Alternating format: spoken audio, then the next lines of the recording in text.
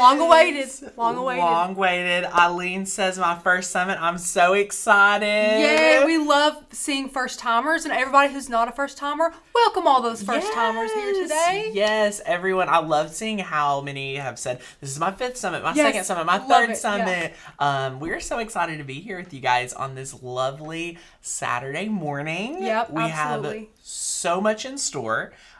Between our classes, between our giveaways. Yep. There's a lot that we are going to be so excited to have you guys here for. So be leaving some comments, welcoming everyone. Let us introduce yourself if it is your first summit. We are so excited. And it's going to be a lot of fun. So Tracy says, hey, Sherry, I'm about 60 miles south of Chicago. Someone says it's their first one. Welcome, Team HLK.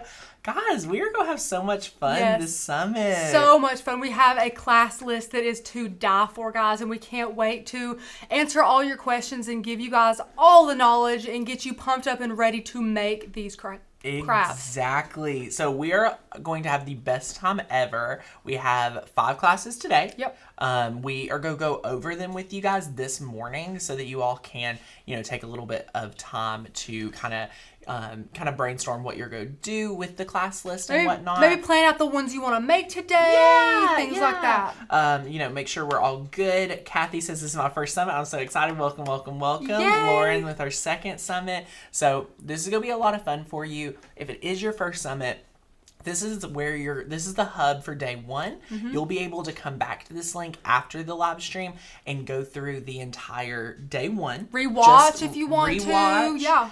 Next week, we'll send you out those individual HD class links. So yay. And we are going to have a lot of crafty fun while we're all getting ready for the first class. Yep. I love that you've rearranged your whole living room into a maker studio. Oh, I love that. A lot of people say that. Great. Put us on the TV. That secret link, you can click it on your phone and stream it to your TV. That's a little pro summit hack. That's awesome. Your family may be tired of hearing about crafts by the end of the day. Send them to another room. This is not their day. Yeah. This is your day. I love that. So good morning, everyone. Welcome to the Spring 2020 Virtual Summit. I see some people still tuning in, and it's going to be a lot of fun. Rachel, do you want to go ahead and go over the classes? Let's go over day 1 classes. Okay. So this is going to be good. 5 classes for today. Number 1, first up is Miss Becca's amazing class, all about her felt eucalyptus and her planters and that beautiful layered sign she's got. You're going to love it. Number 1. Okay. Number 2 is my really, really cute clay photo holders. So that's going to be so much fun. I can't wait to take you guys back to preschool and working with that clay. Oh my Number gosh. 3, guys.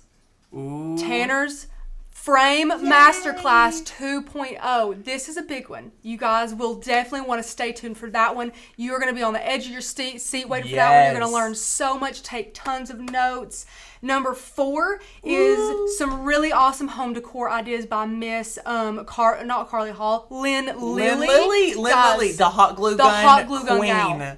She is coming to the summit on day 1, so we're so excited. So she's making a bunch of stuff. So stay tuned for that one. That one's going to be great. And then ending off the day today, the 5th and final class is Miss Courtney's amazing, really cute test tube vase. You guys have seen some of those pictures with that awesome glue resist method. Really good class lineup for today. And the glue resist is something that I love because just like here at the summit, this is a die cutting summit. Like every class uses the die cutting machine. Yep. It's our tried and true favorite. Obviously, but something like the glue resist technique is something you've seen people do before, probably, and if you have no idea what, you're gonna be amazed.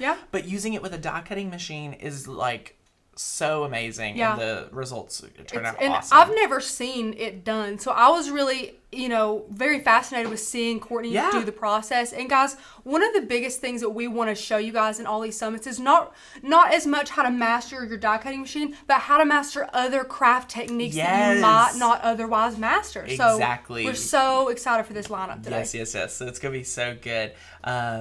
And Adriana, we will get you a link for that cut file. We're so excited. Lynn Lilly needs to bring some glue guns with her since they are sold out. Don't Sherry, she though? I know. She talks about it a little in her class too. That they will be back as soon as possible. And trust me, we're going to be ready to order. Yeah, we're ready. We need those. But yes, so we're really pumped up. for day 1. If you have any exact questions, let us know. First of all, I do want to say for the people that are sneaking around in my description box, that is a special link for later today. For the people that are finding it, that is a secret link for later today.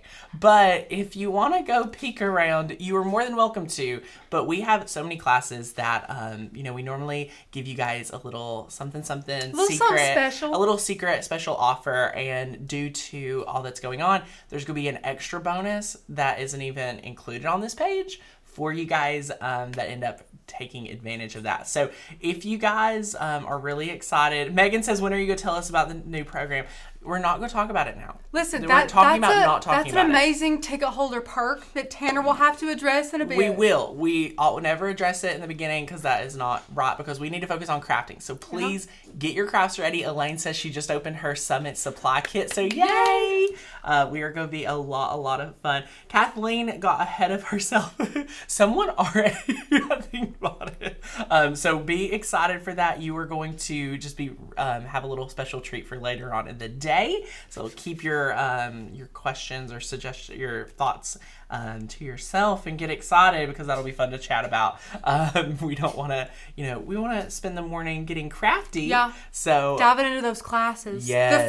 It's going to be fun all day long though. For sure. Get your questions ready, and be sure to ask all the questions. I think we've decided that whoever's class that you guys are watching, that teacher is going to be here moderating comments. So ask all your questions. Let us know what you guys, have got going on. If you guys are going to make these classes with us. For sure. We want to see it. And guys, be posting in the Facebook group what your situation looks like. What is your craft area looking like? Yeah. We love to see those photos over on the Facebook group. That way we can kind of see you guys from your perspective. We love commenting, showing the team, and letting everyone see what their situation is. So if you've got your coffee, I did a to-go order this morning at our favorite local coffee shop to pick up just some nice coffee and lattes for everyone, and we were the first order of the day, but I was in and out, so there was nobody else there. So make it to go. Make sure you can Uber Eats you some coffee. There you go. I know Sin loves to do that, so that's fun. Does she? Love that. Good for you.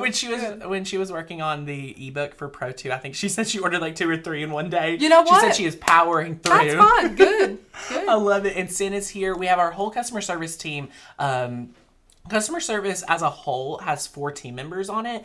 We went from this time last year being just hiring our second to bringing in, now we just hired our 4th team member. 4. So the customer service team does an amazing job getting you guys all situated. So if you need anything, please use hi@makersgonnalearn.com as the hub. Please do. We will be able to get you guys anything that you need. So we are just so excited. Suzette says she's still in her jammies. Yay! That's good. That's the beauty of this, guys. I love to know that you guys are comfortable in your homes. You're not having to change your whole lives around for this, especially with what's going on. This is a great time to do so. And I love seeing your all's dedication, like turning your living room into a craft studio. I love seeing that. You guys, it's great. And it's going to be so good. So we're really excited for that. And just to let anyone know that didn't get a supply kit, those are always limited to a very limited amount of people in the beginning.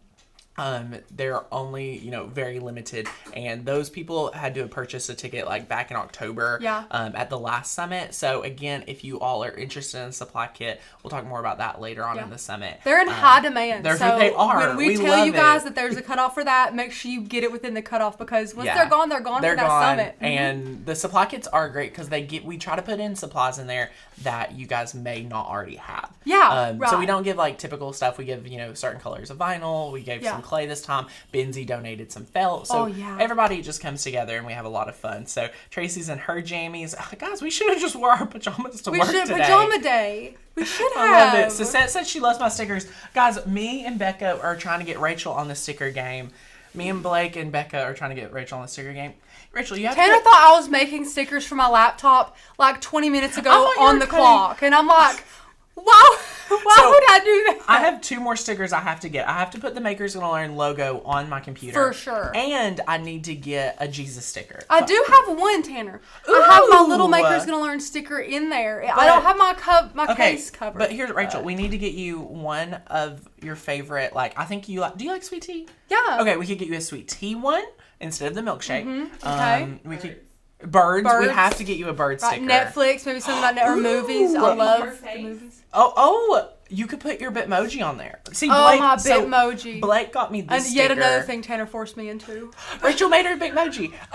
Blake got me this for Christmas. Oh no! Listen, now You that and was James. really cute. You and James. I could love get... that Blake got you like your Bitmojis together, like thumbs up and hilarious. I love it. It's so the little things. cute. So we love it. So it really is me says the supply kits are wonderful. Yay. Diane says loved my supplies. First time I had seen that felt. Fantastic. You're gonna love the felt. And we're about to jump into a class featuring the felt. So we're so excited with Becca's class. Yes.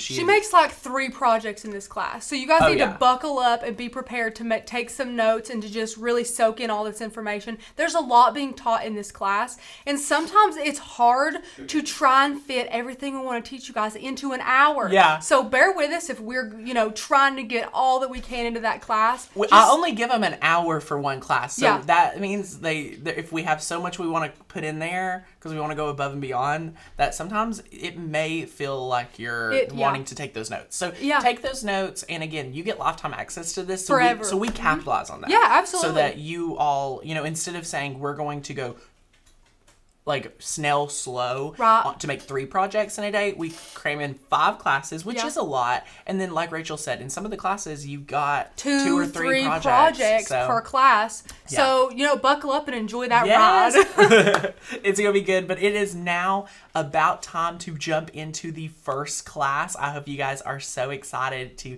get started in this class. It is gonna be a lot of fun. I think a lot of people are already here joining us for day 1. I wanted to give people a little bit of time to pop in before we jumped into the first class, so no one's missing out and whatnot. So I hope you guys are really, really excited. Keep your questions ready to go. That's the beauty of a virtual summit where you're able to watch live, and it is going to be a lot of fun. So okay, Rachel, do you want to make sure I'm heading over. We're going to make sure we can transition into our first class. Are you guys excited? I'm so excited. But yes, so get excited, and we're about to send you guys over into class number 1. Yay! I can't wait. You guys really enjoy it, okay? See you guys after the first class. Hello, Spring Summit friends. I am so excited to be doing another project with you today. This project is super fun. It does have quite a few steps, lots of supplies. We'll get into that. And if you have already looked at the supply list, then you do know that it has lots of supplies. But we'll get into all of that. So this project, if you haven't read up on it at all, is actually sort of like a two project. It's a project in a project. Anyway, so one of the projects is a sign that we'll stain the frame. We're going to paint the backing of the sign, and then we're going to layer HTV on top of it. So that's really fun. The other part of this project is like a wall hanging type sconce type thing. So it is a piece of wood, and then we have a ceramic container that hangs from it, and we're also going to be making felt eucalyptus to put inside of that. So it's a lot. It's going to be absolutely gorgeous. You guys can absolutely do it, and I'm very excited to show you guys how and to dive into this with you. So for supplies today, like I said, we do have quite a bit of supplies. I'm trying to think here how I want to start this. We'll start with the sign. The actual sign. We need a 16 by 16 frame, or whatever size you want. I just made a 16 by 16. That's what I chose. And then the backing. We did make this frame ourselves using the course that Tanner put together. So it's amazing. You guys can make this for sure. If you don't feel comfortable making a frame, you can just buy one from Hobby Lobby and kind of do the same thing with it. So with that, we also have our paint. We have blue paint, our paintbrush. I just have a little plate to put the paint in. And then I have gloves to put that on as well. I have Rust-Oleum Golden Oak Stain. And then I'm just using a piece of cotton t-shirt that we've cut up for stain rags that I'll stain that with. Also for this sign, we will need white HTV and black HTV. And then we'll need some weeding tools, and then our Easy Press you will need for that as well. So you can obviously cut all of that out on just like your Air 2 or your maker. You just need your fine point blade and a standard grip mat for that. That should be everything for the actual sign. For the wall hanging part, this is actually, I should have the dimensions memorized and I don't. It's 5.5, I think, by 14. Yeah, 5.5 by 14. This is just a piece of wood that I've cut to make this size. I thought that it looked good with this ceramic container, and then it will have eucalyptus out of the top of the container. Again, if you prefer a different size, feel free to do that. If you can't find this particular ceramic container and find another one that you like, then you might want to change the size of the actual plank. So, you have that. We will use the same stain that we're using for our frame to stain this piece of wood. Same stain cloth. So that's really nice. This container is 2.9 inches or almost 3 inches by 7 inches. It's from the spring line at Hobby Lobby, and it is actually titled Ceramic Container / Miniatures.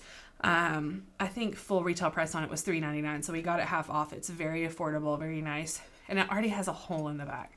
So what I'm going to do is just, I'll cut this leather piece off and then put a nail in our wood. So we do have nails and hammers on our supply list. I'll put the nail in the wood and then hang this container on it. So if you can't find that, I'm sure you can find something comparable to that. Then we have our felt eucalyptus. So what you will need is some coated florist wire. And then we have our awesome Benzie felt. If you guys got the supplies, then you already have seen this. It's amazing. This is the sage color from Benzie Designs. I love this color. I love this felt. If you are not familiar with it, familiarize yourself with it because it's amazing. It's really good quality. It feels really good. So we'll need that. We will need a needle. We will need a hot glue gun. And maybe wire snippers. I'm not sure. These might be too long, so we may need to snip those off. But I went ahead and put those down just in case. I think, for the felt, we also need our fabric grip mat and our rotary blade. This is thicker felt, so if you're using this particular felt, you do need your maker because you do need the rotary blade. If you want to make this project using a thinner felt from like Hobby Lobby, like an acrylic felt or something like that, you can absolutely do that, using your Air 2 to do that. So that should cover all of the supply list. And what we're going to do is start staining and painting our wood so that we can put it to the side and sort of let it dry. Ideally, you would do that and let it dry for several hours, but we're working with time against us. So we're going to do that first, and then we'll dive into Design Space and start making our felt and things while these dry. I may also pull out a heat gun and help expedite that process. But like I said, first we're going to paint and stain this, and we'll dive into that. Okay, guys, I am ready to start staining my wood. I have my gloves on, and I have already shook this up really well. So I'm just going to take a weeding tool here. You might be saying, oh my gosh, why is she using a weeding tool to open that? And the answer is, we have several of these, and this happens to sort of just be what's on hand for us all the time, and it works really well. If you have a screwdriver that's handy, grab that, but this works. Okay, so we have this, let me put this over here to the side for you. This stain, and like I said earlier, this is just a shirt that we've cut up. We love using just scraps, and honestly, if you have, I think this looks pretty new, but if you have old shirts that you're wanting to trash, don't trash them. Use them as stain rags. Keep them. When I was a kid, we always had like a trash bag out in the garage full of old shirts because my dad makes really, really, really nice furniture. And so he uses a lot of stain rags to stain and stuff. So it was so funny. It was like a staple of our childhood in our garage. Anyway, this stain is the Rust-Oleum stain, and it is called Golden Oak. It's a beautiful stain. I really love it. Here at Maker's Gonna Learn, in general, we use the Minwax Jacobine stain, and it is beautiful. We really love it. But in an attempt to diversify ourselves, Courtney came back one day with several different stains just so that we could try them out. I know not dark stain is not necessarily for everyone, and so we wanted to cater to other people as well. And I personally love these lighter, more natural woods too. So anyway, she came back with like 4 different stains, and we were able to test them. And this, out of all of them, is one of my personal favorites because it doesn't really have like an orangey tint. Some of them had an orangey tint or a yellow tint. And I'm definitely not about that. I like a more neutral stain personally. This one won out, and I think, if I'm not mistaken, she got it on clearance at Walmart for like $4.50 or something really cheap. Maybe cheaper than that, honestly, because Court likes a bargain. Anyway. So, guys, if you haven't found a stain that you absolutely love, I encourage you to get a couple pieces of just scrap wood, particularly like if you're going to use the same wood all the time for making a frame or something like that. Grab scraps of that. Grab some smaller sample-ish size stains and then go at it and see what you like better. Or if you offer framed pieces to your clients, customers, whatever you want to call them, then you could have a nice picture of the samples, like maybe side by side, named, and then they can choose from them that way too.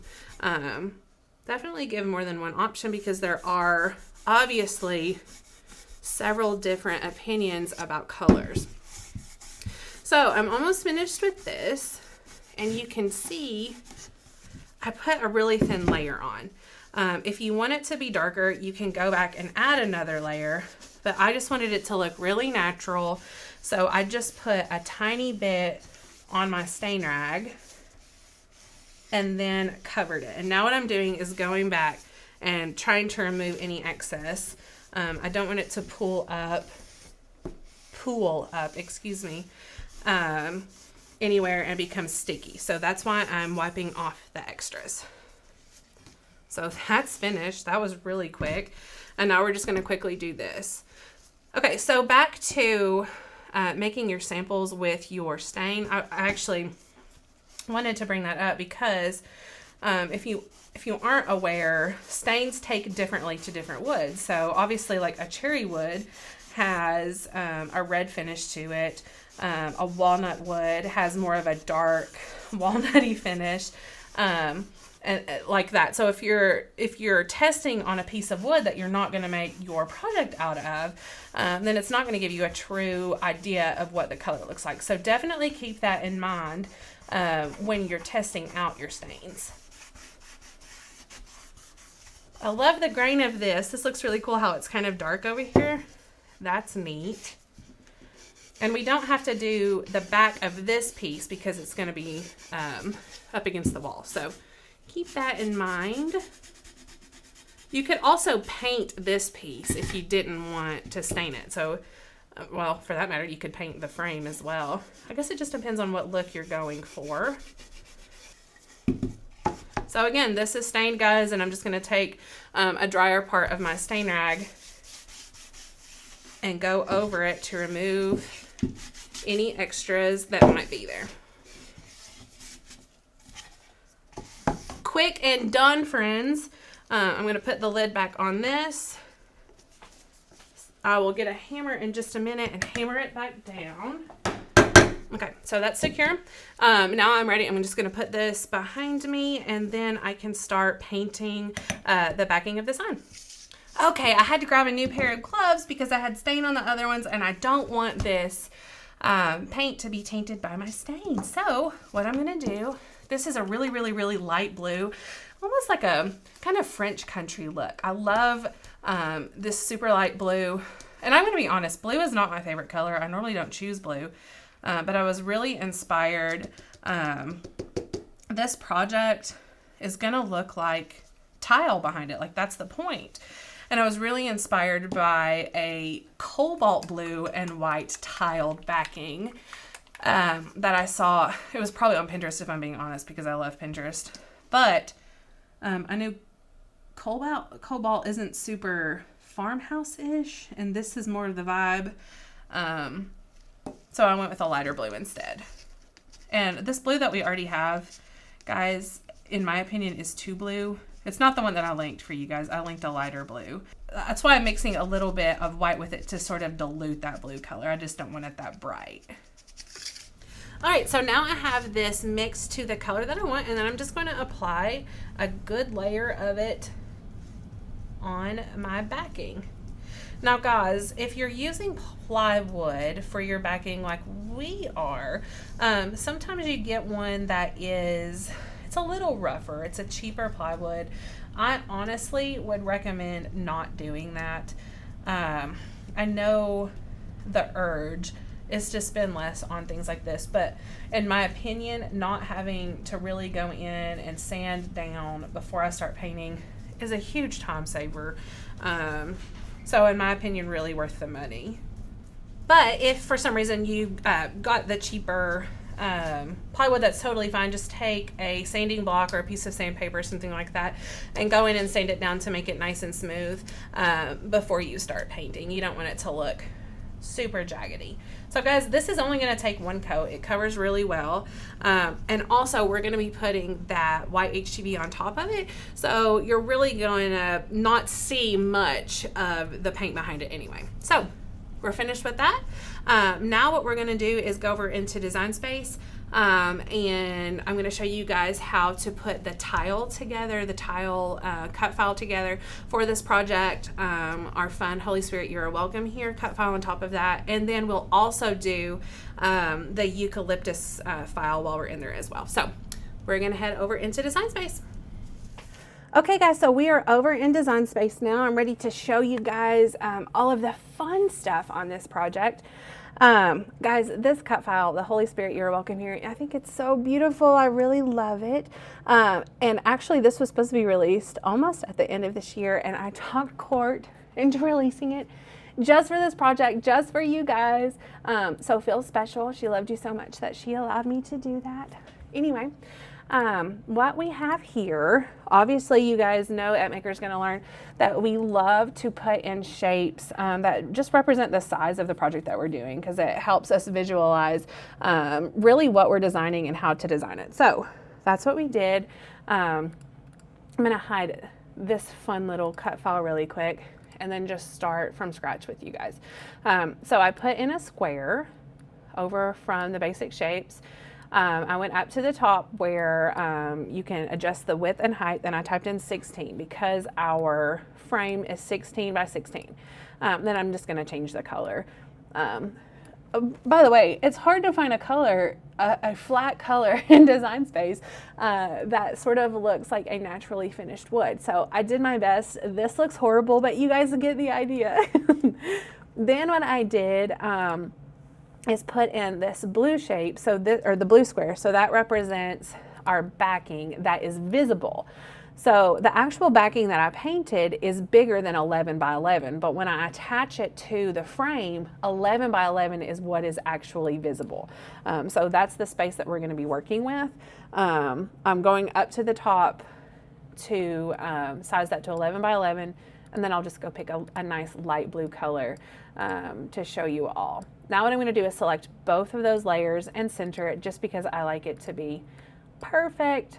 And then I will group them so that I can move them together if I want to. Okay, now what we're going to do is upload our little tile cut file. So I'm going to go to upload, and ours is already uploaded, hopefully. Oh, tile, yes, it's actually titled correctly.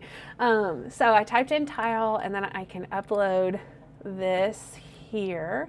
And you can see it has two cute little tiles in there. I am going to hide this completed project just for the sake of space on our workspace.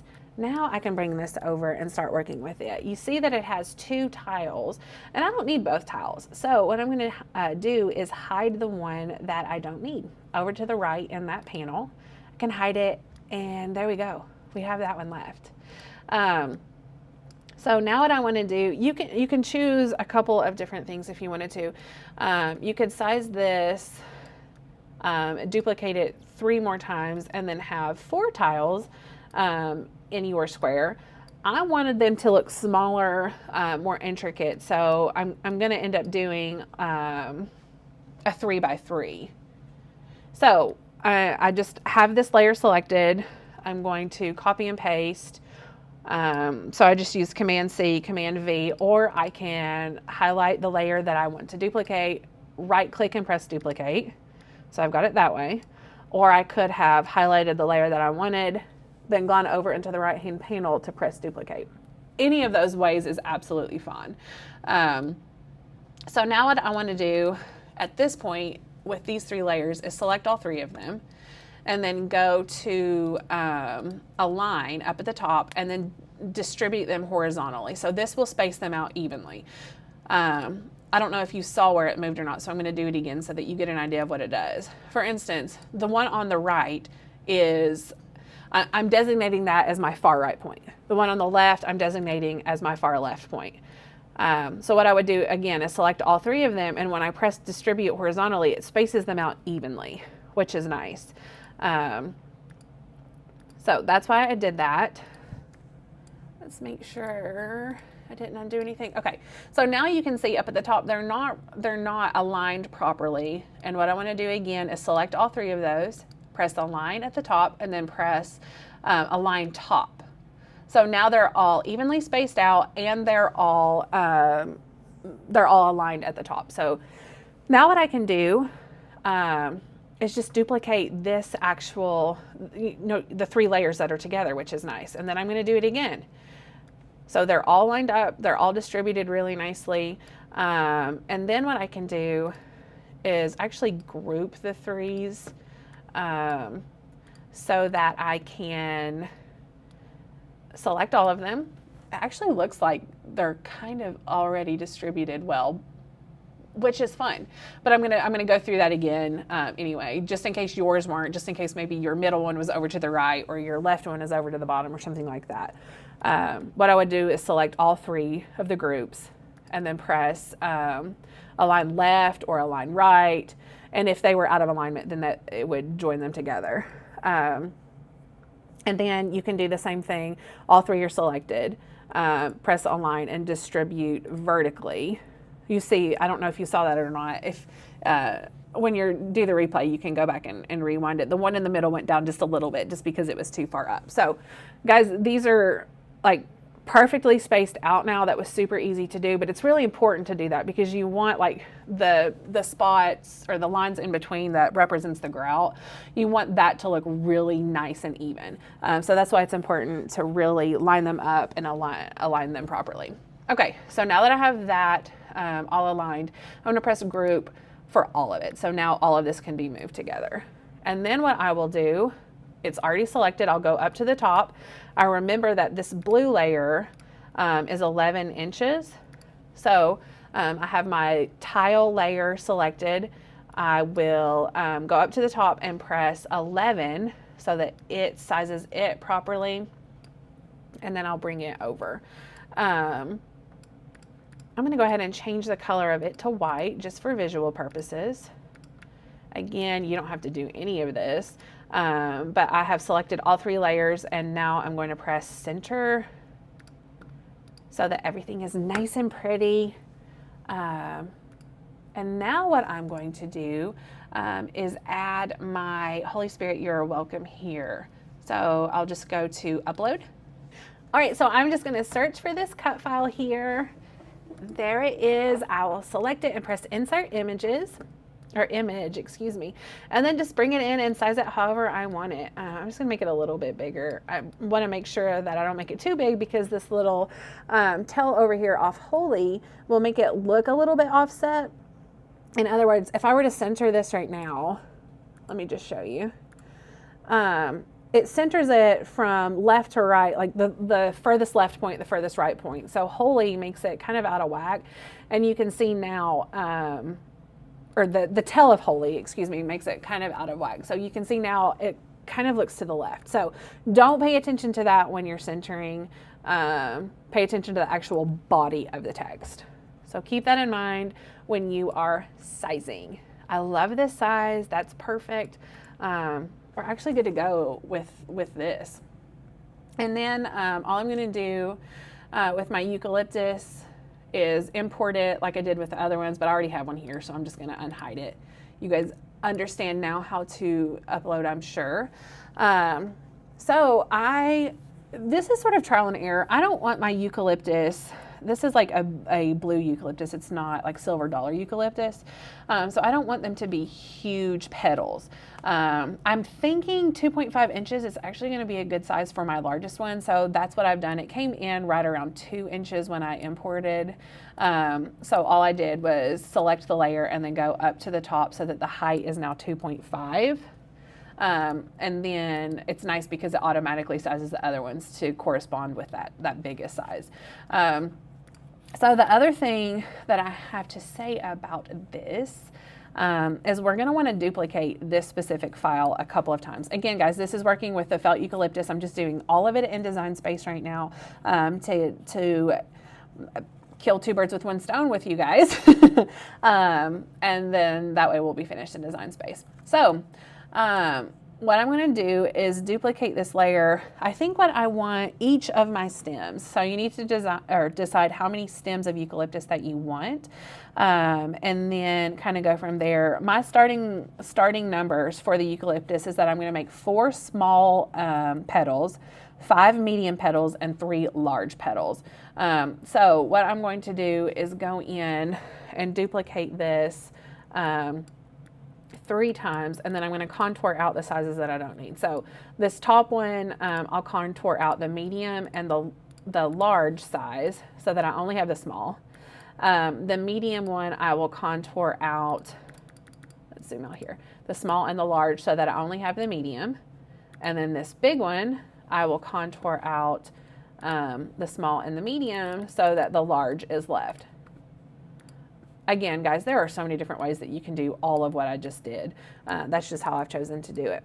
So I want 4 of these smalls. This is for 1 sprig of eucalyptus. Keep that in mind. So I'm just going to duplicate that 3 more times. Now I have 4 little petals for my one. Then I'm going to take this medium one, Command C, Command V. That's what I'm doing.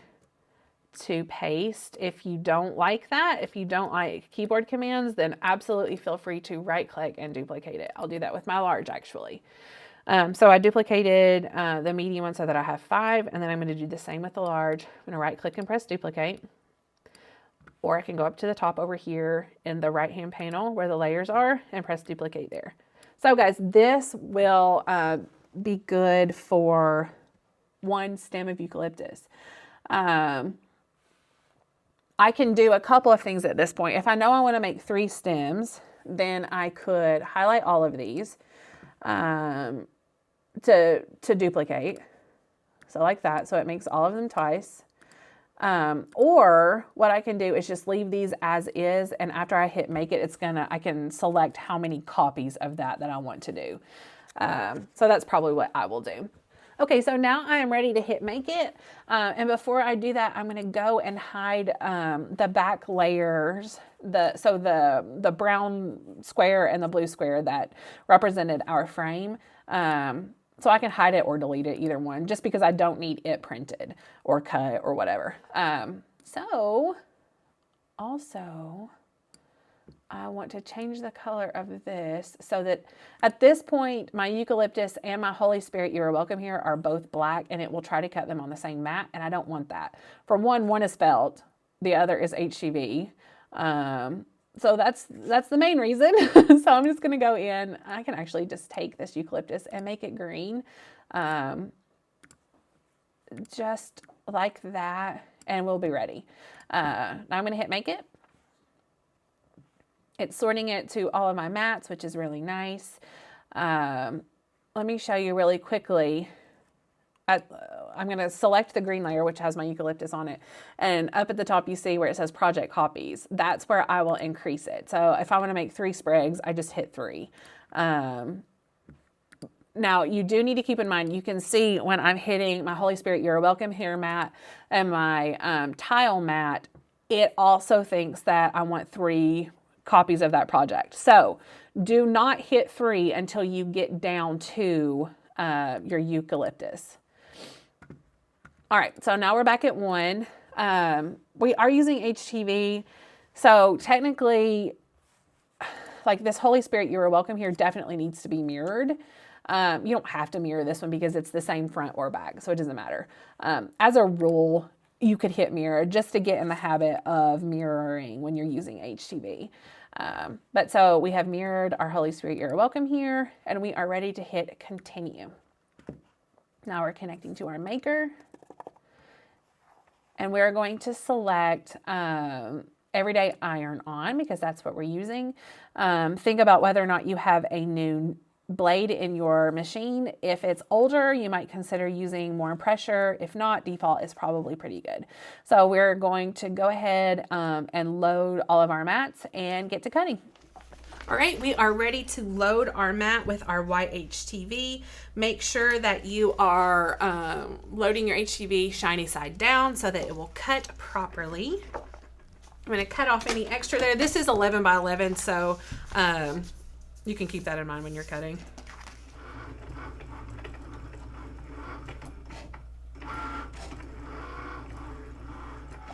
Okay guys, now we are unloading this. That did take quite a bit of time to cut. I'm gonna be honest.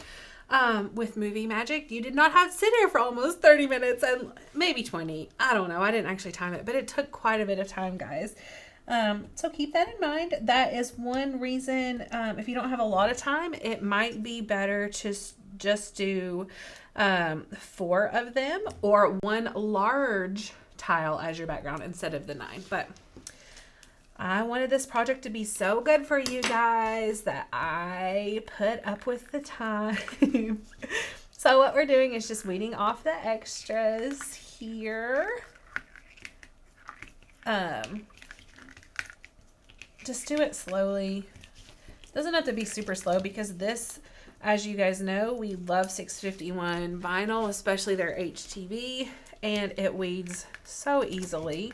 The only reason I would want to go slow, I'm not worried that anything's going to rip, but these pieces like in the middle right here, well, not in the middle, where these curve, I don't want the HTV to tear before I get there, just because I want it to pull up so that I don't have to go in and manually pick up every one of those pieces.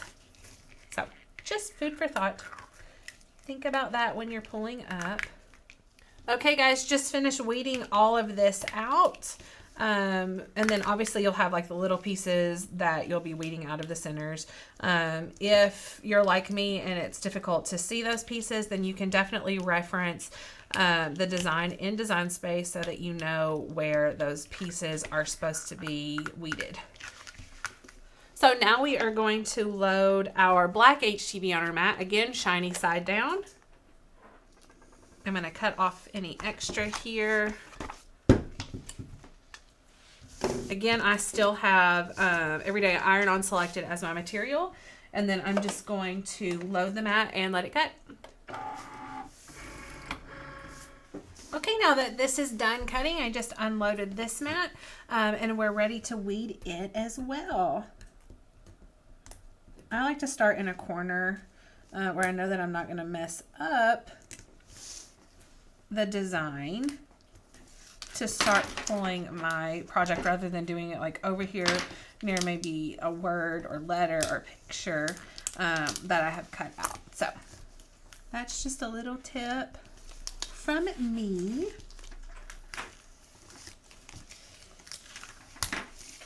And also, did you see how I ripped that extra off over there? I could have left it on and pulled this way, but I, in general, just like to get rid of excess so that I'm not fighting it while I'm weeding the rest. And you can take your tool if you wanted to use 2 hands and go in there and pick up, like up here where it doesn't want to naturally pull up. I can use my tool to help do that. This one's going to take a lot less time to weed than that tile one for sure. I figured you would appreciate a file that was easy to weed after that one. Although honestly, most of that other file came up with the first pull. So it was just getting in there and getting those little bitty extra pieces out. It doesn't take too long. And because it's HTV, it's not nearly as bad as a regular vinyl to weed. So we're almost finished with this one. Let's just pull this extra here and get that out. And then we'll go in, sorry about that. We'll go in and get these extra little pieces out. These are bigger centers, meaning I'm not really having to fight with any tiny itty bitty letters. So I'll probably just use this regular weeding tool for all of it. If this font were smaller, then when, like these E's would be little bitty and the centers of those E's would be hard to get out. So I recommend using like a pen tool or something smaller than these standard weeding tools. If that's the case. In general, I just like, it feels good in my hand to have this curve rather than the pen style of the pen tool, which is why I generally choose this one. But the pen tool, for instance, this teeny tiny little spot right here, it could be difficult for me to grab with the big end of that weeding tool. Same with this one. So there's definitely, I feel like it's not necessarily either or. Like for me personally, crafting, I kind of need both in my life. All right, we've got it all weeded, I believe. Yeah, we're finished. We're finished with all of this weeding. So now we are ready to work on our eucalyptus. Okay guys, so as you remember me saying earlier, we wanted to duplicate all of these leaves 3 times. So I went up to the top left where it says project copies and I selected 3, pressed apply, and then it put all of these leaves on the mat like this. Now, our felt is not 12 by 12. Our felt is 9 by 12. So you go over to material size, select the material that you want. So 9 by 12, and then it distributes those so that all of them will fit on one piece of felt, which is really nice. So now I'm ready to hit continue. I'm going to connect to the maker there, and I will select the material I have, which is wool felt. We use it a lot, so again, it is a favorited item.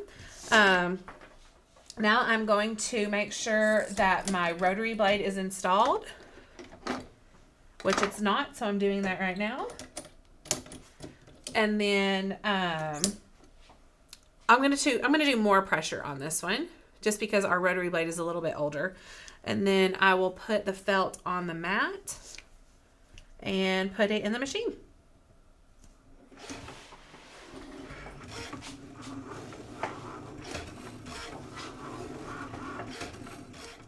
Okay friends, so our felt is finished cutting. I'm going to unload this mat and pull it over here for you to see. Now I'm just going to pull up this extra from the corner over here. These are not delicate leaves, so I don't have to necessarily be worried about them coming apart. So don't be scared of that. Then I'm just going to lift them off here. Now I could use my spatula tool if I wanted to, but I'm not going to. All right, so we have these pulled off of our mat, and I have separated them as large, medium, and small. You can even go further than that if you want to. Remember, this makes 3 stems of eucalyptus so I can separate my 3 large, my 5 medium, and my 4 small for the one stem, and then just kind of push these to the side. So I just want it to be less confusing. I'm going to pull these up here. Now what I have a pretty large needle here. I love this little kit. I don't know if you guys have seen it. This is by Yarnology. But we have all of our different sizes of larger needles, not our necessarily like smaller sewing needles, but the larger ones in it. It's really nice to keep them all together that way.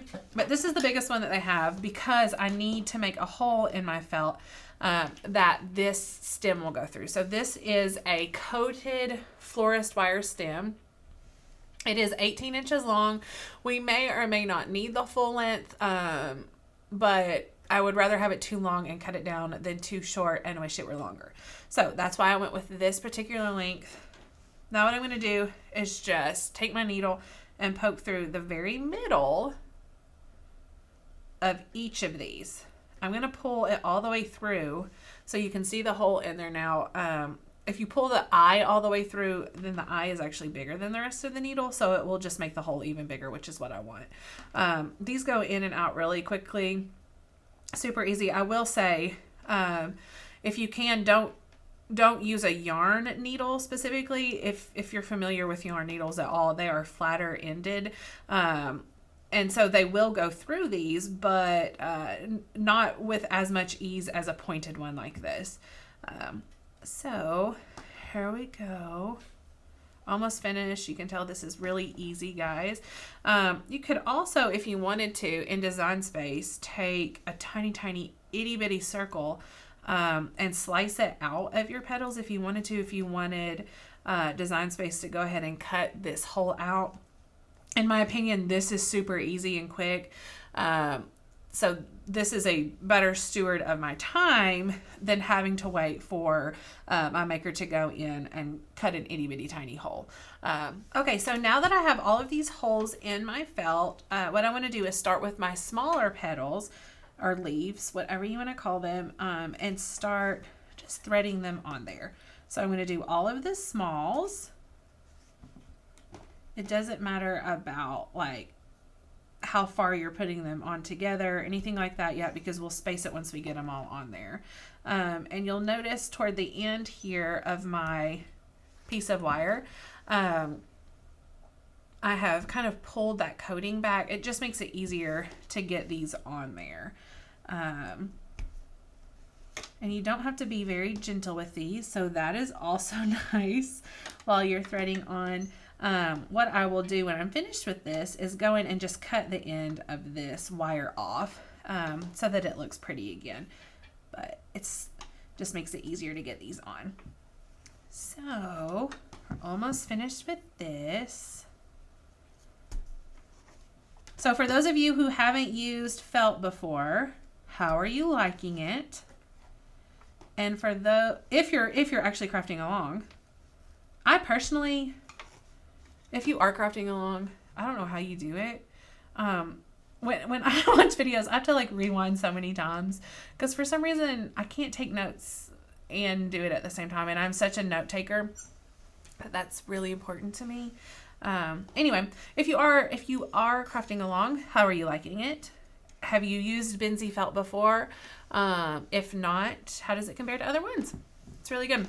Okay, so what I'm going to do is just take my wire snippers, snip off that end there, and then I'm going to pull this down and start hot gluing here on the end. So what I will do is pull this all the way up to the top, and then I'm going to put a little bit of hot glue in the middle here, and then I'm going to pinch, and I'll show you in just a second how to do that. And then I'm going to do that with every single one of these, and I'm just going to space these probably a ½ an inch or so apart, going all the way down. So let us get started on that. Just a little bit of glue here. I kind of like to cover the end of the stem too. And then just pinch together just like that. And then you need to hold it until until it's dry, especially with this first one. And there we go. The reason I did it a little bit higher on this end is because I don't want the forest wire. First of all, I don't want it to come off. And then second, I don't want the forest wire to be peeking through. So you won't necessarily do it. It won't be like folded like this on every single one. It would be just more casual. Let's see. Casual. That's an odd word to use. It'll be more relaxed. Okay, so we have all of those pinched, and as you can see, a super cute sprig of eucalyptus. So we're going to repeat this exact process for the other stems of eucalyptus.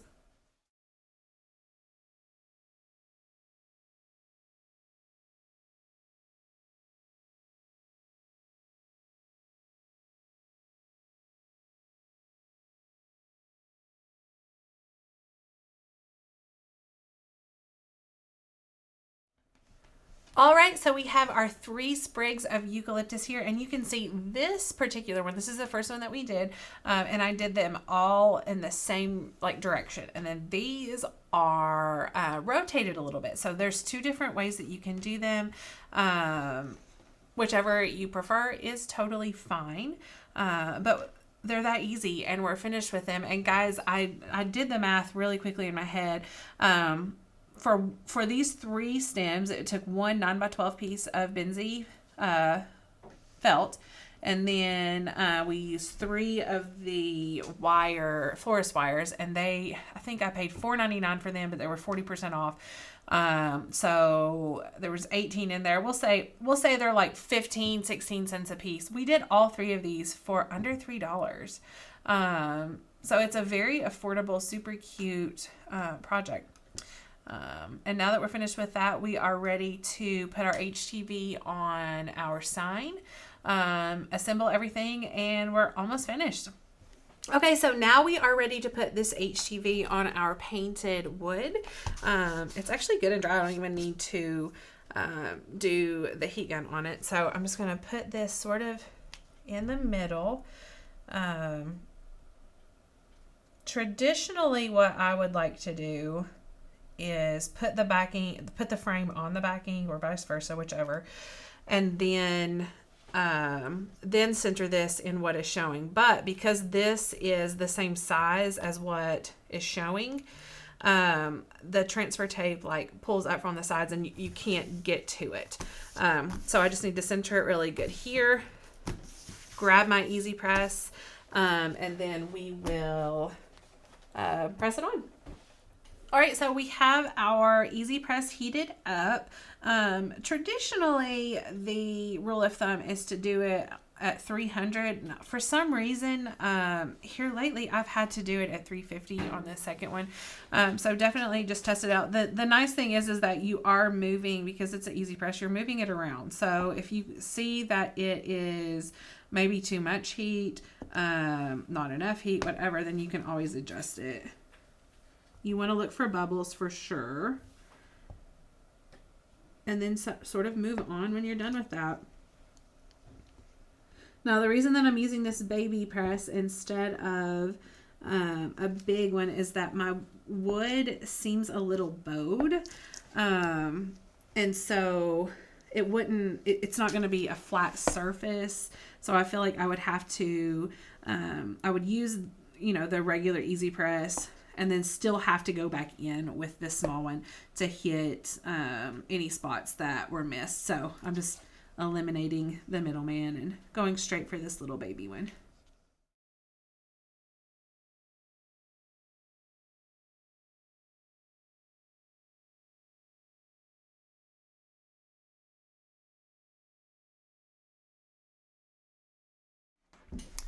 Okay, so we have gone over this entire thing with the Easy Press Mini. You can see we have little bubbles here and there all over, so it is probably good to peel off. You do want it to cool down, so once it is cool, start peeling up. Just do it very, very, very slowly. Because there are so many pieces, it's easy to accidentally miss some, even if you're being very cautious. But you can definitely, like this up here is starting to come up, so you can just lay your sheet back down and hit any spots that look like maybe they just aren't super happy with where they are in life. There we go. Again, just go very slowly and hit any of those spots.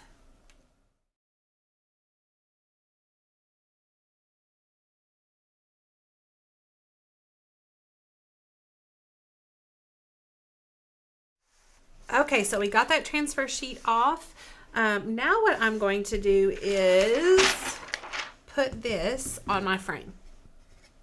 So I just want to put my frame on, even it up here. And then I'm going to flip it. I'm going to put my fingers underneath so that it doesn't move. And then I'm going to flip it. And then I'm going to take my staple gun and I'm going to staple around so that the back is attached.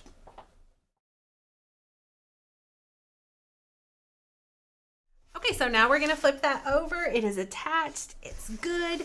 And now we can add the Holy Spirit, you are welcome here part. And what I'm going to do is go in and just cut off this extra vinyl just because it's easier for me to place without all this extra stuff.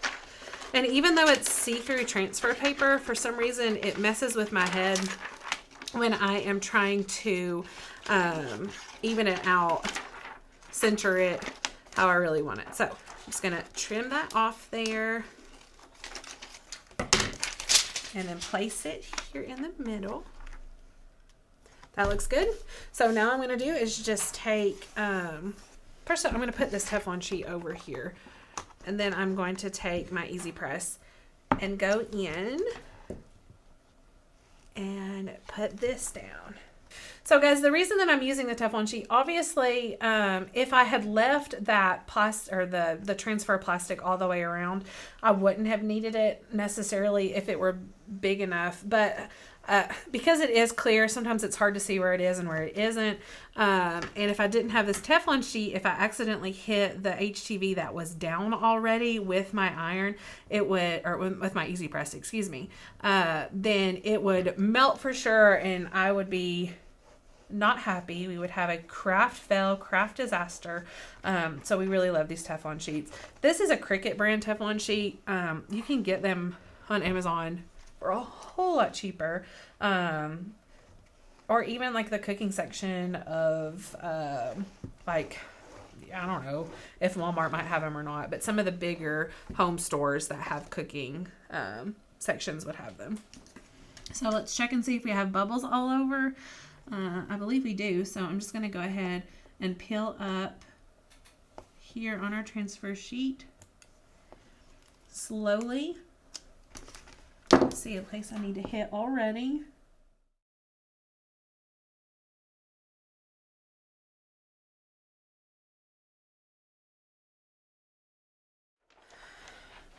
Okay, now we have that transfer sheet off. I will say, guys, specifically with this project, it is very beneficial to have the mini press just because you have different heights here. Of course, you have the wood back here, and then you have this height from the vinyl, and then you have this height. So it's like the mini Easy Press just helps get in those different heights, different grooves, different everything, and it really helps.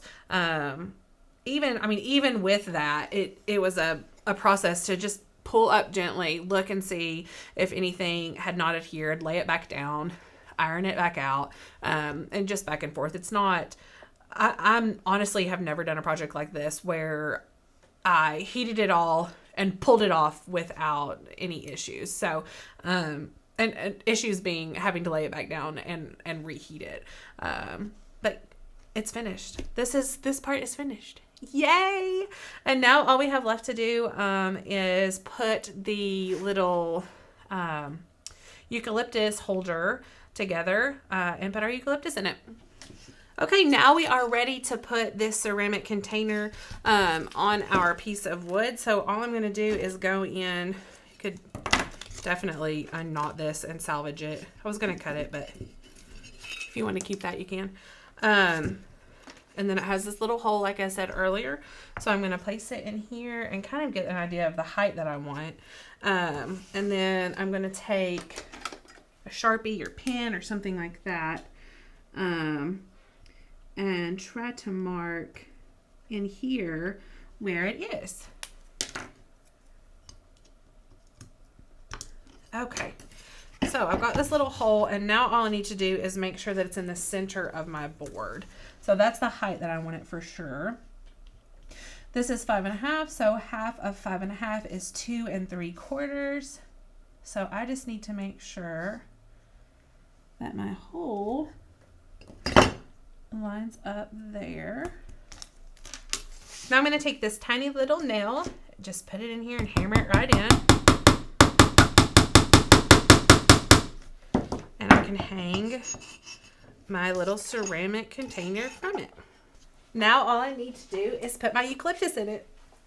Okay, so when I put these in the planter, my personal preference is to have one just a little bit longer. So that's what I'm going to do. I'm going to position them how I want them and then go down here at the bottom and twist them together. So I don't have to worry about the height moving or anything like that. I'm going to put it down in here and see how much I need to cut off. It looks like a decent amount needs to be cut off. We'll start with this right here with our wire trimmers here. Put it down in there and see if we like that. And if more needs to come off, then we can do that later. So fun, guys. And the nice thing about this being on wire is you can manipulate it even more. All right, guys, our project is finished and look how cute it is. I will likely make a second one of these to hang on this side. I think it'll be really cute that way. If symmetry is not your thing and you prefer a more kind of sporadic look, then find something else to put over there or nothing at all. I think it would look fine as is as well. I hope you guys really enjoyed this project. This is a lengthy project with lots of steps and fun new things. And I hope that you enjoy the rest of Summit as well. Hello. Oh my goodness. Becca, you are just wowing the crowd. Guys, you guys were so sweet. This is real time, by the way. This right now is real time. We had a couple of followers, and I'm not making fun of you. I am definitely not making fun of you. It's a legit question. Yeah, no, it's weird in your head to think, especially when you're used to the lives that and we they didn't see you on the camera before, Right, so you just started commenting. So we are live right now. But guys, you guys were so amazing during this course. I loved answering all the questions and just commenting back and forth with you. Sorry, I get distracted. It's okay. Anyway, amazing. This is so much fun. This is such a good start for my first Summit, guys. Definitely kicking off and going big. Everyone is loving it. I think the double layered with the iron on, such a great hack. I love the painted wood. And you're able to do such a spring project. Yes. And we are aware of the spelling error. The cut fault is corrected, so you guys will not have the error we had. Correct. Totally. We have to remake it. Yeah, so we're going to remake it. But I did drop the link for those files if you guys didn't check it a couple of times. The eucalyptus and the Holy Spirit You're Welcome Here files are dropped in those links. Yes. Or in the feed. So Yes. And one thing I do want to let you guys know is you may be saying, where do I get this supply from? Where do I get this supply? Please check your supply list because our team goes above and beyond trying to find you the exact product or something very similar that you can purchase online or go in store, whichever you prefer. They're all hyperlinked. So you can go to the class that of your choice, go to the supply list, and pretty much everything you can think of is going to be linked. Yeah. We spend hours finalizing these and it's a little overwhelming as we've talked about, but it's because we want to make sure that anything you guys think about, we'll be able to hook you up with it. Because sometimes, there's so many comments here, we could drop you a link, but then it gets lost by the time you could go to find it. So for efforts of everything like that, please check the supply list. And honestly, if you've checked the supply list and you do not see a supply there that you need, please then let us know and we'll find it. Yeah, for sure. But definitely check that supply list because a lot of supplies are over there. So yay, what's everyone saying? Happy class 1. they're saying that my stickers are very nicely placed and yours are jumbled at the bottom, but tell them why you jumbled them at the bottom. Whoa, I feel judged. There's a reason. I feel judged. Okay, They're judging you. So I have seen Blake place his stickers, and you've placed your stickers. I personally know that I'm going to have a lot of stickers on my computer. Yeah. So I wanted to start placing them closer together in the beginning because what I don't like is having to either take them off to put new ones. So I'm trying to bunch them up. I'm really upset. I put these 3 on my computer at first, but I wish I'd known better because now I have this awkward spot here. So I'm going to have to put a little sticker right But that's here. my thought process. See, I've made all of these stickers myself, and so I'm gonna like fill in as I go, and I can size them to whatever size I want. And so I bought this one, and Blake got me this one, and then we made the other ones with the Cricut. So that's a lot of fun. A funny story about this one that says want to get Starbucks. I actually texted this to Joseph to screenshot it, and he replied back like 20 minutes later, I'm going to stay in tonight, thanks. Tanner was like, I didn't really want to go anyway. I just needed the screenshot so I can make a sticker. He was the last person I had texted, so I was like, want to get Starbucks? What if he had said yes? I would have went. Okay. I love it. But yeah, we have the little Asheville bear. And tell us about your stickers, because you got an adorable I have amount. a lot, yeah. So I have a Dance Mom sticker here. I have a Salt and Light because we're supposed to be salt and light to the world as Christians. I have a Dog Mom with my doodle and my chihuahuas. Happy Camper.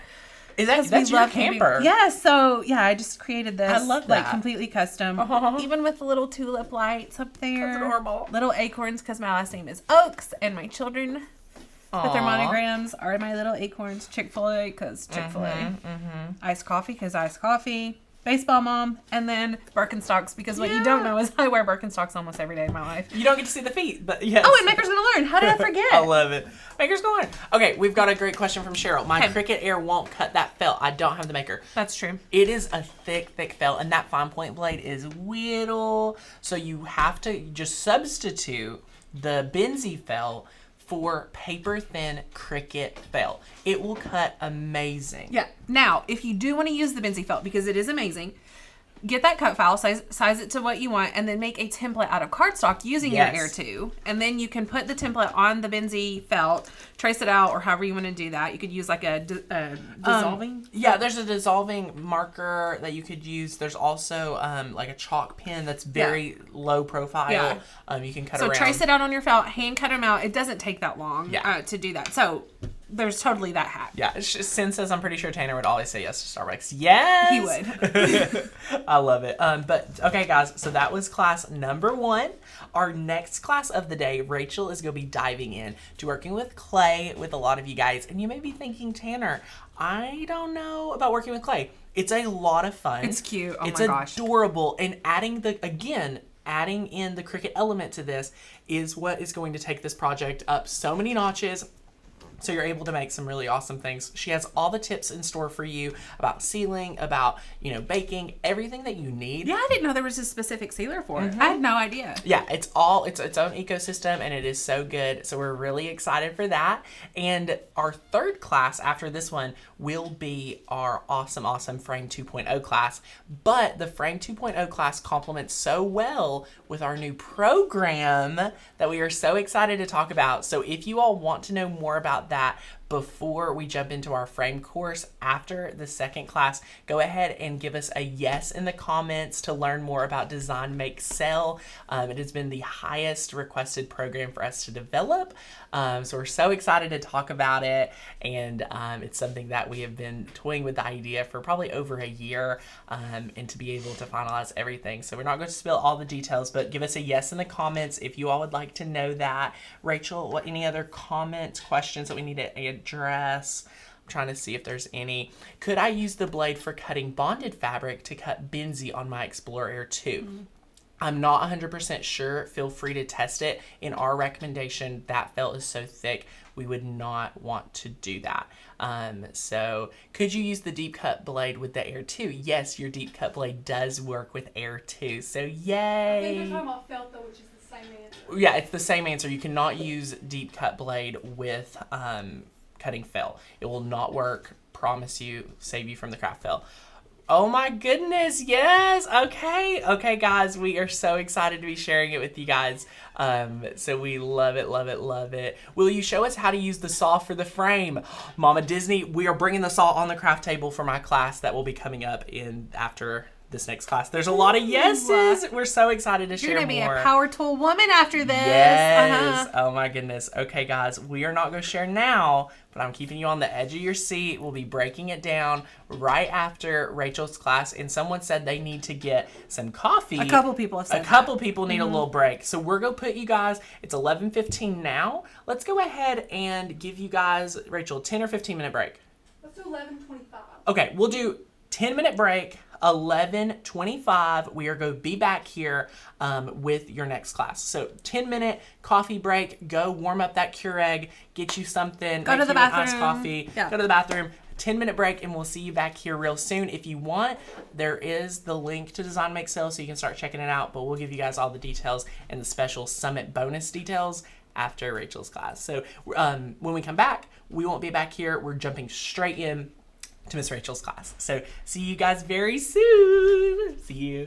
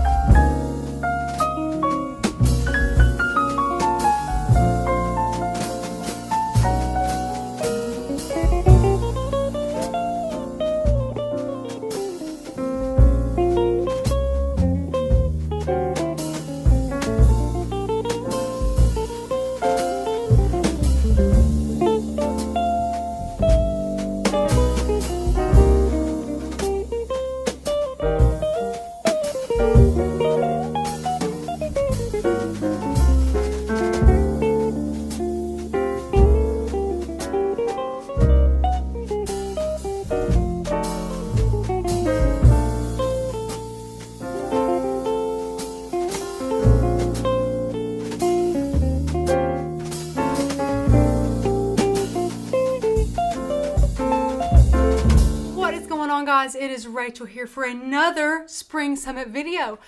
In this one, I'll be showing you guys how to make some really cute clay photo holders with a twist. We're actually going to be able to use 2 different colors of clay today, and along with that, we're also going to be able to use some really cool sealer so that we can put some vinyl on it. So I'm really excited to share this with you guys. I'm actually going to teach you guys how to make this a couple of different ways and give you some inspiration on how to make it even more creative and even more awesome. So I'm really excited about this one. I will be able to show you guys the finished product on the B cam, but the one we have finished today isn't the one that is the main event today. I just wanted to have one done to give you guys some inspiration, but I'm going to be sharing with you guys how to use some of the amazing products you guys got in your Summit supply kits if you were so lucky, and if not, if you have that supply list, it is all linked there for you.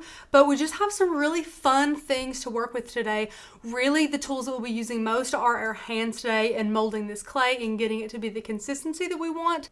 Something you won't see on the table that you will need today is an oven. This is oven bake clay that we're using. And along with that, we also are going to be using a cookie sheet and some parchment paper. We have, of course, our Sculpey clay, which some of you guys will have. We have a measuring tape, some wire cutters here, some very coarse sandpaper. I even didn't get one as coarse as I would like, so find the coarsest, roughest sandpaper you possibly can. We have these wire photo hooks here that we just got off of Amazon. We have some Sculpey glaze, a paintbrush, a little plate, some masking paper transfer tape, a piece of paper so that we won't get any of this glaze on our work surface. We have our black vinyl here on our mat with our Cricut here. And I think that's just about it. We're also going to be needing 2 very flat surfaces today. So instead of using a very dirty, very rough tabletop, I have this little cake stand here that's very smooth. And then you guys are going to laugh at me, but I took a lid out of a jar. So I know you all can find some of these items in your house. A really smooth surface, and then something that you can hold in your hand that's very flat and smooth as well. So I'm using the top of a little jar here. And other than that, guys, that's about it. Okay, we're also going to be using some fonts and some cut files today to make some really teeny tiny words and quotes and cut those out to be able to put on our photo holders. How fun is that going to be? So as we go through this, if you guys are going to be crafting along with us, go upstairs, go wherever your oven is at, and preheat it to 275 degrees. You will thank me later for being so prepared and ahead. So without further ado, guys, let's go ahead and jump into Design Space, and I'll show you guys what we are going to be using as our cut files and fonts today. Okay, so this is a change from some of the projects that I have made in the past. Very neat, very easy Cricut canvas right now. So I'm excited to share these with you guys. So we have 2 cut files and 3 cut files and a font that we're using today. So this Best Friends cut file is from Makers Gonna Learn. It's on, you can search Best Friends, or you can look under the dingbat section. Here we have an ampersand, and we're using the font Mary Catherine. And all we did for that, guys, is we uploaded our, looky there, let me find it actually. There it is. We uploaded our little ampersand there. And once we had that, we can size that down, and then we went and got that Mary Catherine font. And if you're looking for any fonts you download from Makers Gonna Learn, we will be in System. And then you can find Mary Catherine, type out capital J, and then get another text box, type out capital R. And now that you have your little J and R, all we did was we take them and we wanted our ampersand to be, and guys, I want no hate for how I'm saying that. I don't know how to say it. You guys know me well. Let me see. Ampersand. Is that it? Ampersand? Is that it? Am I getting quicker? I can't say it. I do apologize. Ampersand, I think. So all we did was make sure that we like how big our ampersand is, and I wanted my ampersand to be a little bit larger than my letters here, as you can see. And once you have it sized the way you want it, they're all its own layer. If you select it, you can see it in the layers panel that they're all its own layer. You can go up to Align and click Align Center Vertically, and that'll just kind of straighten all that up for you. And then just go down to the bottom layers panel and click Attach, and then you're good to go. Just make sure you size it for exactly how big your clay photo holder is. So I would actually recommend doing this in reverse, unless you would like to go ahead and make up your design and choose what cut file you want beforehand, and then after you create these and measure them, then you can size them and cut them. So feel free to go in Design Space and design them with me, but make sure that you size these to your exact photo holder, which of course can be any shape, size, or whatever you would like it to be. So size them later if you're not already making your clay photo holders now. So we're going to go ahead and erase that. And we have actually sized all of these already. So just for the sake of time, I have already cut and used this one. And now all we have is our little J and R and our little Best Friends here. And the reason why we are choosing to create this out of vinyl is, of course, because it's going to stick best to our clay. And you might be thinking, well, how is that possible? Well, with that cute little Sculpey glaze that we have, it's going to make it a very smooth, slick surface that vinyl is going to be very well adhered to. So we're just going to cut these out of black. It's going to look the best with the colors that we have. And once you have these sized, after you make your photo holders and you know exactly how big you need them, this one right here is 2 by 1.5, and this one is 1.75 and 1.25. Now, I know these sound small. They are small, but the photo holders that we created are small. Feel free to add images or large words or things like that, I definitely recommend looking at the dingbat section here because they have so much inspiration. If you guys are looking for, you know, something creative to put on here, guys, if only I had more interesting photos printed out, because I wanted to do some really cute ones with the camper. I wanted to put happy camper on one and add a little camper. I would have loved to put a peace sign on one. Let me see, there's another one that I really wanted to do. Okay, the mountains are really cute as well. Oh, I remember what it was. Some of the dog ones with the dog paws and let me find them here. Okay, the taco is hilarious. I would love to do that one. But you guys have to think about something easy to be able to put on these since they're going to be so small. So definitely think about that. See, like, I love my cat. Would be such a cute one to put on there if you had a photo of you and your cat. This one right here, Love Paw, that one is perfect. Can you imagine? Like, just so cute with a picture of your fur baby there. And there's just so much inspiration there that you guys can place. And then, of course, if you would rather be personalized like we are, we went to our fonts and picked a beautiful, simple font and made us a little, you know, initial here with the R&J. Or a little and symbol. So just get creative, you know, think outside the box of what you want to place on here, but make sure that you do keep in the back of your mind that since this image is so small, it might be more difficult to place, you know, or really complicated, very small image of vinyl onto such a small surface. So just keep that in mind. Make sure you size these to the best of your ability here. And of course, again, like I said, just go ahead and make your clay photo holders beforehand because you just cannot guess the size and cut them out and get it correct. So just make sure you make them first, then you size them. So let me just go ahead and reiterate this. So the one that's going to say best friends is 2.5. So I'm going to go to shapes, get a square. You guys know we love to visualize things. We're going to go and unlock this. So width-wise, this one is 2.5. And my height is 1.75. And now if we change this color to, let's just change it to something that we can see. Now you guys know, go ahead up to arrange, send to front. And looky here, that is going to fit perfect on there. So that is the size of one of our little photo holders. And the size of the other one that we pre-made was, let me go ahead and take this square and duplicate it, guys. Work smarter, not harder. Go up here, unlock this. The width we have for this one is 2.25, 2.25. And the height that we have to work with is 1.75. 1.75, enter. And now from looking at that, if we drag this in here, and again, guys, when it disappears on you, move to front. Look how good this is going to fit. So these are the exact sizes of our little clay projects here, aside from the one that I have already made for us, which I'm going to show you here in just a bit. But once you have these sized correctly, I highly encourage you guys to make your clay photo holders first and then place the dimensions in here just like we have. Then you're good to go. So all you have to do is click make it.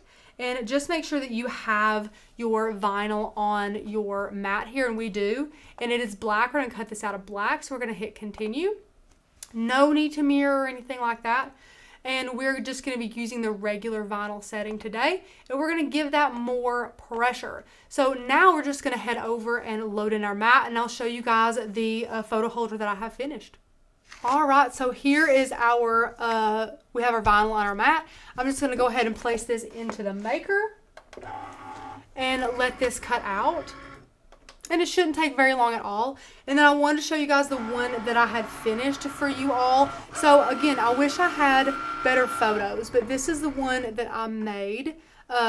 beforehand today. Now this is just one of the ones we're going to create today if we have time. This one, guys, it's just so easy. And then the photo I have on here is one from mine and my husband's wedding, and it says, I still fall for you every day. And this is that one that I showed you in Design Space. This is from the Valentine's Day collection, and all we have to do after you add your vinyl is add another coat of that cute little Sculpey gloss here, this little glaze here. So this is what we use to seal it. So we're just going to seal it after we apply our vinyl to it. But of course, before that entire process happens, we get to take our clay out of its little packaging and create really fun shapes and really cool designs and things like that. So the two that we had pre-made, other than this one today, was this one that just has this really cool two color here. And if you can get really close, I'm going to try and see if you can see it. We did use an awesome technique that we pressed our sandpaper in here and got it a little bit rough looking, kind of like concrete. That's at least what we were going for. So if you guys have a really tough grit sandpaper, that will work as well. So here's another one that we have pre-created, because these did have to go in the oven and harden up and things like that. So there's that one.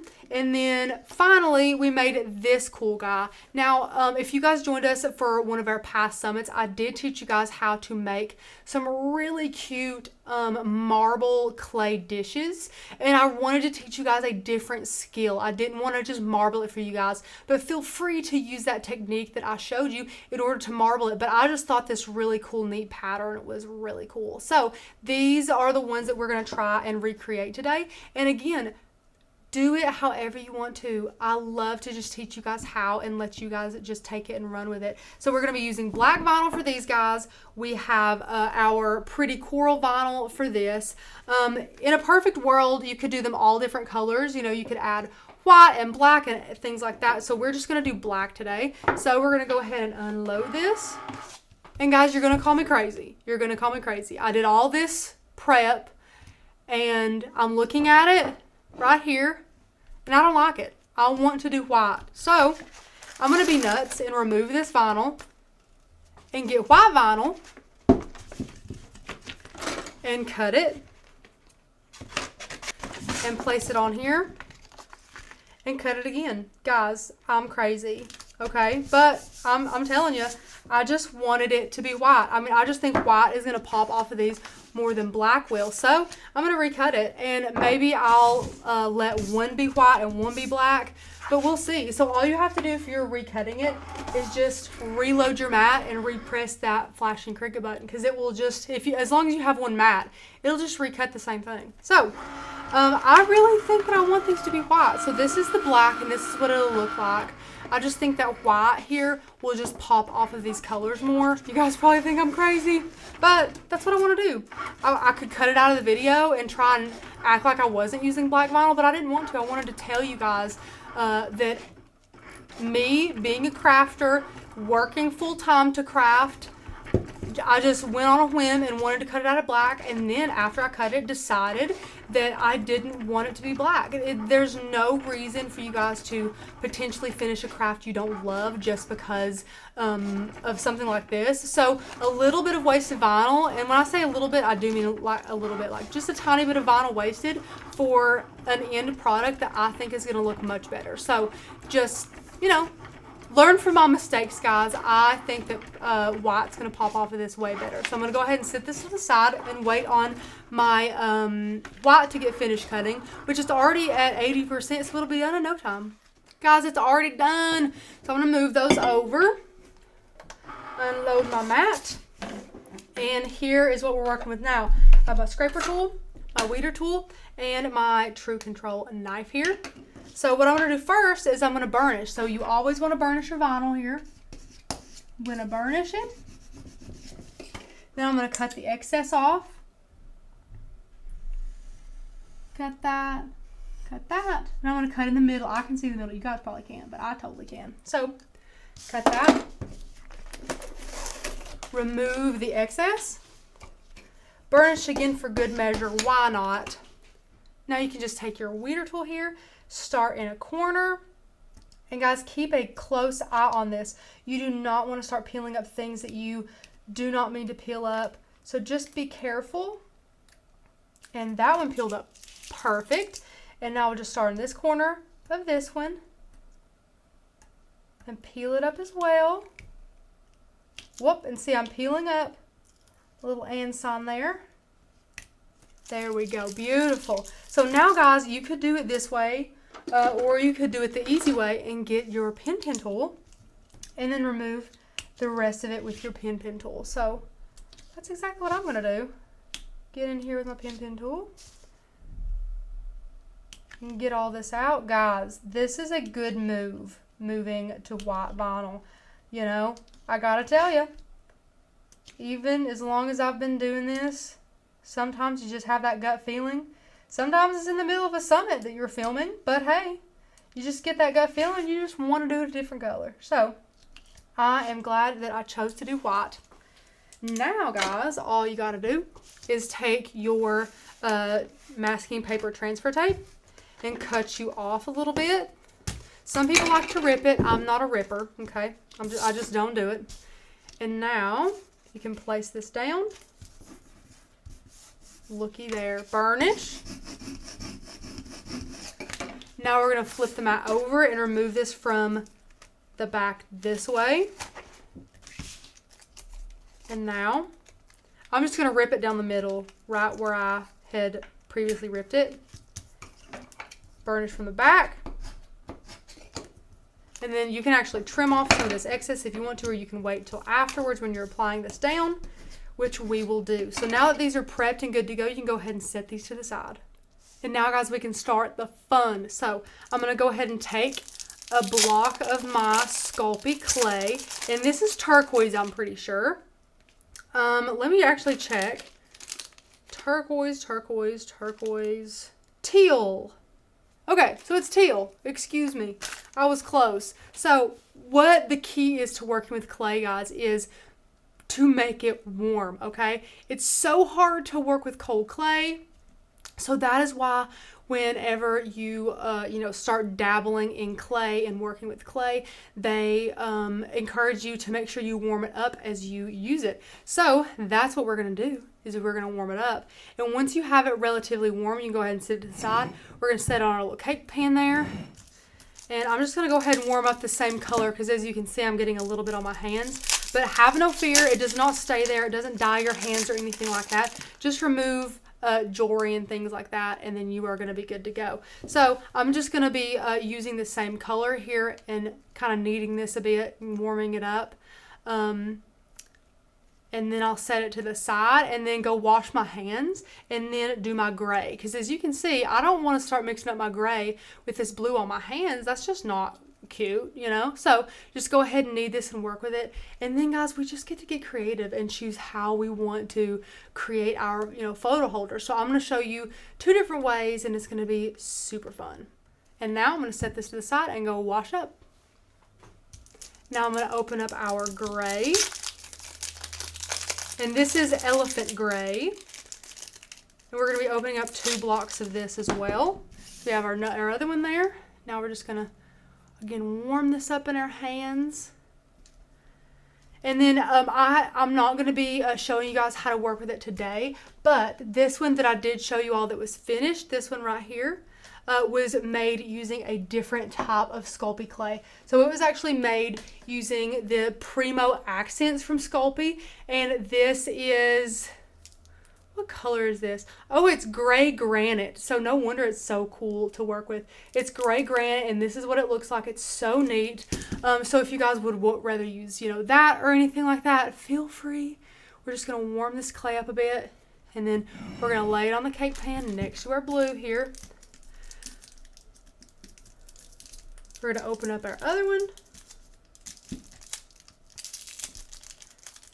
and do the same thing and knead it. Again, you guys don't have to use 2 colors if you want to, or you can go crazy and use 3 colors. It's totally personal preference, whatever you want to do. just whenever you do choose, just think through it, how you want it to look in your home, or if you're making it for a gift, you could do it for sports teams, put it on, for sports teams colors and things like that. So really just do it, however you want to. So, okay, we're going to be working with both of these colors as a pair. So the first thing we're going to do is set 2 of these aside. And what we're going to do now is, again, warm these up just a little bit. And we're going to start making squares, but I'm going to start with one color, okay? So, to start out with a square, you're actually going to start out with a circle, which is kind of funny. So go ahead with your hands and roll this into a circle, and there you have a circle. So we're going to lay that down in the middle, and we're going to take our jar lid. Guys, do not laugh at me about this. This jar lid is so funny. And we're just going to press down, okay? So once you press down, pick it up, then set it on its side just like that, okay? So now we're going to take it, press it down again, and then we're going to take it and set it on the side that's not pressed at all, and press it down again. Now you can see we're starting to take the basic shape of a square here. It also helps if you're kind of right on top of the project to make sure that you can get a pretty even square, but it's totally fine, guys. Okay. That is a good square, okay? I lied, guys. We're kind of going for a rectangle. I say square, but we're going for a rectangle. So once you have it in the general shape of a rectangle, doesn't have to be perfect, set him to the side, and then we're going to grab our blue and do the same thing with him. Wait, I forgot to make him a circle, guys. He's just a blob right now. Make him a circle. Let's set our pretty block to the side and set him there. Same thing. It's like you're back in preschool, guys. Just playing with Play-Doh, having a good time. Okay. We're going to make us a rectangle.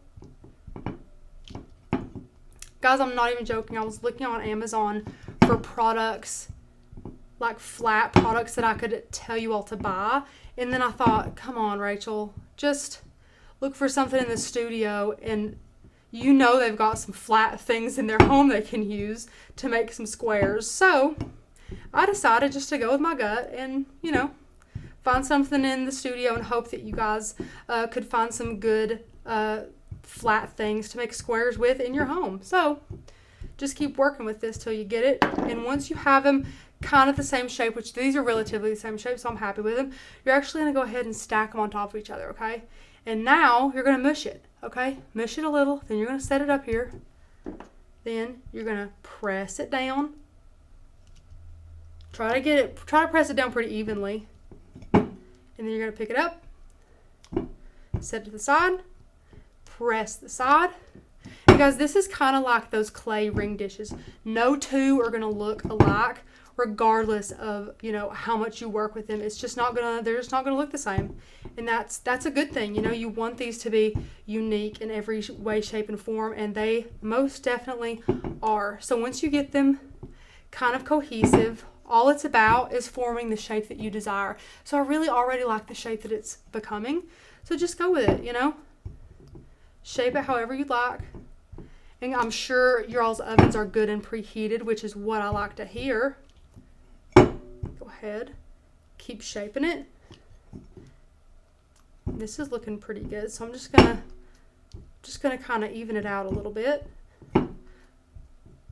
Once you like the shape, you guys can ease up a little bit on the pressure you're placing on there, if that makes sense. The harder you press, the more you're gonna alter the shape. So this looks really good. Okay, so once you like the shape, I like that shape. I think that's a good shape. You can come in here and make it a little more uniform. Okay, once you like the shape, all that you have to do now is take some really coarse sandpaper. So here's the kind that we got. I'll have linked this for you in your all supply list.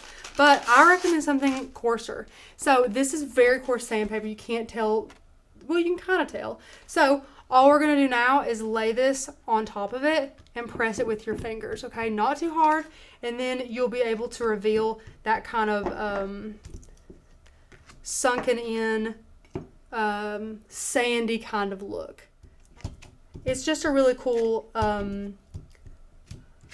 way that you can add a little bit of, you know, personality to it, a little bit of dimension there. Just something to take it up a notch or two. So you can do the top, the sides, the back. And I encourage you guys not to pick a front or back until it bakes, okay? So this guy could bake differently, and the part that you liked for the front may be cracked or something, so you might want to use the back. So, okay, once you have that done, you can go back through here and use your hands and flatten it out a bit. This doesn't affect the sandpaper that much. Take the sandpaper, just kind of even it out. Perfect. Okay, so once you have it like this, now you're going to take your photo holder here, and you can kind of measure and see how long you like this. So this is a bit long for me, so I'm going to take my wire cutters here and clip this. And once you've clipped it, now you can take this guy and set him up straight. And once he's up straight, you're just going to take your photo holder here and go ahead and poke him on in there, and there you go. So here is your photo holder. Number 1 done. So you can take this, and let me grab my cookie sheet here that's got some parchment paper on it. And all you're going to do is set it right there, okay? Just set it on there and wait for you guys to finish your buddies, however many you want to make. And then you can pop it in that oven that you have preheating. So now we're on to our second one that we're going to be making, which is that one that looks kind of tie-dye. And again, they all will not look the same, so just be careful and be mindful of that.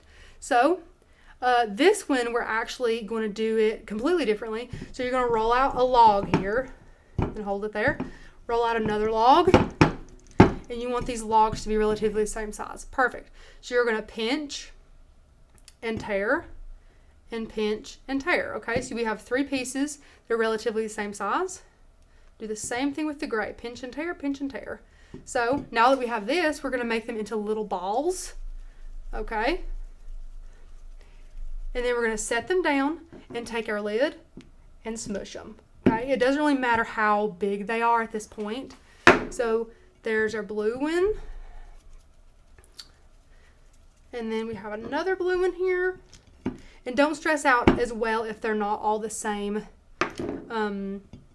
you know, the same exact shape. It doesn't matter if one circle's a little bit bigger than the other one. That is A-okay.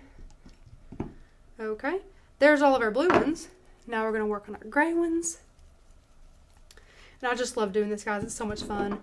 Again, feel free to use that technique I showed you in the other summit to make yours marble. That was a really cool look. That would be beautiful to do with these as well. But I wanted to show you guys some different techniques, which is the only reason why I didn't do it, because I love it so much. I wanted to. Trust me, guys. But once you have these done, looky there. Okay, so now you're just going to stack them, okay? So I want to stack a blue one, and then I want to stack a gray one. Then I want to stack a blue one, and then a gray one, and then a blue one, and then a gray one. So now that you've made your own little Play-Doh cake here, all you're going to want to do is take it in your hands and smush it a little bit. And now you're going to roll it. We're going to roll it here. And then we're going to set it down, okay, and push it down. You can push it down with your hands or with that lid thing, whatever you guys want to do. And we're just going to keep doing this.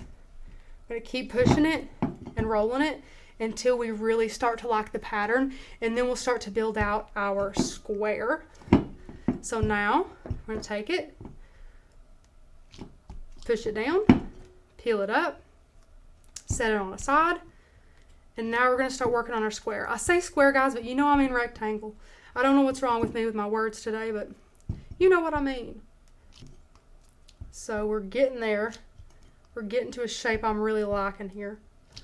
I would like this one to have a bit more surface area on it for us. So lay it down and press it. There we go. See, we're getting more surface area.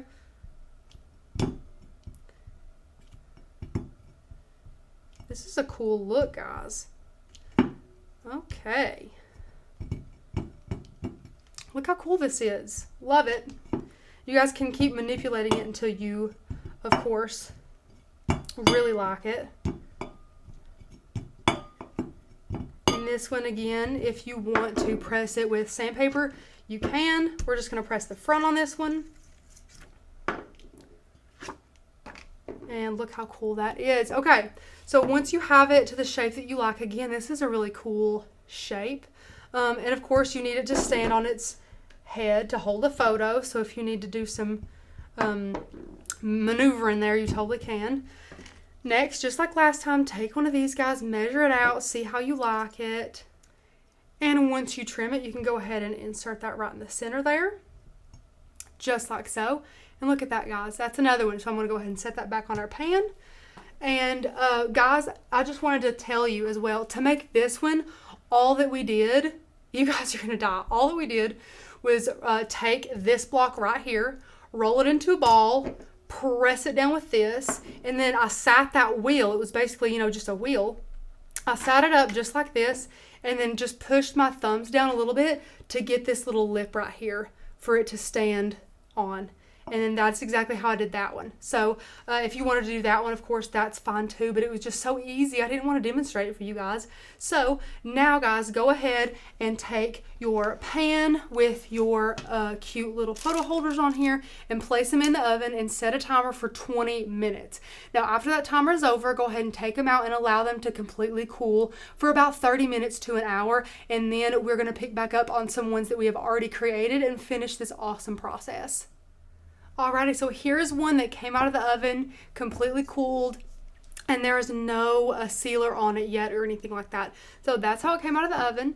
Now you're just going to take your plate, a paintbrush, and your little sealer here, and just put some sealer on your plate like that right there. And then you're just going to take a brush here and just paint it right on. And this is a gloss as well, so it will give it a really good glossy shine. And of course it dries clear, so don't even worry about it looking a little bit white in some spots. And then you can go ahead and set it down and just paint all of the sides and all the edges. You can paint the bottom if you want to, just with a good coat of this. And it'll even get in this little seam here and do wonders for flattening that out to make it do really well with your vinyl. So go ahead and smooth that out. All of your sides, and again, it'll dry clear, so if you're accumulating some on the corners, that's totally fine. I'm just going to do the top too. I want it to be nice and glossy. If you get some there, you can peel it off or get a paper towel and wipe it off if you get some on the holder itself. Just paint that on. And once you're done painting it on, guys, it is recommended to let it dry for quite some time. I would say at least a couple of hours before you intend to put vinyl on it. And feel free to do more coats, guys. Much like with really anything that you seal, the more coats, the thicker it's going to be, the glossier it's going to be, and the flatter and slicker it's going to be. So do as many coats as you like on these guys, and just whenever you're done, set it somewhere to dry where the kiddos won't get to it or anything like that, in a well-ventilated area, and let that guy just dry. And once that's dry, guys, all you have to do is take your vinyl decal here, and you're just going to lay it backwards and burnish and peel up that backing. Perfect. And now, just so it's easier for me to apply down, I'm going to take some scissors and cut off the excess here. You guys do not have to do this unless you just want to. I think it helps me be able to position it correctly. So now I'm going to bring you guys in even closer so you can really see what I'm doing. So it is dry, completely dry for a couple hours. And now you're just going to take it and lay it right where you would like it. Just like so. And use your friend, guys, I'm reading it. And use your fingers to really burnish down well. Your fingers is going to be your best burnishing tool in this instance because you are able to really get into all those grooves. And once you have that good and burnished, you can go ahead and peel this back. Guys, look how that white popped. Oh my gosh, I love it. Guys, I love it. And This J and R is what is going to go on our other one after our sealer dries there. Look how cute this is. So now, guys, the only other thing that you guys have to do is add another little coat of sealer. And just on the front, since you've already added sealer all around it, you just have to add sealer on the front. So you're just going to take some sealer like that, seal right over your vinyl decal. This way it's just going to seal that in and make sure it doesn't go anywhere for years to come. Yeah, so after you go ahead and add that, that's about it, guys. There's really nothing more for you all to do. It's just a really repetitive process with your other ones. So you guys can have this one and add a little picture of you and your BFF in there, like me and little Court. Or you could add a really cute, meaningful quote like, "I still fall for you every day" in there. And then in that other one, of course, we're going to put J and R with their little and sign that we got from Makers Gonna Learn. And these are so cute. I love the way they turned out. And while we're here, I'm going to go ahead and put another coat of sealer over top of this, just like I meant to do, because I added our vinyl to it. And now that that is good and sealed, it's not going to go anywhere. So I cannot wait to see what you guys have created, how you have turned this little technique into something amazing, because this is so cute. You guys can put anything you want on here. These would make great gifts. These are great to have in your home. Not to mention they're cheap, because guys, clay is not that expensive, and you guys can make things like this, which are just so cute and personalized for those that you love. Well, guys, what did you think of this adorable project? I loved that I got to show you guys not only different colors that you could use in your clay, but how to incorporate them differently to make something that looks super unique. I absolutely love the way these turned out, and I cannot wait to see how you put a little twist on yours. Again, guys, be sure to be asking any questions that you might have about this entire process. I love that I was able to bring you guys a more simple project that helps you hone your skills and really get to know clay in a different way. These summits sometimes aren't about maximizing the use of your die cutting machine as much as it is about you guys becoming better crafters in different elements, such as felt, such as clay. And that's what I wanted to do for you guys today. I hope that you are way more comfortable using clay, because you definitely should be. These are an adorable project to start making and putting all around your home and selling and making for friends and family. I absolutely adore these. Thank you so much for watching, guys, and I hope you enjoy the rest of your 2020 Spring Summit. See you guys. Welcome back, my friends. Oh my goodness. What about working with clay? Rachel, you're blowing people away. I had so much fun doing that, guys. It was so good. And guys, I was overwhelmed with the amount of you guys who had never worked with clay. Or not worked with it since there were 5. April commented that I wanted to read, or Angie, excuse me. Thank you so much, Makers Gonna Learn team, for taking me outside my crafting box, working with clay since I was 5. Didn't think it was so much fun. How awesome, Rachel. It is fun. I'm so excited that I got to show you guys how to do this, and I hope you try to do this on your own, like, soon. It's so gonna be easy. good. Yeah. And they sell clay almost everywhere. It's a very affordable. It is so much fun, and we're really, really excited for all of you guys to be able to add your die cutting machine to clay. So pairing those two worlds together is a lot of fun, and we're always enjoying that. So yay, so good. Thanks, Rachel. Love these. Gonna make them as gift tags for Christmas presents. Oh, Susan, what so a great cute. idea. So cute. There's another clay project coming up very soon at Makers Gonna Learn that you're gonna love working with clay as well. So stay tuned for that one. It's gonna be a lot of goodness. OMG, I had never done that before. Rachel, you're blowing people's minds. I'm so excited I am. You guys need to master working with clay for sure. It's a good one. Exactly. You're going to love it, and it's going to be just a ton of fun for you guys. But we are so excited. The next class on the agenda is our Frame Class 2.0, which hundreds of people have been able to take this program that we launched last year and have found a lot of success making gifts, being able to sell their projects, and so much more. That we've brought a 2.0 version to the summit. We have tips with doing the exact cuts and things like that that you guys did not see at last year's class. So we talk about working with those angles, how easy it is to position, because honestly, those few things that you need to grasp is what's going to take you guys to the next level. And I think kind of get you out of that comfort zone just enough to take the plunge and dive into it yourself. So that is a lot of fun. We're so excited for the Frame 2.0 Masterclass. But what we want to do is to share with you guys a brand new program that we have never revealed anywhere else. This is the first day anyone has heard about it. It is in pre-sale. We will be launching this program in about a month and a half. So the middle or towards end of May is when this program is launching. So it'll be launched at the end of May. It is called Design, Make, Sell. These are two highly detailed courses on two things that you guys have wanted to know the most, and that is about the designing factor of designing your own SVGs, which is a huge thing that you guys are going to love being able to conquer, working with the different softwares. We dive into 3 popular software tutorial softwares. It is the Illustrator from Adobe, it's Inkscape, and Procreate. Those are the 3 most popular, best ones for people as they are getting introduced. And then you also get to learn exactly how to sell your products. So anything that you make with your machine, we dive into exactly how you're going to do it. So there's a lot of bonuses for our friends that are here at the virtual summit.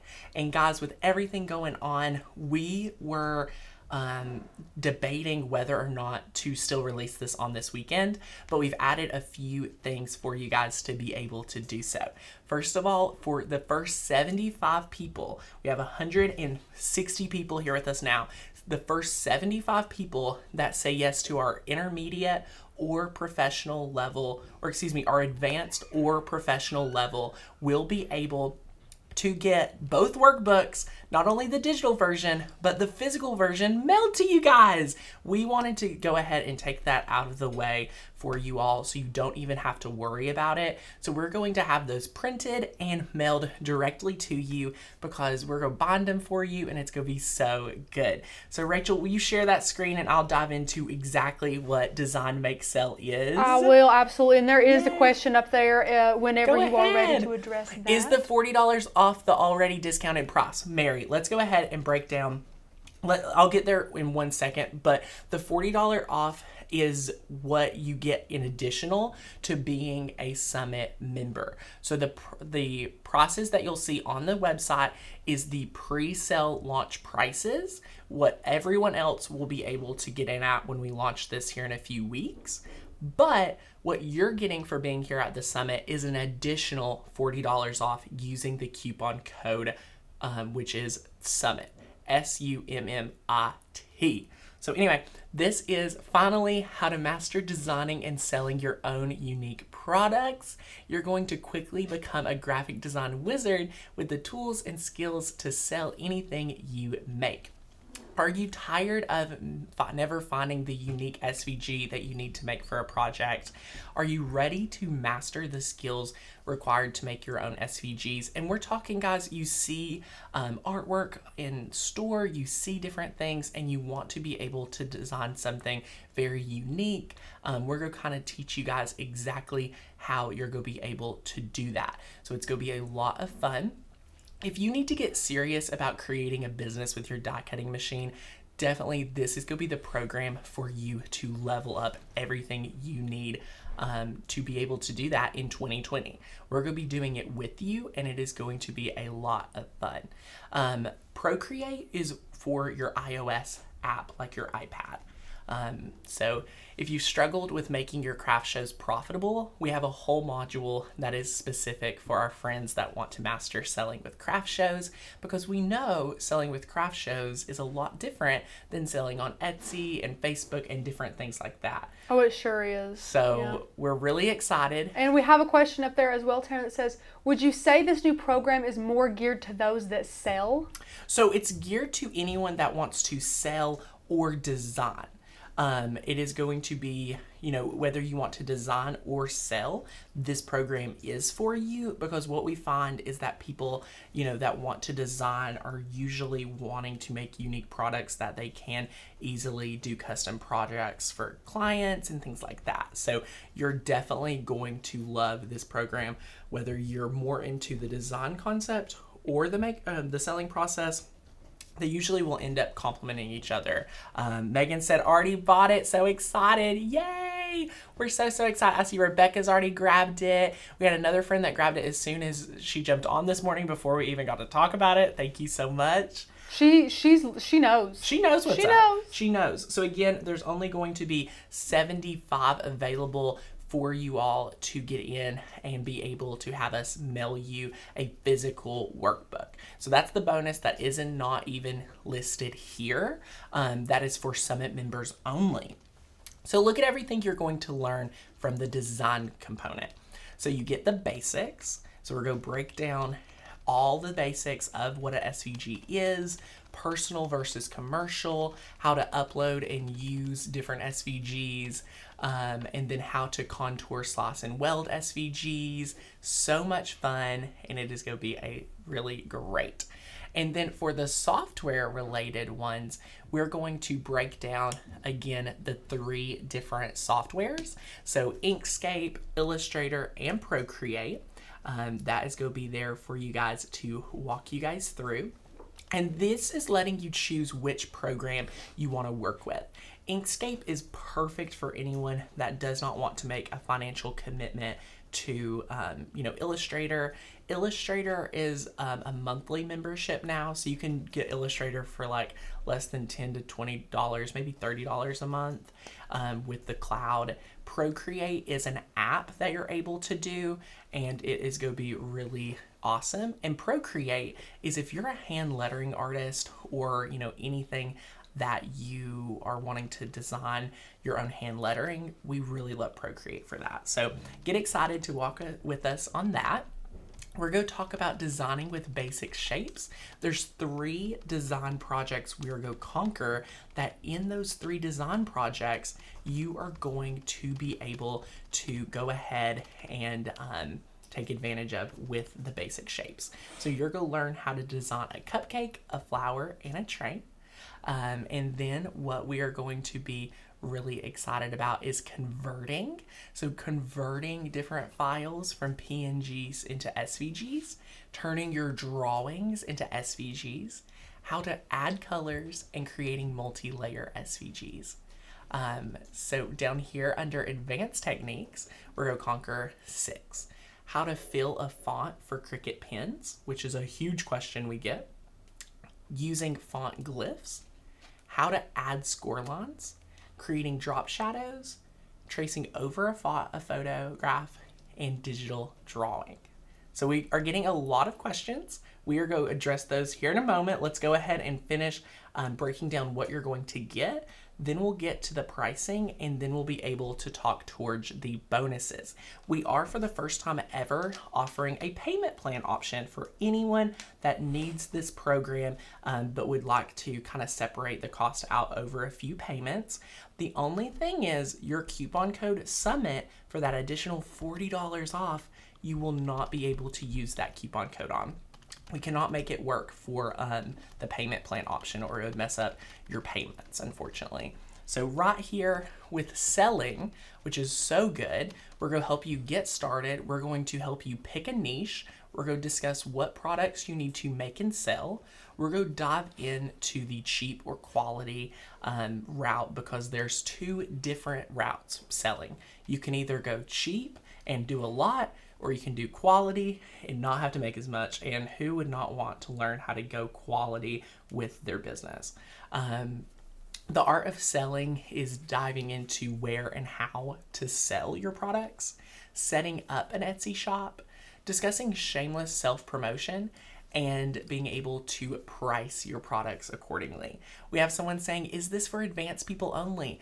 Honestly, no. You will be able to, this is not a class that is going to be making a ton of projects. It's like a class that will make you advanced, you know? Exactly. So making your craft, leveling your craft up, this is not it. We would recommend a pro class.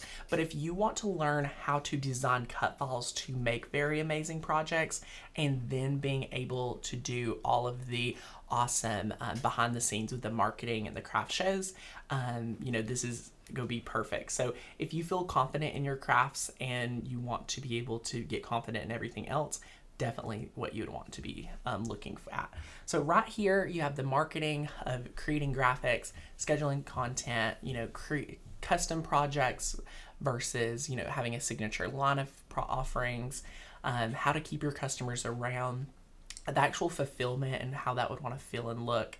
And then for your craft shows, we're talking about the best products for a craft show, how to create urgency at a craft show. So many people sit and say, Tanner, I had a craft show and it cost, $50 to have a booth, and I spent $100 on, extra stuff for the booth, and I only made $200, and it was an 8-hour thing.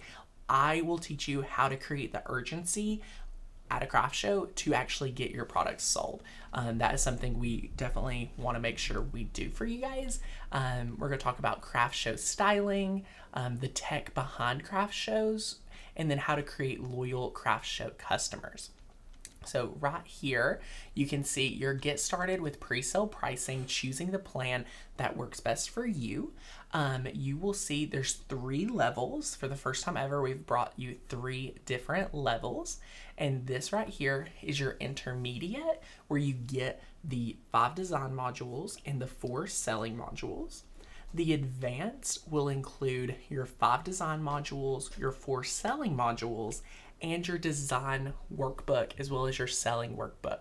So the advanced and professional levels, if you sign up today, you will get the book mailed to you, for both classes. So both workbooks will be mailed. The Enroll Now button, you would want to click right here and use that coupon code SUMMIT right here for any of them. Whoa! I cannot believe I did that. I need to zoom back in. One moment. Yay! Okay. And then for our professional level, we have the 5 design modules, the 4 selling modules, and then both workbooks. But if you notice here, you're getting some bonuses. Now, these bonuses are amazing. You are going to want to grab your professional level because we have added a ton of bonuses right here for you guys. And it is going to be a lot of fun. So how to create your own font is a bonus. How to create repeating patterns is a bonus. We're throwing in our frame masterclass and ebook from last year for everyone that wants to use that class to sell. We have the bonus, our super secret ways to keeping costs low and profit high.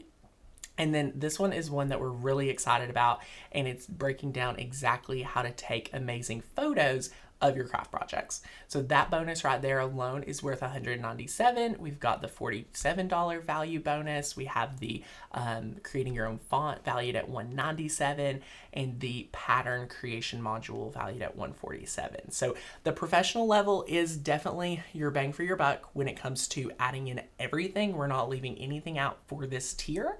And what you're getting is you can do the payment plan, which you'll see at the bottom.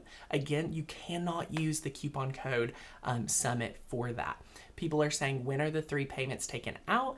Sisette, it will be 1 payment right away, and then the other 2 30 days apart. So 1 month after, and then 1 month after. So if you need any dates changed or anything like that, we can try to do that for you in the back end. So just reach out if that is inconvenient.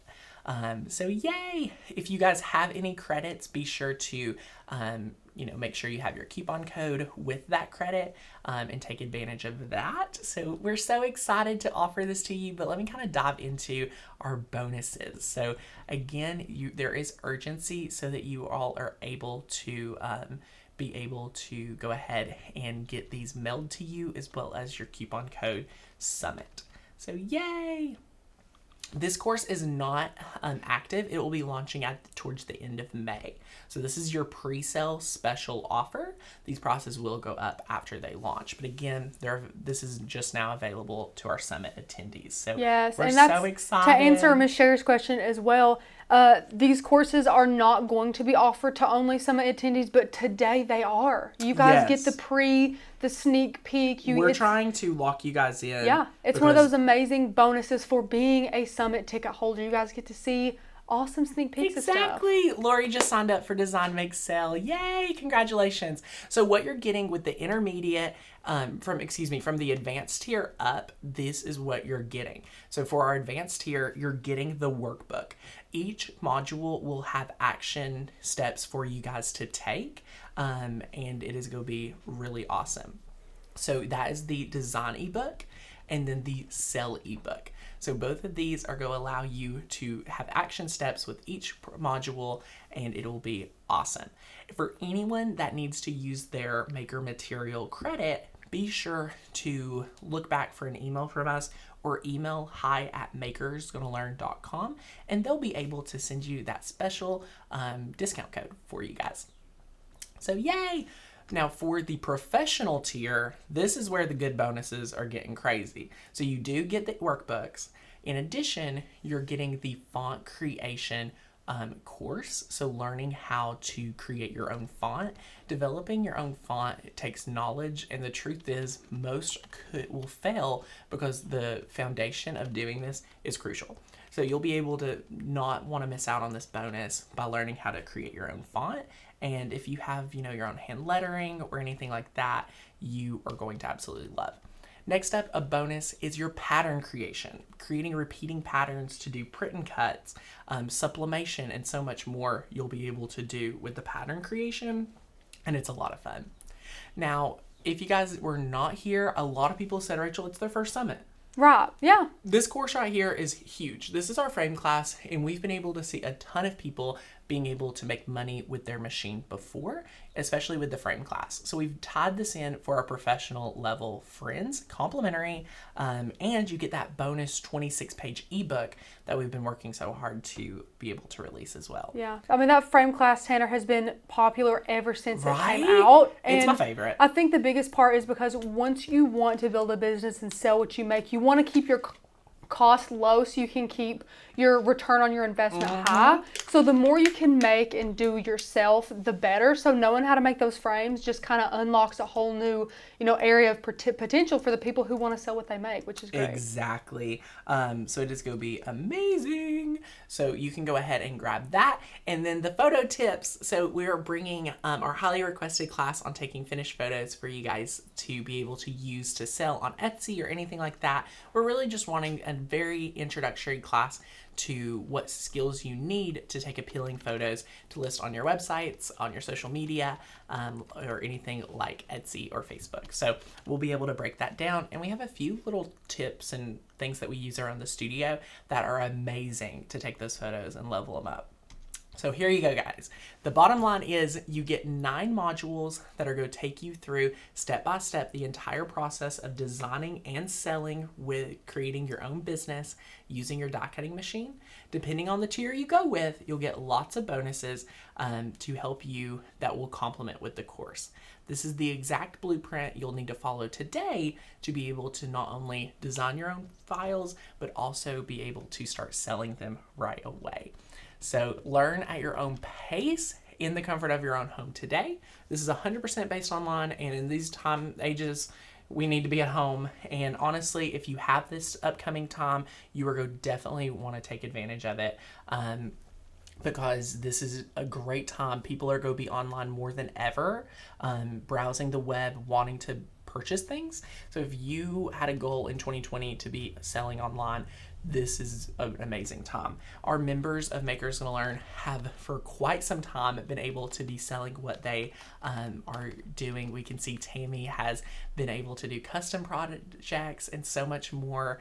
We love our friends that are able to do orders using our membership. So we're really excited to walk with you guys in setting up those stores or making them more profitable and having a lot more fun.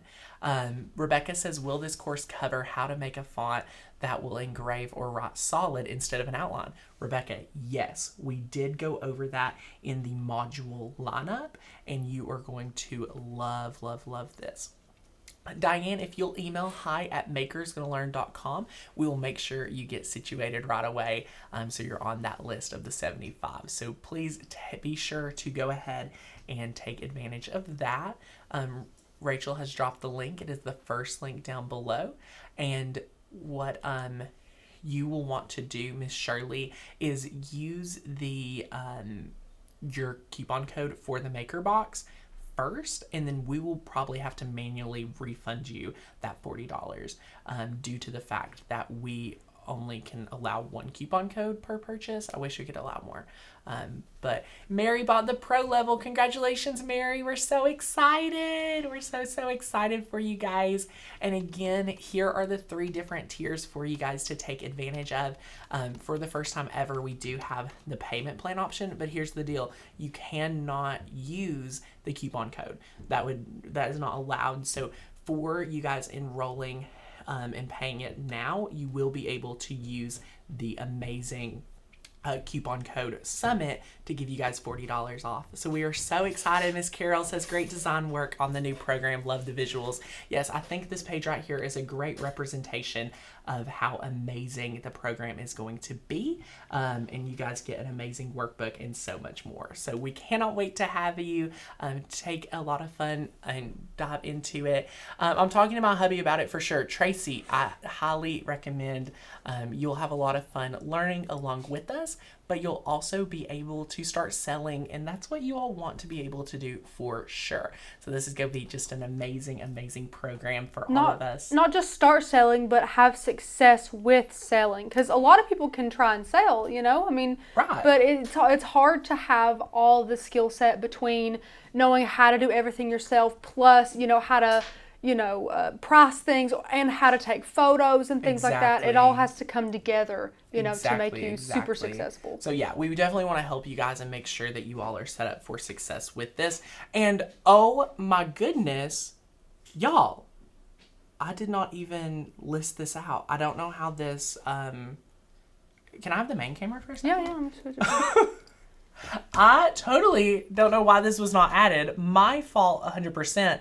For the pro level, we are going to have a Facebook group dedicated for the pro level. So that is an additional bonus where we will be able to help you guys post questions and help build each other up. Because here's the thing, when you go with the pro level, you are paying, a very little higher amount, which we want to make sure you get the full support of your Makers Gonna Learn team, as well as the community. So something that works for us may help you guys, and helping each other build each other up. You will get a complimentary free Facebook group for just the pro level members in that course. That's gonna be we're so excited. fun. You can post your photos and ask for thoughts on them. You can help people, plan titles out and things like that. So that is just a bonus that we are so excited to give to you guys in this level. Oh, guys, so you need if you to guys get, are not you need already to get the pro. excited, You're gonna get FOMO bad. it's gonna be great. I cannot believe I didn't even list that out. For the people that already grabbed this one, you're gonna have a lot of fun. It'll be launching towards the end of May, so we do have some time to prepare for it and have a lot of fun. Maria says, gotta talk to the fiance. I do want to buy the Joy too, so gotta find the best one for me. Yay! Awesome. I purchased the Pro. The Facebook community is going to definitely be that one thing that is going to help make sure everyone not only feels like they're supported, but really get that support. So yay! Awesome. I don't plan on selling, but I FOMO. Carol, you will, if you want to design, there's, maybe not, if you don't need all the bonuses, go with one of the lower levels so you can still get the designing aspects to make your own projects and files. So yay! Yes, Anita, you sure may able to. And yes, so much fun. Crystal says, can someone upgrade to Pro if they already got the Advanced? Crystal, what you'd want to do is go ahead and get that Pro, and then we'll refund you for the Advanced. So yay! Lots of fun. But okay, there's a lot for you guys to think about and talk about. So what we're going to do, it's 12:30 now. We're going to put you guys in a little 15-minute break. If you guys need to go look over what tier you want to get, anything like that, we'll be able to give you guys that time and use the bathroom, feed the pets, anything like that. Oh, you put the Feed the Pets theme up. I love it. Oh my gosh, Mary says, I realized tomorrow's my 1-year anniversary. Best thing I've done for myself. Yay! I'll be in the comments right now. So even though I'm going away, I'm going to be in the comments answering any questions you guys have on this amazing program. We're so excited to design, make, sell with you guys. And it's going to be a lot of fun. And for the next class, it's also it's Tanner's class. 2.0. So he's going to be here the whole time answering all your questions. So, and Tanner, they're asking what time we're going to just throw them into the next class. 12:45, we'll be jumping into that next class. Awesome. So it's going to be a lot of fun. And for everyone that is considering this program but worried about the coronavirus or anything like that, this year is still going to be an amazing year for you guys to start your own business, to be able to sell online. People are online more than ever because we're all home.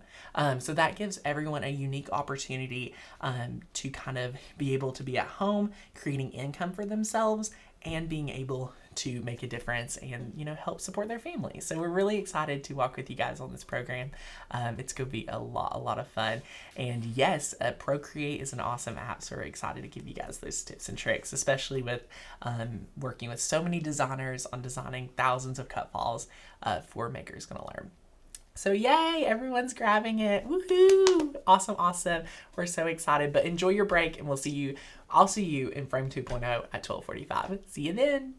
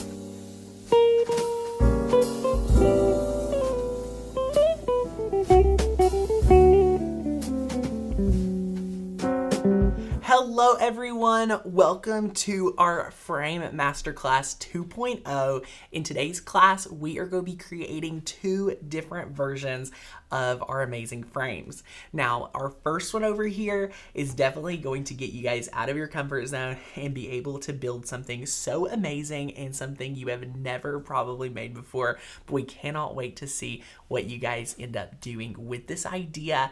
Feel free to simplify it with fewer cuts, but please be sure to have an open mind as we build this frame. This one's something I've really enjoyed building, and I think you'll be surprised at how easy it is after you overcome the cutting of the pieces. And we're going to give you a ton of tips. There's a printable that has all the instructions on what to cut your wood at, which is going to be really easy for someone that you may know that can cut wood at angles. But here's a little secret: you guys can learn how to cut wood at angles very easily. After a few trial pieces, you'll be an expert before you know it. So be excited to learn exactly how to make this geometric frame. We will be starting with this one first, as it is the most challenging and it is a lot of fun. So we really want to encourage each one of you to really take it all in and make an amazing project. Now, the second frame that we're making is a 2.0 version of last year's. So this is what we call the double frame. So it's a frame within a frame, and it makes it look even more professional, and it's really easy to do. We really enjoyed building this one as well. Now, one thing we did do for this project was we were able to add in fabric on the back, which we have featured multiple times over on our YouTube channel, but we never teach you guys how to build the frame. We always save that for a class like this. So please absorb all the knowledge of cutting your wood, the staining tips, the tricks to building this, so that you guys are going to have every skill known to us to be able to make these amazing frames. And this will allow you to have a lot of fun creating and making awesome frames to sell for yourself or gifts. These are truly very professional. We've been using them in this technique for over a year. So you guys are going to really enjoy this 2.0 version. And the double frame definitely gives it a whole new look and something that you guys, I think, are going to really enjoy. So let's go ahead and jump into today's class and get started with our first frame. All right, guys, for the first project, we are going to be making the geometric frame. Now, as you guys have seen, it is very intricate and it is so amazing. I cannot wait to walk you guys through building this entire frame so that you can add any cut file or any DIY project inside this beautiful frame. This is an amazing project to work with someone on because guess what? There are a few challenges, a little bumps in the road that may appear in your project. That is totally okay, because it's such a fun piece of wood project that you are going to want to be able to create. What I mean by that is you're going to be cutting some very detailed pieces, and you may have to recut a time or two to make sure it is exactly what size you need it to be. So be sure to measure twice, cut once, and if this is your first time using a table saw, this is going to be great practice for you, and by the end of this project, you are going to be a table sawing pro. We are so excited to walk you guys through tips and tricks on how to work with a table saw if it is your first time, and if it's not your first time using this, you're going to have a lot of fun making this little frame. Now, what I want to say to everyone that is someone that may not be into woodworking and doing projects like this, again, at a virtual summit, at a virtual training like this, we want to get you guys out of your comfort zone to do things that you may never have done before. So what you'll be able to do with this frame is you can add in, chipboard wooden monograms. There's so many different cut files and Cricut aspects to things that you can do to add into this project. And we're going to leave that really up to you guys. So definitely be thinking about what you would put inside your frame, who you would want to give it to, what you would kind of do with this technique. Now, what we've went ahead and done for you guys is we have a great little printable printout that we have made really nice to give you guys all the instructions and all the directions for all the cuts that you're going to need for today's project.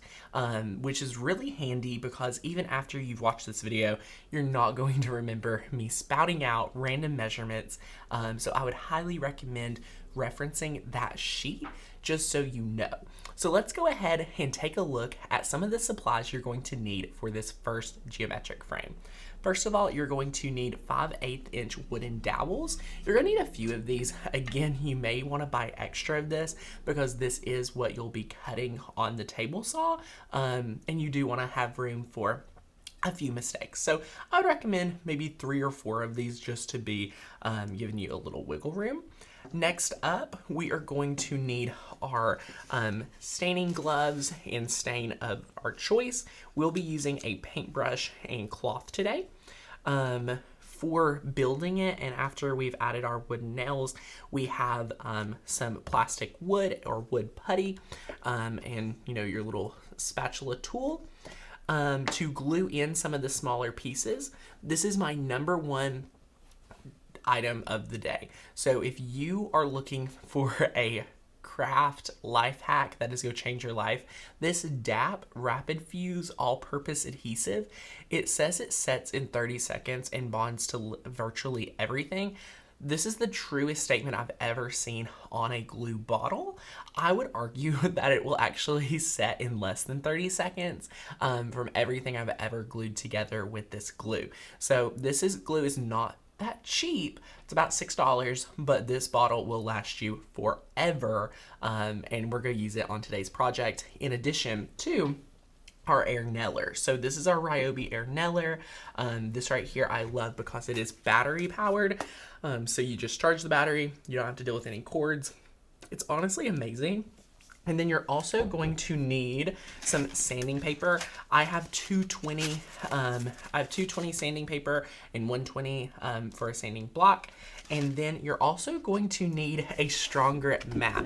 Now this Strong Grip mat is going to come actually very handy for us as we're building out our frame, and I cannot wait to share with you guys the tips and tricks that we have for using that to plan out our awesome frame.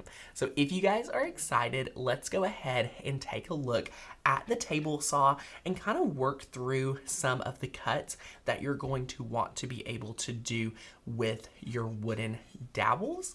This process is very easy after you get down some of the basics of working with the wood. Once you're able to do one cut, it's one of those things that you're going to be able to go through and do all the cuts, and it's actually quite a bit of fun. Again, if you have no desire to work with a table saw or anything like this, this would be a great project to work with your spouse on, work with a friend on, and they can do the cuts for you, and then you could work on piecing it together. But I highly encourage everyone to try this out just to expand their creativity, to have a lot of fun in this project. So be leaving some comments and letting us know what you guys would think about working with the table saw. Does that intimidate you? And kind of what you would like to do revolving around a table saw. If you have any questions about it, let us know. This does look very intimidating, but guess what? It's a table saw. You kind of just want to be extra careful, keep your fingers away from the blade, and you'll be set forever. So it's going to be a lot of fun. So let's go ahead and take a look. All right, guys, on the table, you're going to see that we have all the wood pieces cut out right here. So I wanted to share with you guys what they looked like first, so you had visualization of what each of these will be before we go ahead and jump into the table saw. So first up, we have two 12-inch pieces of our 5/8 inch wooden dowels. You'll need 2 of these at 12 inches, no angle. Next, you're going to need 2 of these at 10 inches and 3/4, so 10 3/4 inches. You're going to need 2 of these. These right here are going to build your outer frame. So these will come together and to build that outer frame. That's kind of your base pieces that you'll need for today's project. And then over to our right is all the pieces that have your special angles, okay? So you're going to need 4 at 7 5/8 inch, and you're using the 45-degree angle. These are really easy to cut. As you guys can see, this is just your 45-degree angle, and you're just going to need 4 of these. right here. And the measurements are for the long ends of the cuts with the angles. So we've already taken those into consideration. So this right here is 7 5/8 inch 45-degree angles. Pretty awesome. And then next up, you're going to need 4 5 3/8 inch 45-degree angles. As you can see here, they're pretty easy to cut as well. Nothing too crazy. And then lastly, you're going to need 4 3 1/4 inch no angle on one side, and then 2 45-degree angles on the other that meet to a point. So what that means here is that notice at the bottom there's no angle or anything, but at the top you have 2 45-degree angles. So these look like little homes, or like picket fences or something like that. So you're going to need these, and this is, again, you're gonna need 4 of them at 3 inches 1/4. Again, no angle on the bottoms, but then you're gonna have 2 45-degree angles on the other that meet at a point. So some of these that you're going to run into is you're going to see you're gonna have to do some extra cuts and things like that. That is, again, totally fine. It is gonna be really easy to work through, and it's gonna be really awesome. Now, a few tips that we have before we jump into the cutting. We're going to make sure we remove any stickers from the wood before we are cutting or building. So that will be a lot of fun. And then one of our other tips is don't mark all of them and then cut, because you lose space between the cuts from the saw. So here's our routine. We're going to measure, mark, cut, measure, mark, cut, repeat. That's kind of what we're going to want to stick to during this process, and it'll be able to go very smoothly. And then after we go through the cutting process, we're going to be able to build this, fill in our holes, sand it, and then stain, and we're going to be done. This is, although a lot of intricate cuts, that's honestly the hardest part of today's project. Everything else is a breeze, and you're going to really enjoy seeing this come together. So let's go ahead and take a look at the table saw.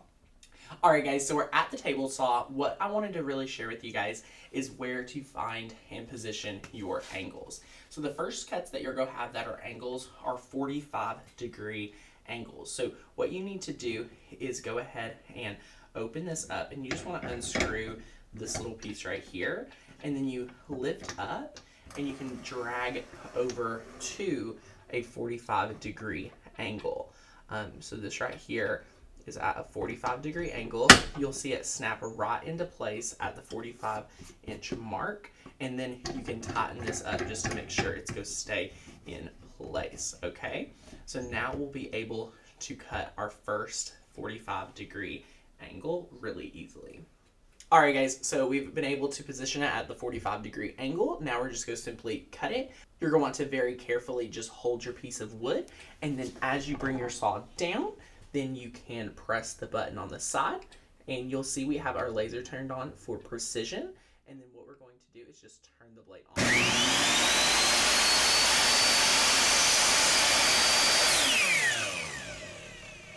And then it's that easy to be able to cut your piece, and you're going to see right here, it is a perfect cut piece of wood at that 45-degree inch angle, and it is that easy. So you're just going to want to repeat this by positioning your blade at the proper angle, and then cutting your pieces. So this is the process where you're just going to repeat over and over again as you cut through your pieces.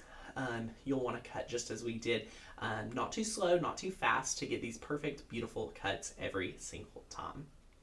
All right, so after you guys are able to go through and cut out your pieces, you're going to want to grab your strong grip mat right here. And this is one of our favorite hacks for today's project. So you're going to want to place your 12-inch pieces right here up at the top, and then place this one right here. And you'll see these are perfectly cut.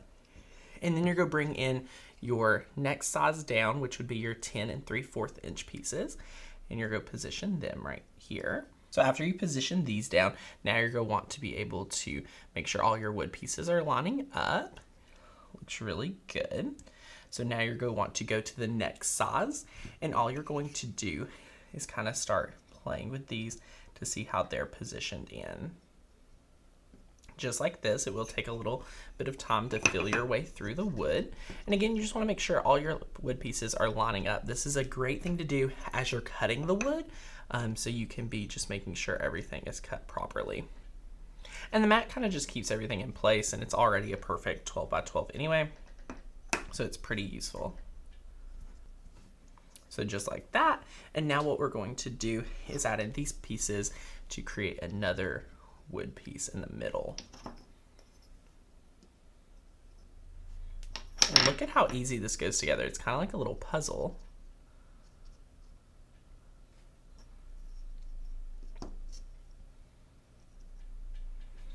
And now you're going to add in these little pieces. Now, when you're cutting these little pieces, you're just going to repeat the 45-degree angle on each side. You just repeat exactly what we just taught you for all these different 45-degree angles. This one will just look a little bit more complex as you're just going to do it on each side.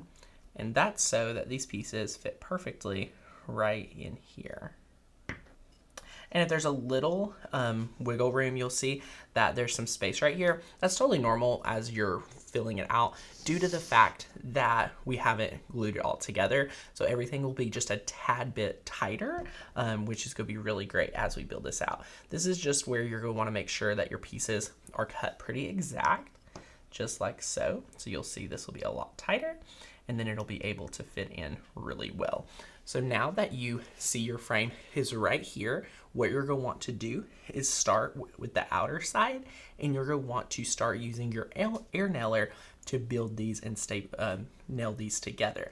What we're going to be able to air nail would be the 4 outer corners, and then we're going to be able to angle our air nailer and fill in here, here, here, and here. So that's where we're going to be able to use the air nailer. That's all the possibilities. Everywhere else, like these inner pieces and these edges, these right here are going to be glued in with that rapid fuse that we talked about that I love so much. So definitely, if you're Amazoning anything today, pick up some of this rapid fuse DAP glue. This will be able to save you on this project and many, many more.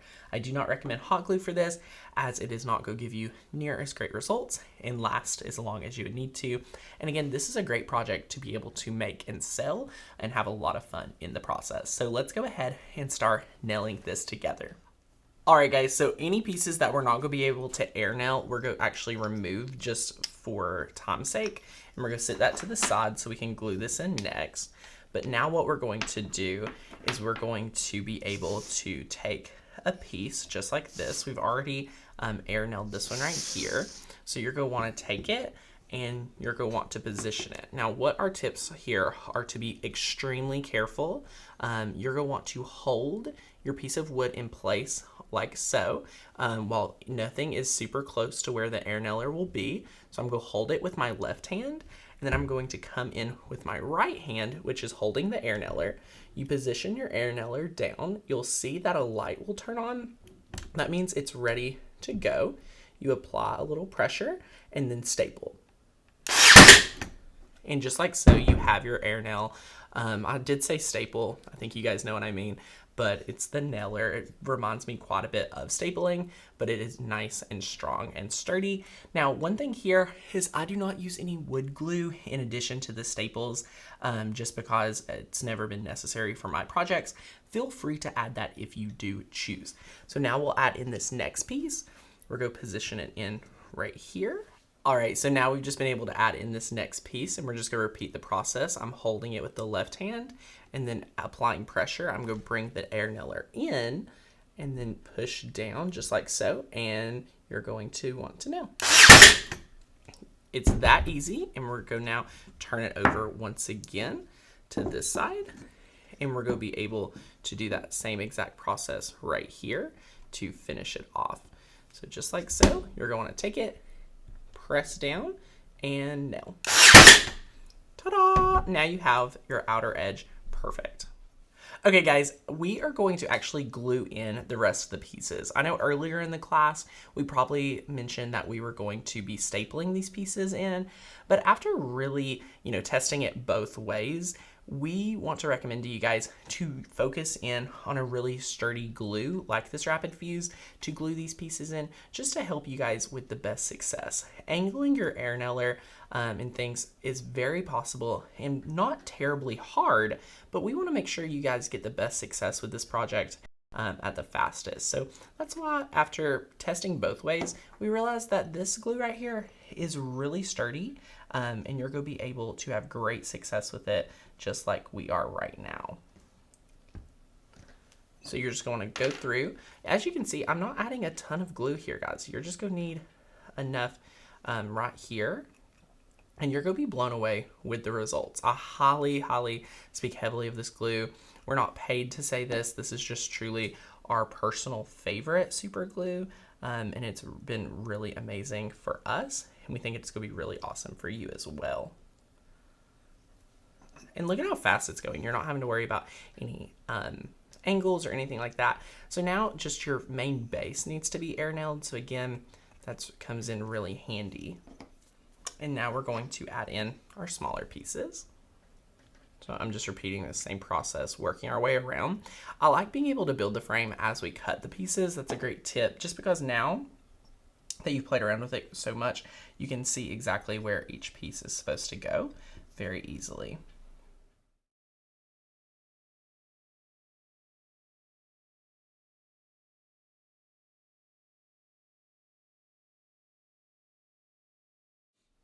All right, guys, so we just went through and glued everything. I did lift it up just to make sure no glue was attached to the mat. That's a little tip. And then you're going to want to make sure any spots that are having trouble holding in, you just give it pressure. And then I would let it sit for, again, 30 seconds to an extra minute, just so that each piece is now able to be glued in. You may find that a piece or two is not glued enough. So what you would do is you would add a little bit of glue. This glue is not thick, it's very thin, so sometimes it seeps into the wood a little bit, so you just need to make sure that there's enough. So as you can see, it's already holding into place very well. So we're just gonna let this sit, and then we'll be able to go through the staining process. All right, guys, one thing I wanted to walk you guys through is kind of how to work with some wood putty if you choose to for any of your holes. So we ended up only having 4 tiny holes, which is not too hard to cover at all. You kind of just want to take the wood putty in and push it in just like so, and then you're able to wop it away. So this is just go finish your holes really nicely, and by the time you get to the staining part of this, all of it will be dry. So you can use tools for it, but these tiny little ones, guys, the trick here is to just make sure you apply enough, and then sometimes you want to use the spatula just to scrape the excess away, and it's gonna make these totally unnoticeable. Check this out. So you can see these holes, you just take your putty, position it in the hole, and then you're able to just kind of wop it away. So it's a really great little hack if you have never worked with this before and you want to have a really professional result. I love this right here. It's really awesome. And again, you just kind of compact it in. You can see there's quite a bit here, and then you just kind of wop it away, and you have amazing results. And again, this sets really quickly. This product right here is called Wood Putty from Minwax. We highly recommend it, and they come in different colors depending on your wood. So this is a great little hack to work with. You're able to, wipe it and be on your way with the rest of your project. That's a great little hack if you guys have needed to patch holes really quickly. So now that we've been able to do that, what we're going to do is begin the staining process. So we're going to go ahead and take our cloth, and we're just going to dip it right here. And what we're going to do is just start working the stain in, and it's going to be really awesome. Now for today's project on the video, you guys can see there are a few different areas where we could patch additional wood to make it very less noticeable. For today's filming, we did not have time to let it completely dry.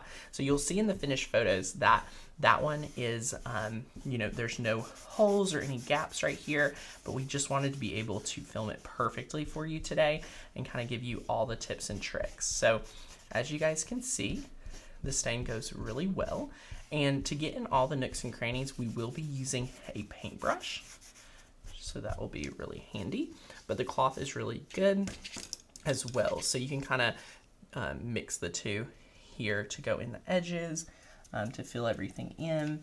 I really do love using the paintbrush to get in any nooks and crannies here. And the paintbrush will apply a little bit of a thicker coat. So you just want to be mindful of that. I have a piece of poster board under us today. And you get in those gaps.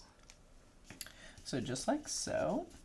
As you can see, it kind of goes really quick when you're in the edges.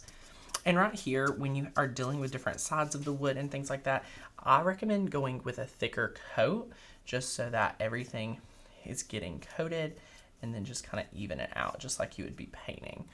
You kind of follow the same procedure. It is nice working with stain because you can be a little bit sloppier because it will even out a lot, but you do want to still make sure you cover every inch very nicely. So let us know what your questions are for today's project. If you guys are inspired to do this one, this is something that we love bringing to the summit and just teaching you guys how to level up your craft ability. If you guys would like to know, some ideas to put inside here, again, the monogram is a great idea. We love that. You could add a quote in here. You could put this like a piece of wood behind it to have this just pop out. You could easily add a photo in here if you want. This would be a great piece that you'd be able to sell and just have a lot of fun with making. And you could easily get in a routine of making these and be able to do a lot of really, really fun things. So we're just going to go ahead and finish staining.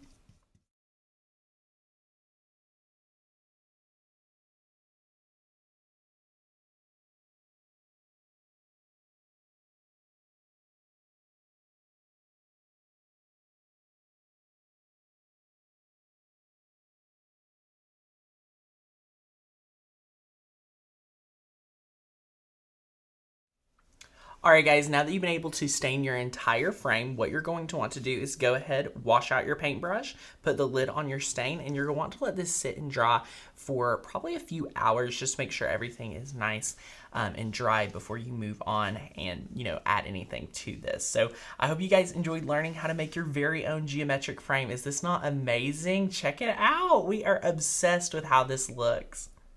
Alright guys, for our next frame project, what we are going to be doing is we're making a double frame. Now this is a really unique project that you're going to absolutely love being able to create. This is a really professional frame that we cannot wait to share with you guys how to build.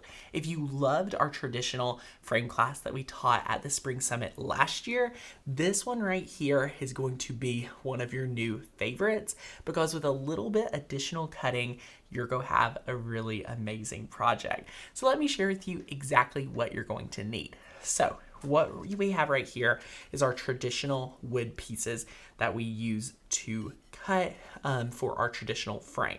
These are amazing and we love them, but what we're adding in are some new additional pieces. So this is a little bit wider and a little bit flatter. So this is going to kind of give you guys some more ability to create what that is, that double frame.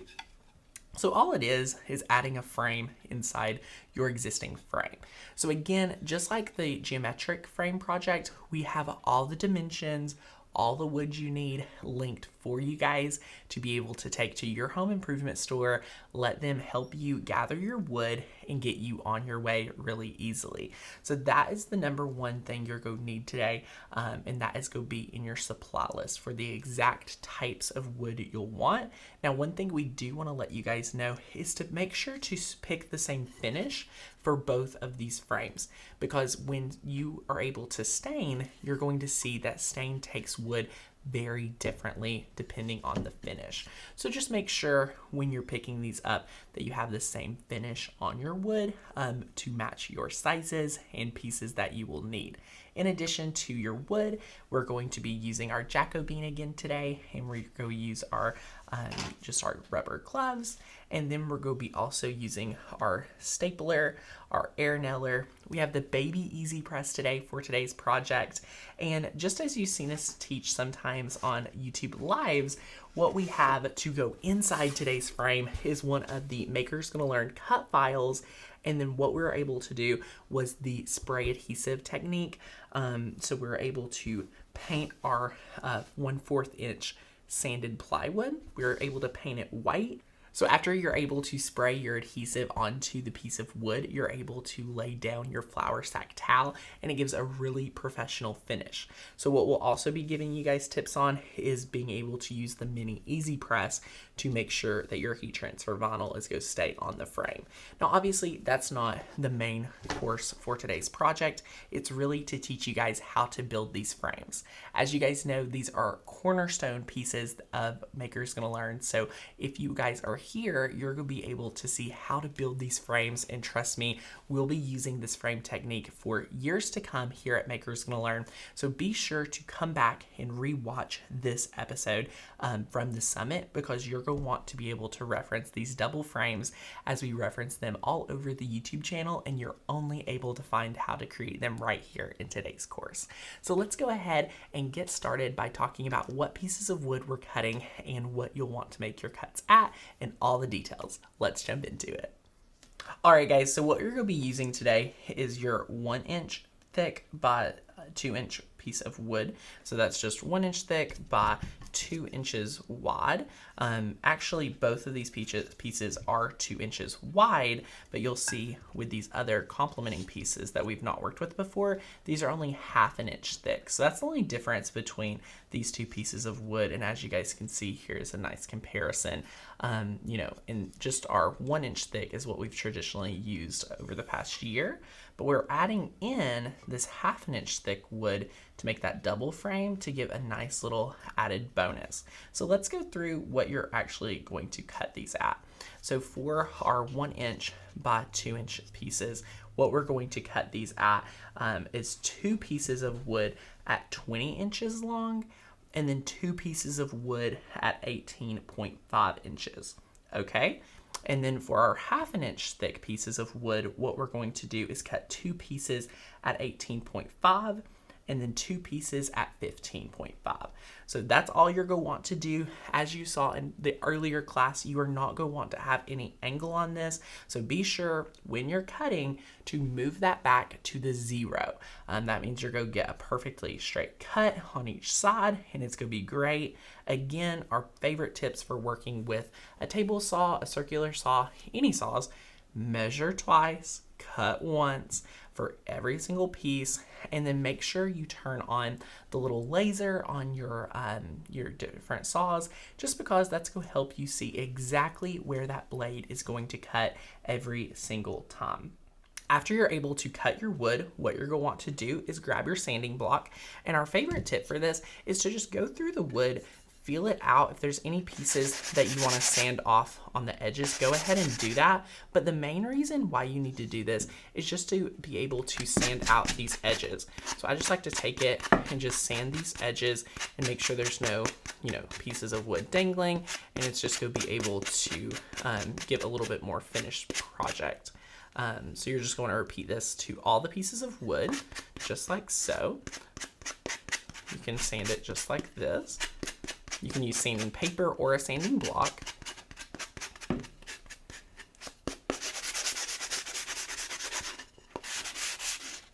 So now we're just going to continue repeating.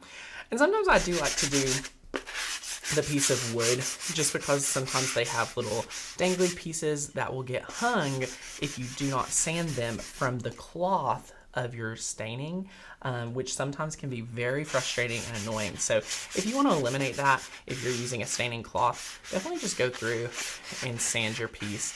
And it does not take much time at all. It only usually needs a few sanding seconds for each part. So just like so. My favorite grit sandpaper for this is a 220. A 120 will work, but 220 will get you there really fast. So just like so.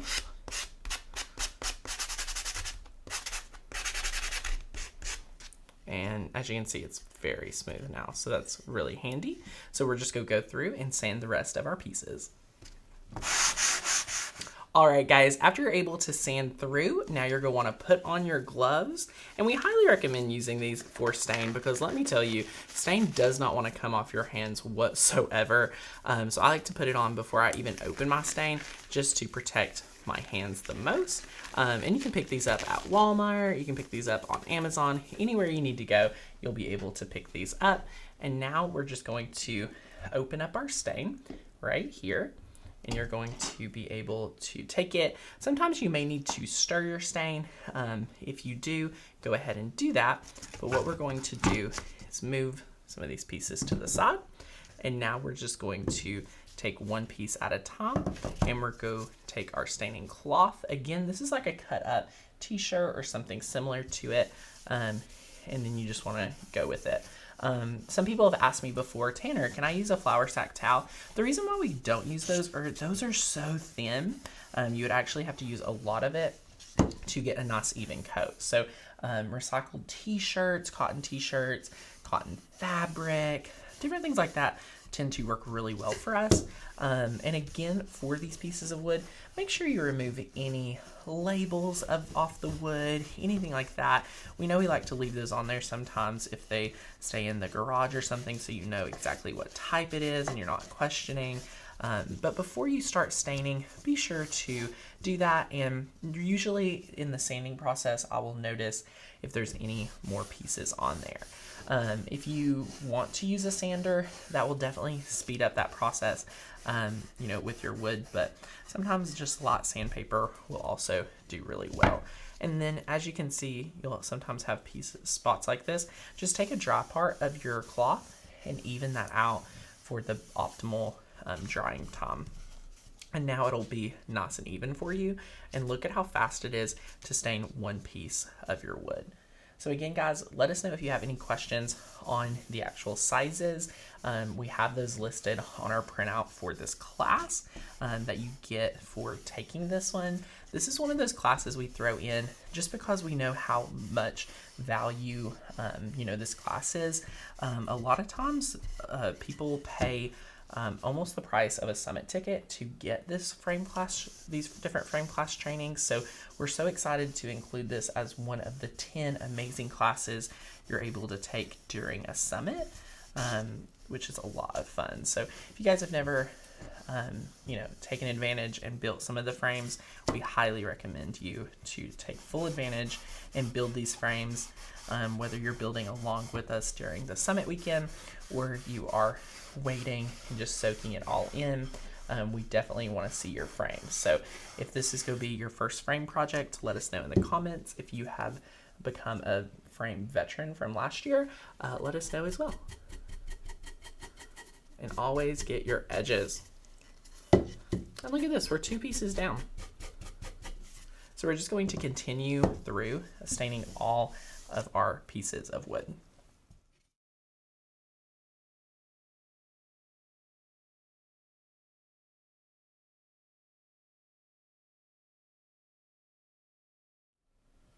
All right, guys, so we've been able to stain our wood, and today we're building a frame that is a little bit more square than a lot of the ones that we have built before. Again, this frame is a really popular size as well, so you're going to definitely want to play around and build this one as well. So what we're going to do is we're actually going to take these 1/2 inch by 2 inch pieces, and we're going to sit them to the side because we're going to need these here in a little bit. So let's sit these to the side. And now we have our traditional wood pieces to build our frame. So let's go ahead and we're going to position these right where we need it. So we're going to turn these on their side. And then we're going to take these right here and just start positioning how we're going to build our frame. All right, guys, so you can see this is how it's going to come together, but what you're going to really enjoy to see here is when you add in your pieces just like so, this is what creates the double frame.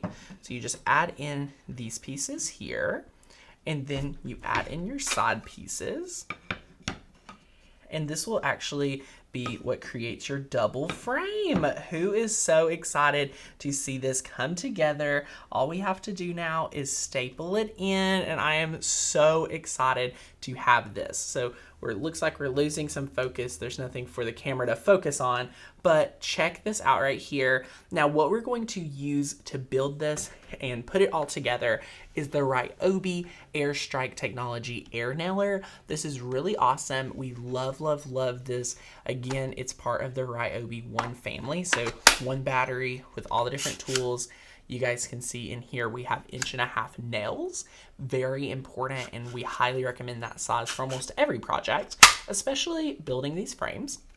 And this right here is really awesome to be able to use. It's compact. Everyone on the team feels very comfortable using one of these. It's very safe as it has this nice little green tip that has to be pressed in before it will actually shoot at a nail. The light comes on to let you all know that it indicates it's ready to, be able to be fired. And it's just a great tool to have in your craft room as well as in the garage. So we use this very frequently. All right, guys, so the trick for today's project is you're actually going to want to position your frame at the edge of a table. So whatever table you're working on, you're going to want to position it on the edge. There's two reasons. One, so you can keep a hand or a clamp or something to position the corner pieces as you staple, but also you do not want to potentially hurt your table, and you want to keep the nails away from the table. So we like to use the corner of the craft surface of your table, woodworking, anything like that. Wherever you're building these, you just want to have a nice edge to position it over. So that's what we're going to do. So now you can just kind of watch me go through and staple it. Again, as you press over to the side of your wood, you will press and a lot will turn on before you're able to staple. Because like right now, if I tried to staple, it doesn't do anything. Even though we have a battery, there's nails in here. This little green piece has to be pushed into something. And if you run into any issues like that, you make sure that you have been able to press it in and it's just light enough so you're able to know. So now you can kind of watch us go through and we'll give you guys some more tips as we see fit. Now notice we're keeping our frame all together so that we make sure everything is going to come together perfectly and we're not worried if, we're making something a little a hair off and then the second frame is not able to fit inside. Sometimes when you cut, every cut is not going to be 100% perfect. So sometimes you want to work with any flaws or anything like that. So that's why we're keeping it all together for today's project. So now that we have it over to the edge, we're going to move it just a little bit more. And it's really easy to keep all your pieces of wood together. So now you're just going to want to take it right here, line it up. So as you guys see here, I'm just taking it, I'm holding it, making sure my hands are quite a few inches in addition away from the 1.5 inch nail. And then you're just going to press in, you'll see the light and then staple. Just like so. It's really easy to use the air nailer, and then you just continue moving over to the sides, and just like so, you'll be able to position it right here and keep your hands quite a few inches away, but still give enough pressure to hold it together. Press in and staple. And then repeat right about 1/4 inch below. So notice I pressed and it did not go off. So you have to let the light turn on, press in and staple. Just like so. So now we've actually built the outer frame. And now what we're going to do is with even more precision, go through and staple in our frame inside here. So we're going to go through the edges right here and towards the bottom of your wood. You're going to want to give nice crisp staples. So you want to be very focused in towards the bottom because it is a lot thinner wood. Feel free to glue this directly to your piece of plywood. I would recommend making that 1 inch or 2 larger, but the goal here is to be able to go ahead and staple through this right here excuse me, not staple, you want to nail through. I get so confused with the air nailer and the stapler because that's how easy it is to use either one of these tools. You don't feel like you're using a heavy duty air nailer, but that's what this is. It's going to be able to build any of your DIY projects really easily. So if you're scared of this, let me know in the comments. We'll definitely give you, any answers to any questions that you may be worried about. I think just being very careful with this as you're using it is the number one thing to do as you build your awesome DIY projects. So let's go ahead and staple even more.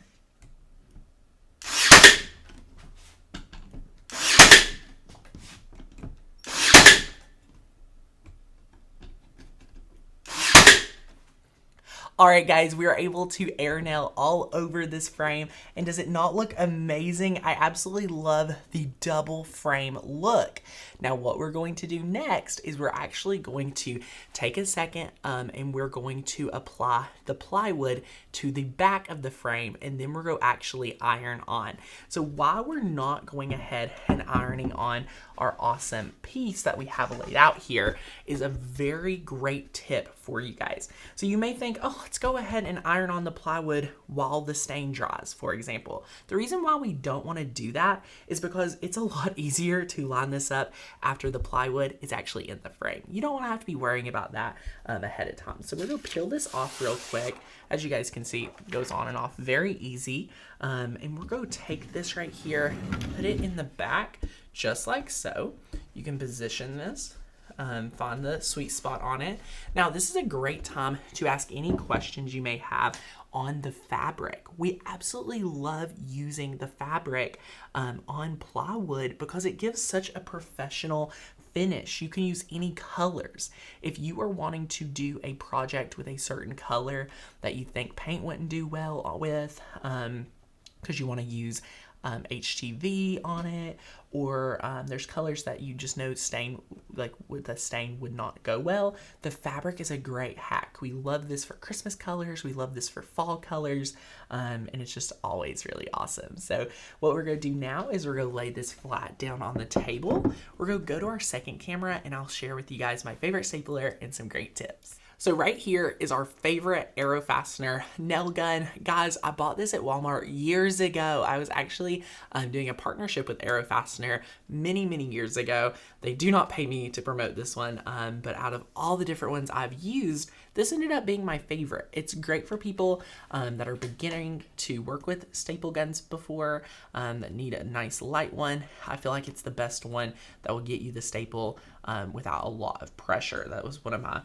things I was looking for most, especially for all of you guys. So all you do is take it over here, position it, and then apply quite a bit of pressure and staple. So as you can see, it's able to staple in, and I like to do always the 4 corners at minimum.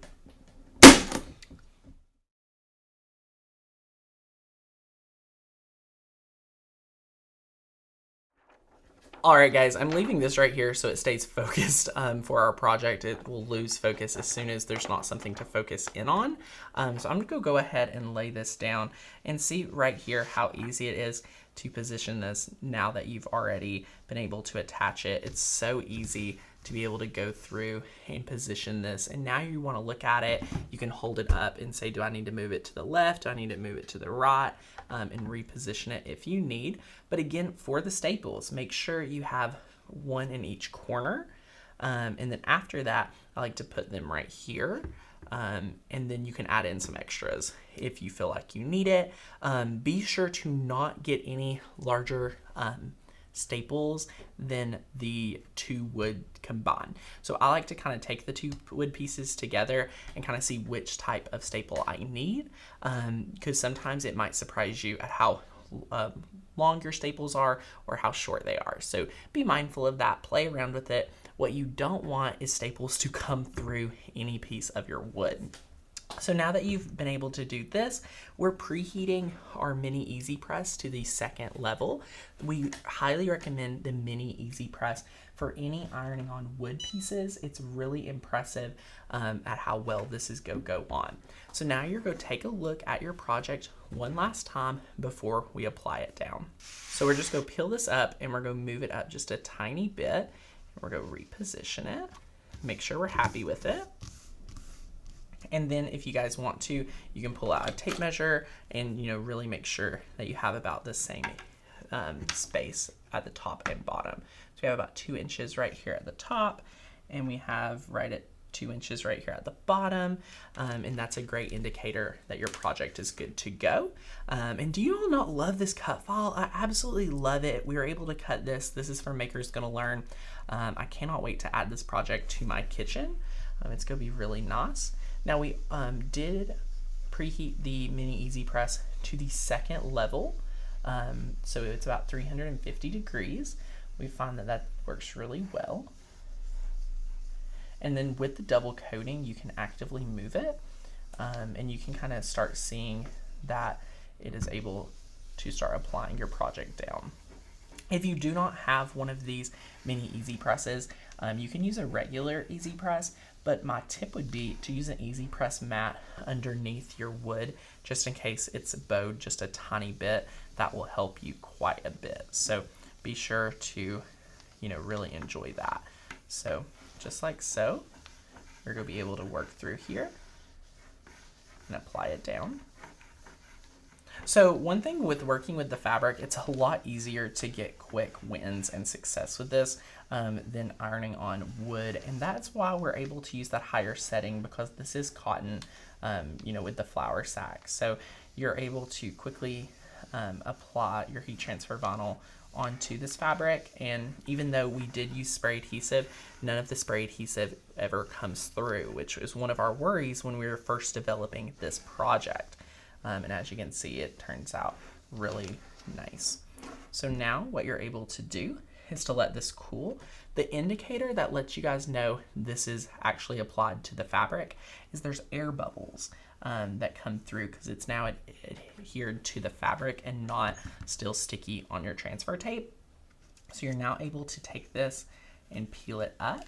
Now, sometimes since you did use spray adhesive, it may try to peel your fabric up off the spray adhesive, but just be careful and make sure that it does not take too much.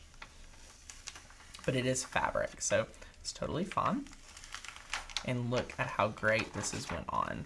Very quickly are you able to have great results with your mini easy press and your heat transfer vinyl. This truly does look like something you bought in the store, and now you'll be able to sell these with a new twist for all of our friends that are able to sell these frames and make money with their die cutting machine and some amazing hand power tools that you're able to keep around, so you're able to build your very own frames and save quite a bit of money.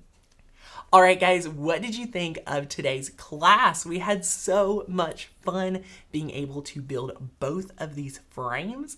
They are really easy to make. I promise after you're able to figure out your cutting and mastering the air nailer, that's it. You're able to just fly by everything else. I know you guys are going to be able to do this. Please be sure to bookmark this class. Write it down to rewatch as you're crafting on the weekends to come. You will definitely want to rewatch certain parts of this for tips on assembling, for tips for laying it out, making sure your pieces are all go line up together. Whichever frame you decide to make, please test both of them. Be sure to test your ability and have a lot of fun growing in your skill. Our number one goal here at Makers Gonna Learn, and especially at a summit, is to really help broaden your horizon to more crafty ideas and to be able to build something amazing that you're going to love for years to come. Now, business owners, I hope you take full advantage of this class, because this one class alone, I know, will be able to make back any profit that you need from buying any of the Makers Gonna Learn products.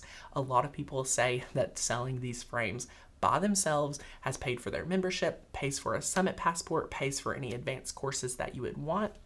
So know that with the training here, you're able to make hundreds, if not thousands of dollars with these trainings. So let us know what your questions are. We cannot wait to answer them for you. And be sure to let us know if you have any questions, and we cannot wait to see how you do making these different frames. Thank you guys so much, and we'll see you in the next one. Bye. Hi, friends. Say hi, Granger. Guys, look at this puppy. You thought you were just coming for the best crafting weekend ever, but the truth is, The truth is here. you only came for the cute puppy. Hey, what you doing? Her name is Granger. Mm-hmm. She normally wears a pretty bow so that she can be a girl, is what I'm told. But I don't care. She's so flipping cute, guys. Oh my gosh. She's an Aussie doodle, if you're wondering. Oh, so yeah. She's very sleepy. We've been all just like oohing and awing, and she's not phased. It's like it's her normal routine. Yeah. So we love that. But yay! What did you guys think of the course? We are so excited. You guys seem to Keep be calling it a course. It's a okay. Class. Enjoying Frame 2.0. We hope you guys are really enjoying that class. And look at the puppy. Are you guys not? Who is not just loving on their pup? Oh. Gus is a little jealous that he's not getting all the attention, but it's okay. So this is the puppy, little Granger. This is Becca's sister's new dog. This is my niece. Yep. Mm-hmm. That's Becca's niece, Granger. Erin says, "Hi, Granger. You are adorable." Okay. You hear that? So You hear that? Okay. She's not phased. So we love it. But yay, we are so glad that you guys are enjoying the program for the frame class. That is so much fun.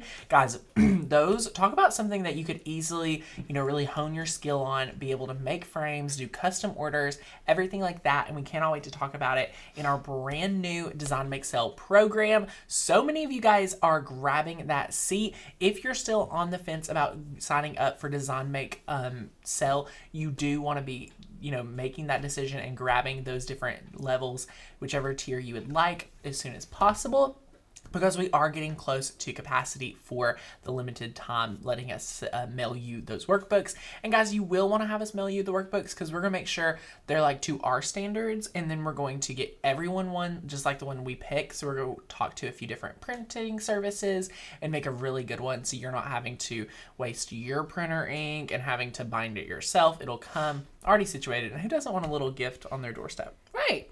Some people will get some extra goodies. We've got a lot of things.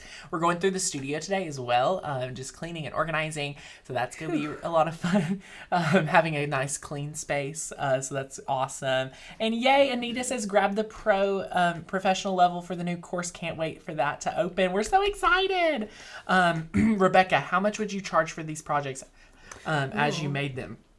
So we do go over this in the new Design Make Sell course on how to really determine that.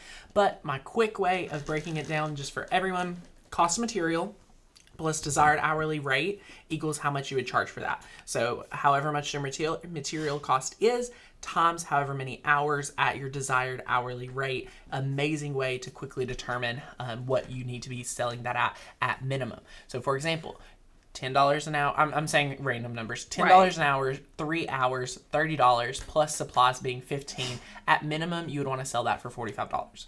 So really easy, and being able to break that down. So yay, we are so excited. An Aussie Doodle will be a great dog. She's so cute. Becca, loving your chameleon hair. Your sis has such a great eye for the right color. Aww. That is so sweet. Oh, vomit. What do you mean? Anna does not like this hair color. I have to beg her to do what I want. It's okay. She wants it, right now she wants it like a light purple. Aren't you going for that next? Maybe, we'll see. Maybe. Okay. Yeah. Okay. Cotton candy pink. That might be, I don't know if the crafty ladies are ready for that. It'll bring out my rosacea. Your what? You know what rosacea is? Not really. That's why we look like twins, because we have pink faces. They know what rosacea is. Oh my goodness. So funny. Oh my goodness. Melanie says, will you have a discount on the next summit class if we sign up this weekend? Ooh, good question. Yes! You can use that same summit discount for $40 off if you would like to purchase your summer summit ticket or a summit passport. The link is down below in the description. The way we have it outlined is you have your new program. You have the Summit Passport, and I was told that you will be able to go ahead and get your Summit Passport for summer and fall and still be able to get in if you go with the Summit Passport. We will make a few more available. If you've loved the Summit as like a little trial run and you just need to add your summer and your fall to your passport, go ahead, click the Summit Passport link, scroll to the bottom and say, already got spring, just need fall and winter, or fall and summer, and use the Summit discount code. That'll give you $40 off. Or you can just click the Summer Summit, a lot of M's, a lot of S's and M's. Yeah. The Summer Summit link, and just use the Summit coupon code for $40 off. So yay, we're so excited. Lots of fun. Oh my goodness, we are just really thrilled for you guys. Oh, Hannah says, should you know you are the creative one, Becca? I don't know. Anna's pretty crafty too. She just loves to stick with her natural one that colors. knows Anna and I would describe me as more creative than Anna. That's the truth. Oh my goodness. A lot of fun. Anita says, I think I'm booked for summits through fall. Was that a Black Friday offer? Yes. So you probably did get on it at Black Friday. So yay. And I do want to let you guys know, just so that you know, like, Maker's Gonna Learn, like, goals for the year, this Design Make Sell program is one of the very few things that we are launching this year. So don't feel like there's other, programs that you'll probably want to take advantage of. This is probably like one of the programs you'll want to take advantage of for the year. And it's probably the only advanced course like this Maker's Gonna Learn is offering. Hi, Granger. She's snug. I know, she smells so good. You smell so good. How adorable. Tanner, Sally said, I haven't done any woodworking before, but you have inspired me. Yay! Don't have room for a table saw, so we'll have to get a miter box. That'll be perfect. It'll be really easy, especially just for some essential cuts every now and again. That will be everything you need and then some. So congratulations, Miss Sally. I cannot wait to see your projects over in the Facebook group. So yay. And then Andrew says the link in the description for passport won't work. Do you want to check that, Rach? Oh, It is true. oh So my goodness, use the I one will. that I'm dropping Yes, Rachel has instead. dropped the link. I think I forgot to put a space in that, so I'm gonna fix it now. But you'd have to refresh your Thank you page. for letting us know. Thank you. Yep, there was we were trying to put emojis in the URL. That does not work. Just in case you ever try. In case you ever try. But yes, so we're really excited for that. And yay, let us know any other questions we're seeing. Kathleen says she wants this puppy. I do too.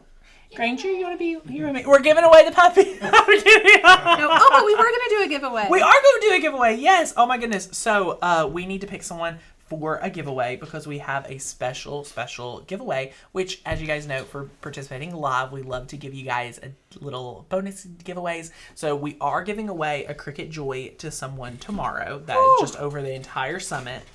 And we had a member yesterday say that if she won, that she was going to give it to me. And I said, well, I was the person going to choose the Joy, but now I don't get to be. So we are going to give away a $20 Amazon gift card right now. And that is going to go to Miss Kathleen I picked one of the first people. She said, I want that puppy. Kathleen with the AMEZQUITA. Miss Kathleen, congratulations. You have won a $20 Amazon gift card. I want you to say her last name. I'm not even going to try. Please send us your best Amazon email account number, your best Amazon email, so that we can send you guys send you a $20 Amazon gift card. So yay, congratulations. Aw, how joyful. I got mom jokes, someone says. I love mom jokes. We love mom jokes too. Tanner also has mom jokes. I got mom jokes. I got dad jokes. I got any joke you want. We love it. So yay, congratulations. Okay, since we are over halfway through with day one, why don't you pick someone? For what? For a $20 Amazon gift card. Oh, that's a good one. The names are going. I'm going to go with Maria. Maria! Pronounce her last name. B. Maria B. Maria B!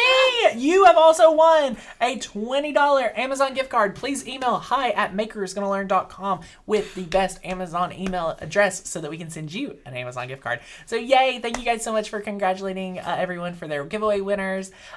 We are just so excited to be able to give away the Cricut Joy. So woohoo! And yes, for everyone that won the two that won the gift cards, this will help you buy some additional supplies, and we're so excited. But guys, next up, we are going to have Miss Lynn Lilly, the creator of our favorite glue gun, here with us, creating 3 home decor ideas we cannot wait to share with you.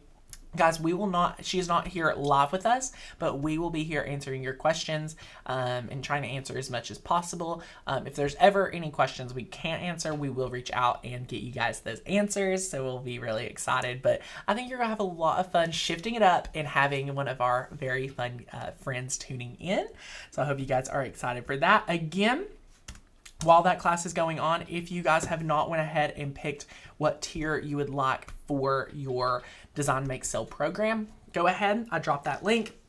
Please, if you're paying in full for one of the tiers, use the coupon code SUMMIT so you can save that additional $40. Tanner, which tier are most people getting? Most people are going for the professional tier, and I think it's because it's stacked full of all the bonuses. The Facebook group is so good. We have so many bonuses that you're going to get to complement everything you need from the buying and the designing, or the selling and the designing. So we're so excited. So yay, congratulations. You will be able to rewatch today, so that's awesome. But she can't rewatch it today, right? You will be able to watch it as soon as the live stream ends today. Okay. It'll be able to process and just go through the entire day. HD classes will be emailed next week, so we're so excited. Tammy says go professional because for the bonuses, woohoo! You guys, we really wanted to be able to pack as much in there, and today's special offer for Summit members only, when we launch this in a few weeks, to everyone on YouTube, everyone in the membership, they will be getting at the regular price before the discount code. So you guys are very special, and we're so excited to have such a great response with you guys. So if you have any questions on it, let us know. We'll get you guys those answers, and we'll see you in Lynn Lily's class. Anything else you got, Becca? Granger, you got anything? Was she asleep? You're asleep. She's not phased. Okay. Nope. Any other questions? Woohoo! Peggy went pro, Christy went pro, Tammy went pro. Woohoo! Guys, get in while it's good, and we'll be able to mail you guys a awesome workbook. So excited. Enjoy Miss Lynn's class. See you guys after. Hello, makers! Welcome to the Makers Gonna Learn Summit. My name is Lynn Lily. For those of you that don't know me, I am the founder of Craftbox Girls. We are a website, craftboxgirls.com, and of course have a ton of social media handles. It's a place where you can come find easy crafts to decorate your home, to craft as a family, party inspirations, and even easy halfway homemade recipes. So I am so excited to be here with you. I know you guys love Tanner. Tanner is a longtime friend of mine, so when he asked me to join you guys, I was totally in. So today, we are talking about decorating. So when I kind of gave Tanner some ideas, I said, I want to talk about seasonal decorating in your fireplace. We're actually in my studio. So Craftbox Girls has a studio. I have a fireplace at home that I change out seasonally. Well, today I'm going to show you how you can change out your fireplace easily by the season. We're going to be focusing around the color blue, because for those of you that don't know, blue is the Pantone color of the year, and it works really well for spring and summer. And you can use different shades of blue. They go really great, and I don't know about you, but blue just makes me feel really relaxed. So as you guys are tuning in, make sure you comment. Tell us where you're watching from. I always like to see people when they tune in from around the world. I know the Makers Gonna Learn community is awesome. For those of you that are new to the community, it really is the best source for die cutting, project inspiration, and it's a really great supportive community. So I'm excited to be a part of it. I've been a part of it now for a few months, and you guys are amazing. So, and those of you that also know, I'm the founder of this glue gun. So I know a bunch of you have bought it. Thank you so much. Tanner's a huge fan and a friend of mine, so you may recognize my name. It's me from the glue gun. So thank you guys so much for all supporting. I've seen you guys using it, and I know Tanner and his team use it all the time. All right, so to get started, the first project we're going to work on is a mirror. So I don't know about you, but you may have a mirror laying around your house. So I have this old one that's been sitting in my basement forever. We actually just painted it.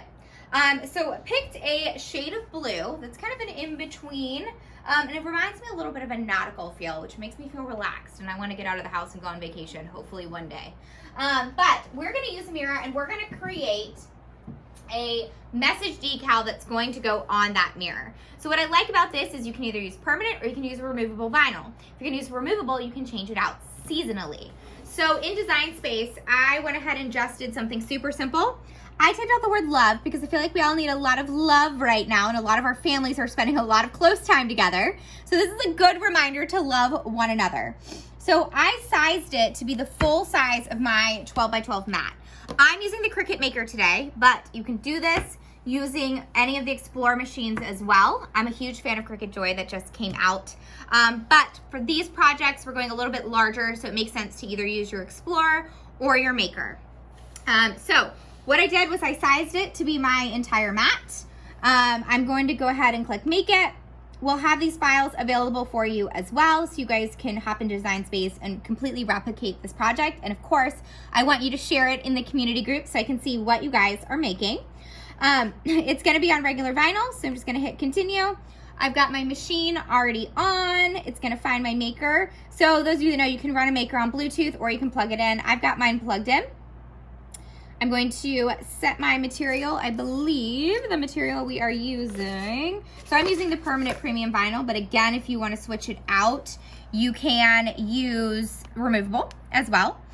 So I'm going to go right here just to my premium vinyl, hit done. All right, and guys, say hello. Hope is behind the camera, so she's going to get the view that you guys get. So say hello to Hope. She's always behind the camera on all of the great videos and lives that I produce. So I'm going to go ahead and just stick my vinyl right on my mat. See if I got a straighter side at the top. And I cut a full piece since this is pretty much a full mat cut. I might need to trim it just a smidge at the end.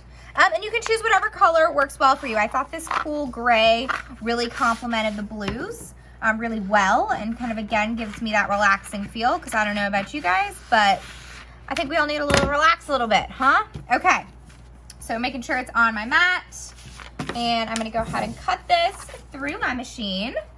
And if you guys have already made some really awesome projects, because I think you guys have already attended some courses already, I'd love to know what you guys have made so far. So go ahead and tell me in the comments what you all have made. So this is gonna take just a second.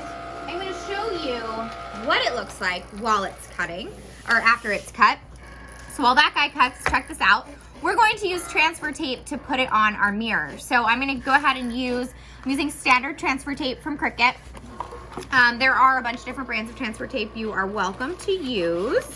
So I'm gonna cut a piece. I'm gonna start at this and keep this part to use for any smaller projects that I have. But I wanna go ahead and cut it to be about the same size as my design. And for those of you that may know me and follow Craft Box Girls, or you're already a fan of our Facebook page or our Instagram handle, tell me in the comments. I want to know where my craft squad's at. If you're not, please go follow me. Head over to the Craft Box Girls Facebook page. Follow us. I'm doing lots of fun stuff recently, so make sure you follow me, especially if you've got kiddos at home. I've got some fun activities and doing some things with some great partners to share some activities. And if you're on Instagram, hit me up at Craft Box Girls. I love to chat on direct message, so send me a message and tell me that you were here, that you're from the Makers Gonna Learn community.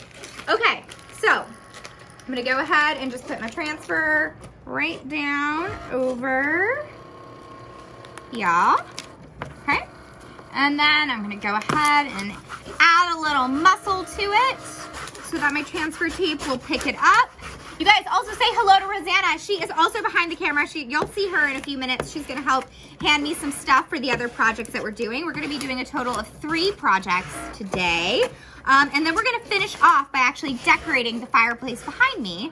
And what I love about this is you'll see I've got one thing hanging on the wall behind me. So I've got one clock, that's it. Nothing else is going to hang. So this is a great technique and kind of design tool that you can use, especially if you want to change out your decor seasonally or for different holidays. I'll show you how cool and good it looks to just lean things on your fireplace. All right, so I'm gonna check. Who loves transfer tape? Who hates transfer tape?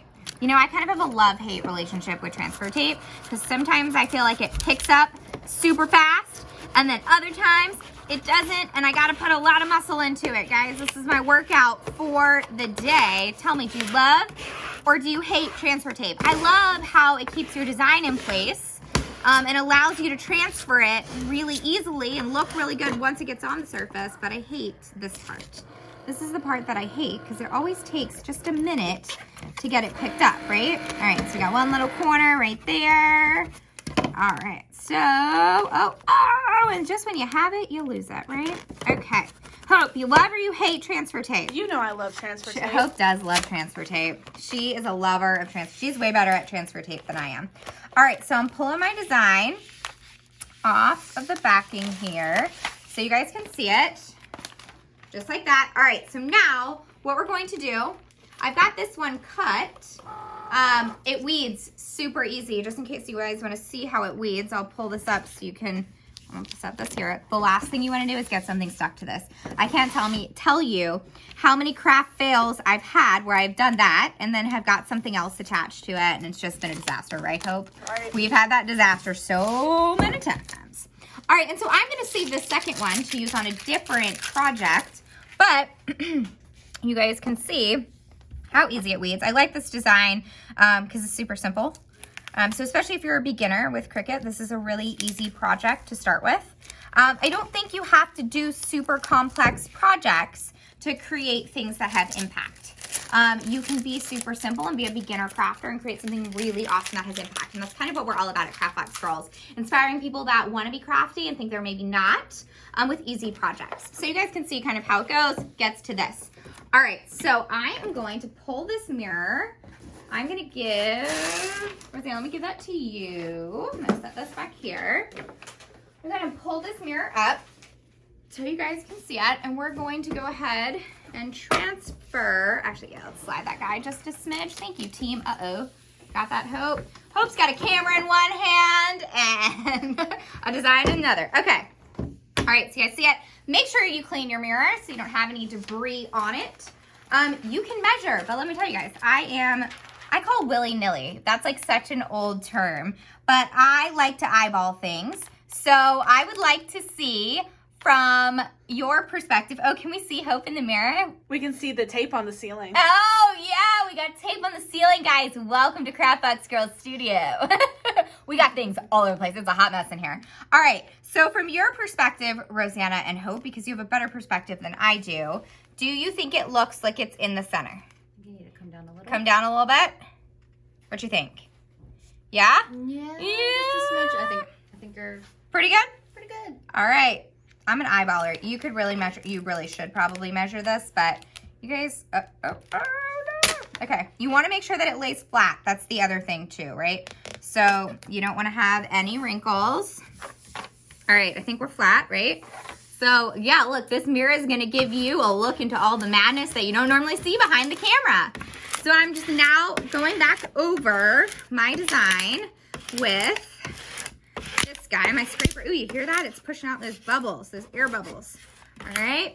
And so depending on your transfer tape, whether you're using strong grip or regular, you may really have to push down, but let's see how we're doing so far. Sometimes it grabs it super easy.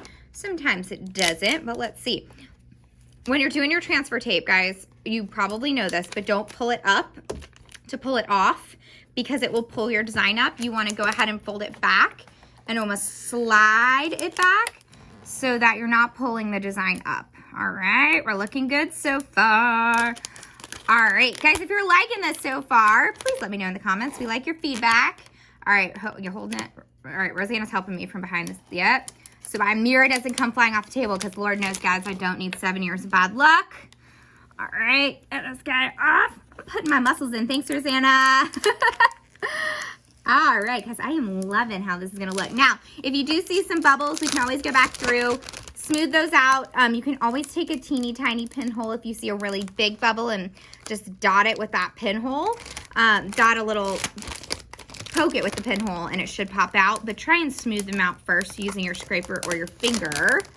All right, I don't know about you guys, but I'm super excited about this. Okay, all right.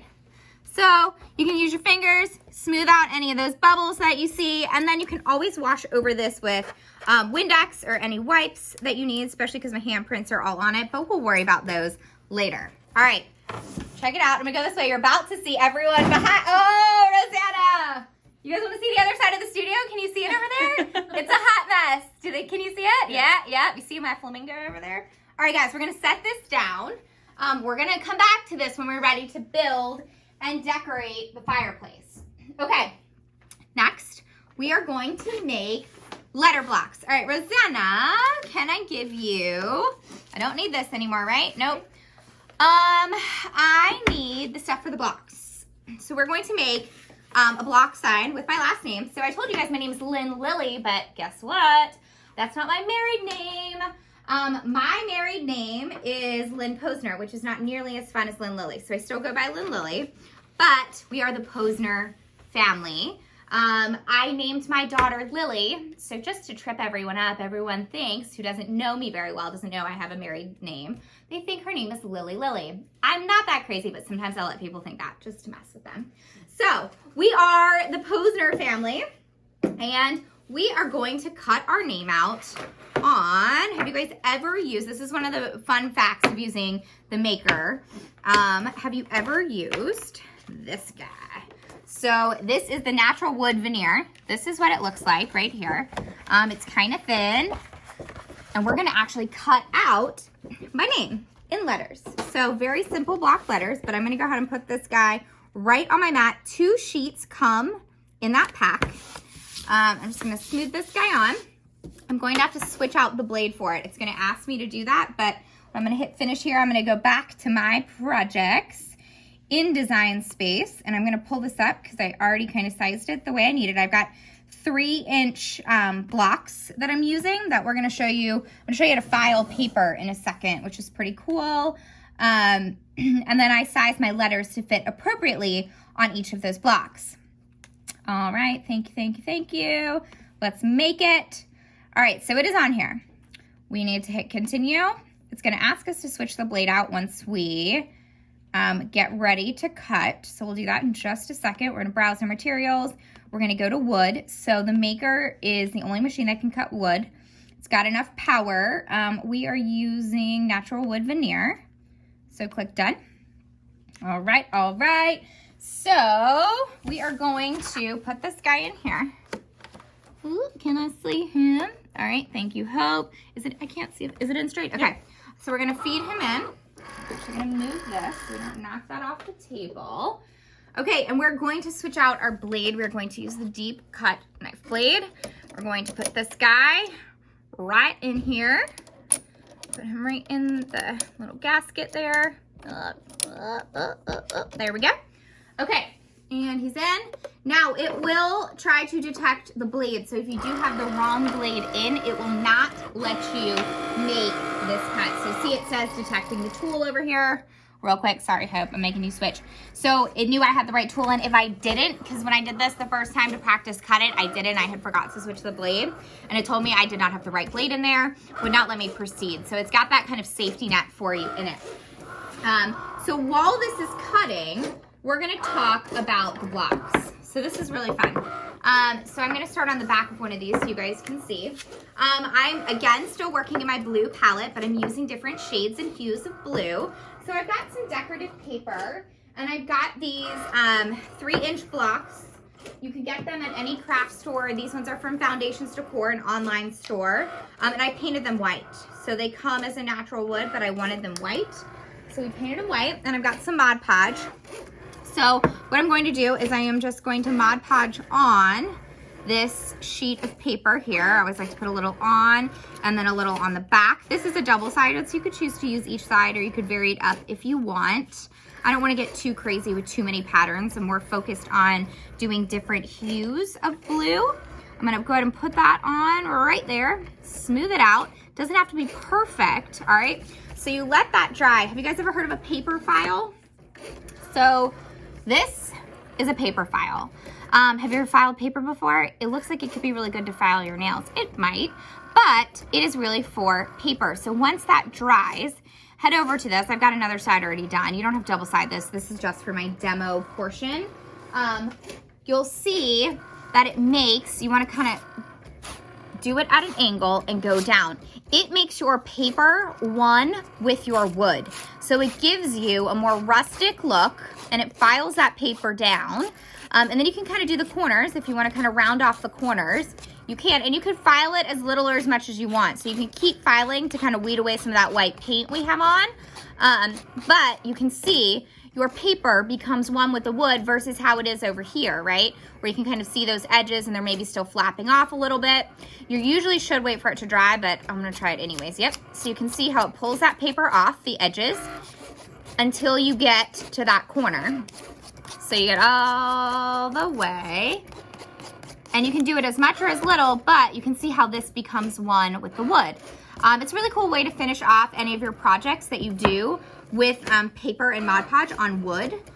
Works really, really well. You'll want to clean up your surface. It does leave some debris, so you may want to cover it, but I'm just going to finish off some of these just a little bit more while we're finishing our cut. And you can layer as much as you want. You could cut these squares out with your Cricut too. I just traced mine and freehanded them. It was faster for me to do it that way. All right, so, okay, get this last little piece off here. All right, so I've got my blocks. I'm gonna go ahead and line those guys up here. Now that our cut is done, let me go ahead and unload it. Check this out, guys. How cool is this? All right, so you see the name in there, Posner. Now, we are going to kind of push it out. You kind of want to work a little bit with it just because it's wood. My blade's probably a little duller than it should be because usually it'll pop out pretty easy.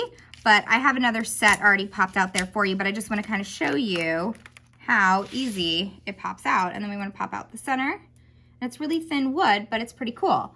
So check out that piece. So what we're going to do, I've got a set already popped out that we're going to glue onto our blocks. So let me pull these over here. All right. And if you see any little splinters or debris, you could also use your paper file to get rid of any of those. Okay, we're gonna use our handy dandy hot glue gun. Again, this is my glue gun. So, and Tanner told me to talk about it because he loves it and he uses it all the time. It is currently sold out. Because of the state of the world right now, nothing is shipping. So it's currently sold out. But it will be coming back soon. So if you haven't gotten it yet and you do want to get it, you can. It is cordless detail point. So it does sit on a charger and charge comes off and you can use it as you see fit. It is obviously the prettiest glue gun I think that's on the market, but I'm biased. But it works really well. I did it in partnership with a company called SureBonder, who is one of the leading glue gun manufacturers in the country. And they also are really big on safety. Safety is super important to me, so that was one of the reasons why I was excited to partner with them. There are all kinds of safety features to make this a really safe tool for you guys to use. But if you are interested in getting it and want to know when it comes back out, I'm afraid because the demand is so high right now, when it does come back out, it's going to sell out so quickly. So you can go to surebonder.com/LynLily and you can sign up to get a notification. You'll be one of the first to know when it is available again if you would like to purchase it. So that's the way to go if you really want to get it. All right, so what I'm doing now is I'm going to glue my letters on. I'm leaving them in my raw wood. Now what you could do is you could use your maker, Cricut, whichever Cricut you're using, you could cut out some paper. So you could use the exact same cut file and you could cut a paper design to go over top of them. So if you still want that like 3D, three-dimensional look, you use the wood, but then you could use some scrapbook paper, some decorative paper to go right over top of them. All right, so I am going to glue. Is my S the right way? You guys, I'm doing this backwards. Yes, right? It's the right way? Okay, thank you, team behind the scenes. I did notice there is a split in the E, so maybe we can flip that one over. You see there's a split in the E. Thank you so much. So it does splinter a little bit. It is wood, right? And some of you may like that natural look, but thank you for being my eyes, Hope. You are the best. All right. So I am going to put my N right there. You can also paint these too. Up to you if you want to do that, but you can just use some acrylic paint. I like the natural wood look. I think it looks cool. So, and it's going to kind of coordinate with a framed piece of artwork that we are going to put up on the fireplace as well. I hope these are in line. Somewhat close? That was pretty good. Okay. Again, you guys, you can use a ruler if you want to make sure that they're all super even. I am kind of anti-ruler. I like to just eyeball it and get it done, even though my dad, who's a contractor, says measure and measure again and measure twice and measure again. I like to eyeball things. All right. Kind of looks somewhat, yeah. Ooh, a little crooked, How's that look? Really good. Okay. All right, guys. So we are going to set this guy aside. So I'm going to put him, we'll just put him up here for right now, because we're going to come back to him when we design and set up the fireplace. Who changes their fireplace out seasonally? I want to know. Tell me in the comments, and how often do you change it out? Why do you change it out? Is it for the holidays? Or is it fall, spring, winter, all the things? Tell me in the comments. Grab a sip of water real quick. I've been talking all day, guys. So forgive me. I might have to take a few sips of water. I am losing my voice just a smidge. All right, so now we're going to talk about flowers. Rosanna, I'm going to give you that. Can you hand me the pile of flower stuff that we have over there? And we've got some paper glue, which we can use as well. Thank you, ma'am. Okay, so we're going to do some very simple paper succulents. But we're going to do something fun to give them some dimension. Can you grab me some paper towels? So I have some paper towels. So I'm going to cut and show you kind of the file. So there are tons of different files you can use for succulents or flowers. And you want to just kind of pick out a variety of green papers, which is one of the things that I think is important. That will help give you some dimension, and then we're going to add some art crayons to it. So let's start with this guy. And then I've got a file open with some, and we're really only going to just cut one sheet so you guys can see it cut. And then we're gonna assemble and design. So what I wanted this to be about is, I know you guys know how to use your Cricut, right? I wanted it to be more about design and the cool things that you can do after you cut. So let's go back to my projects. I'm going to open this guy up. So I have got, let's customize it. We'll save this guy. All right. Maybe, there we go. Okay, so, all right, so there's a bunch of different flowers that you can cut. It's up to you if you want to keep them all. They're already grouped for you. So we're gonna go to make it. We're just gonna cut one sheet of them because it does take a good amount of time to cut. So keep in mind, if you're going to do a bunch of these, you're going to need some extra time. So I'm gonna go to continue. I'm gonna go ahead and switch back my blade. Where'd I put my other blade? Is it over there? Oh, it's right there. Okay, cool. All right, so I'm gonna switch back. I'm gonna put this blade back in here so I've got it and know where it is. But I'm gonna go ahead, oops, it's hard to do this from the side, guys. Have you tried? Okay, is Cricut hanging off the table a little bit, right? Okay, there we go. It needs a flat surface. Okay, so I'm using a medium cardstock. I'm gonna make sure that I select that. Default pressure, everything's fine. We're gonna go ahead and feed in our design. All right, and then I've got a whole bunch of other ones over here that are already done that I'm going to show you once we get this guy cut. All right, we're going to start him cutting. Who likes succulents and who likes plants and flowers? Are you a real, or are you a faux, or are you a paper? Tell me. I think a lot tells about your personality. I am guilty of killing succulents and cacti. I don't know what it is, how it can happen, but I do it. I literally follow every instruction. I've done the ice cube, I've done everything. I've even just not touched them, and they die. So I have decided that I am a faux and a paper girl when it comes to plants. I'm okay with keeping like pre-cut store flowers alive, but when it comes to like plants that we have in our house, in our garden, I leave that to my husband. And then anything decorated inside, it's either gonna be felt, paper, or faux. Because I can't keep it alive. I don't know what it is about me, but I have a black thumb. Do you guys have a green thumb or a black thumb? Uh-oh, Rosina, will you grab that? I just knocked off the table, sorry. Okay, so for this project, we are going to use, thank you, we are going to use a board. So this is just a regular old board. It's unfinished. You can sand it down if you want. I left it kind of rustic because I liked that. I did paint it white with chalk paint. That board is from Foundations DECOR, same place I got the blocks from. I get a lot of my wood products from them. But you can also go into the craft store, and I am sure, thank you, Rosanna, I am sure find something similar there. Okay, thank you, ma'am. All right, so while this guy is still cutting, let's talk about what we're gonna do to the flowers. So I've got art crayons. Who has used an art crayon before? These are by Marabou. If we're using an art crayon, I think these are probably my favorite when it comes to art-wise. If kids are wanting art crayons, you're gonna wanna use a different brand. But these are great for adults who want to use colors. So I've got a green and I've got 2 shades of purple here.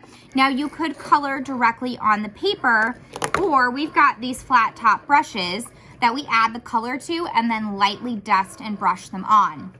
So when all of your files are cut, you can see over here in Design Space, like there is a bazillion different files. So it's gonna take kind of a long time to cut all of these. So keep that in mind. You're gonna be here a little while. Maybe grab a friend, grab your husband, who's ever available, do it together. So here's just one of the kinds that are in here. So I like to curl them afterwards, and I like to do a mix of curling and not curling, so you get double dimension. Now, if you also cut off of there, make sure that is your back. And I like to kind of make sure I can line them up. I don't usually go and follow the pattern that I get in any of the design files. I kind of do it on my own to add my own little spice to it. So I'm gonna layer a couple of these here. And then you can use hot glue if you're using cardstock. If you're just using paper, you may want to use paper glue. Sometimes the heat of hot glue, if you're using a high temp glue gun, will change the color of your paper. So keep that in mind. Zip dry is a great paper glue if you want to use a paper glue. I also keep mine upside down so that it does not all run to the bottom and then take forever to get to the top. All right, so I'm gonna start to build this guy out while that's cutting.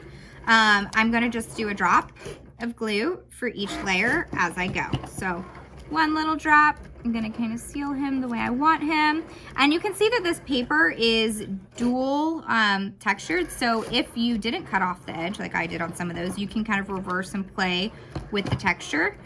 Totally up to you. And we're gonna kind of put that guy, let's put him there. And then we'll come back in and put that one. Let's do that one guy right there. All right, who's made succulents before? I wanna know, tell me. I like to hear from you guys. You guys know I like to ask a lot. I want you guys to keep telling me what you're doing. I love hearing from you. And also, like, sometimes you guys come up with really cool ideas or variations of things that I'm doing that definitely inspires me. So talk to me, people. Talk to me in the comments, please.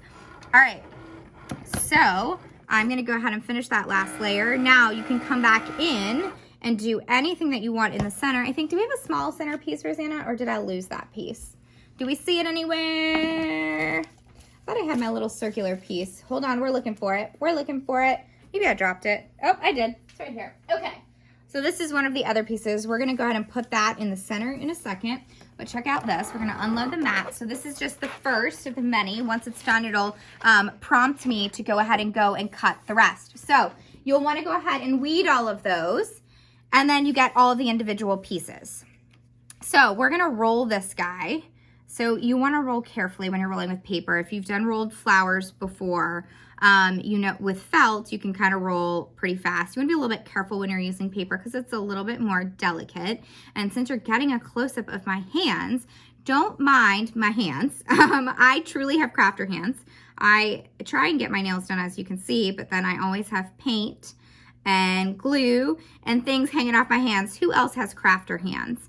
I think it's also a requirement that you don't have fingerprints, right? I have my own glue gun, so I guess I'm in that camp of no fingerprints. All right, so you got a little tab at the bottom there. I'm gonna just pop a little dot of glue right there, and we're going to put that there. Okay, so I'm gonna make sure that my bottom part gets on there so it doesn't really unravel. And then you can kind of play with these guys as you want to move them in and out. So before I curl, or actually I can curl first. You can curl before or after. I'm gonna set that guy right there. I don't wanna put him in until after I do my crayon work. So I'm gonna just lightly lift my leaves in these guys. So light lift, right? So just a little bit. It's up to you. You can keep them flat if you want. Totally up to you how you want them to look. So let's do one of these, and then we'll also do a lift on another guy over here. Rosanna, can I give you some of these to help me lift them? now that I'm thinking about it, because we don't want to be here all day. So I'll give you some to do over there. Thank you, ma'am. All right, so we're also going to lift these guys too. And again, you can use the Cricut tools to do this, or you can just do it with your fingers like I am here. Would you keep yours flat or would you add the dimension to them? Please tell me. I would love to know in the comments. All right, so we're just gonna lift these. And you don't have to lift every layer. It's totally up to you. So I'm just gonna lift some of these guys. Just like that. All right, Rosanna, you got it? Oh, thank you, ma'am. Okay, so I'm gonna lift a few more of these. All right, all right. Do you have activities and things that you are already making on your Cricut maybe before the summit? Share those in the comments. I know that there are tons of resources in the Makers Gonna Learn library to get you guys, keep you busy and occupied with your Cricut. Maybe you've done a project recently that you want to share. You may inspire someone else who's looking for something to do.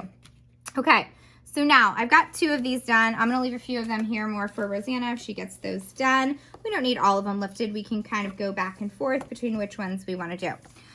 So with my art crayons, as I mentioned, we've got these flat top brushes. So what I like to do is, instead of coloring directly on my surface, I put this on my brush. So add some color to it.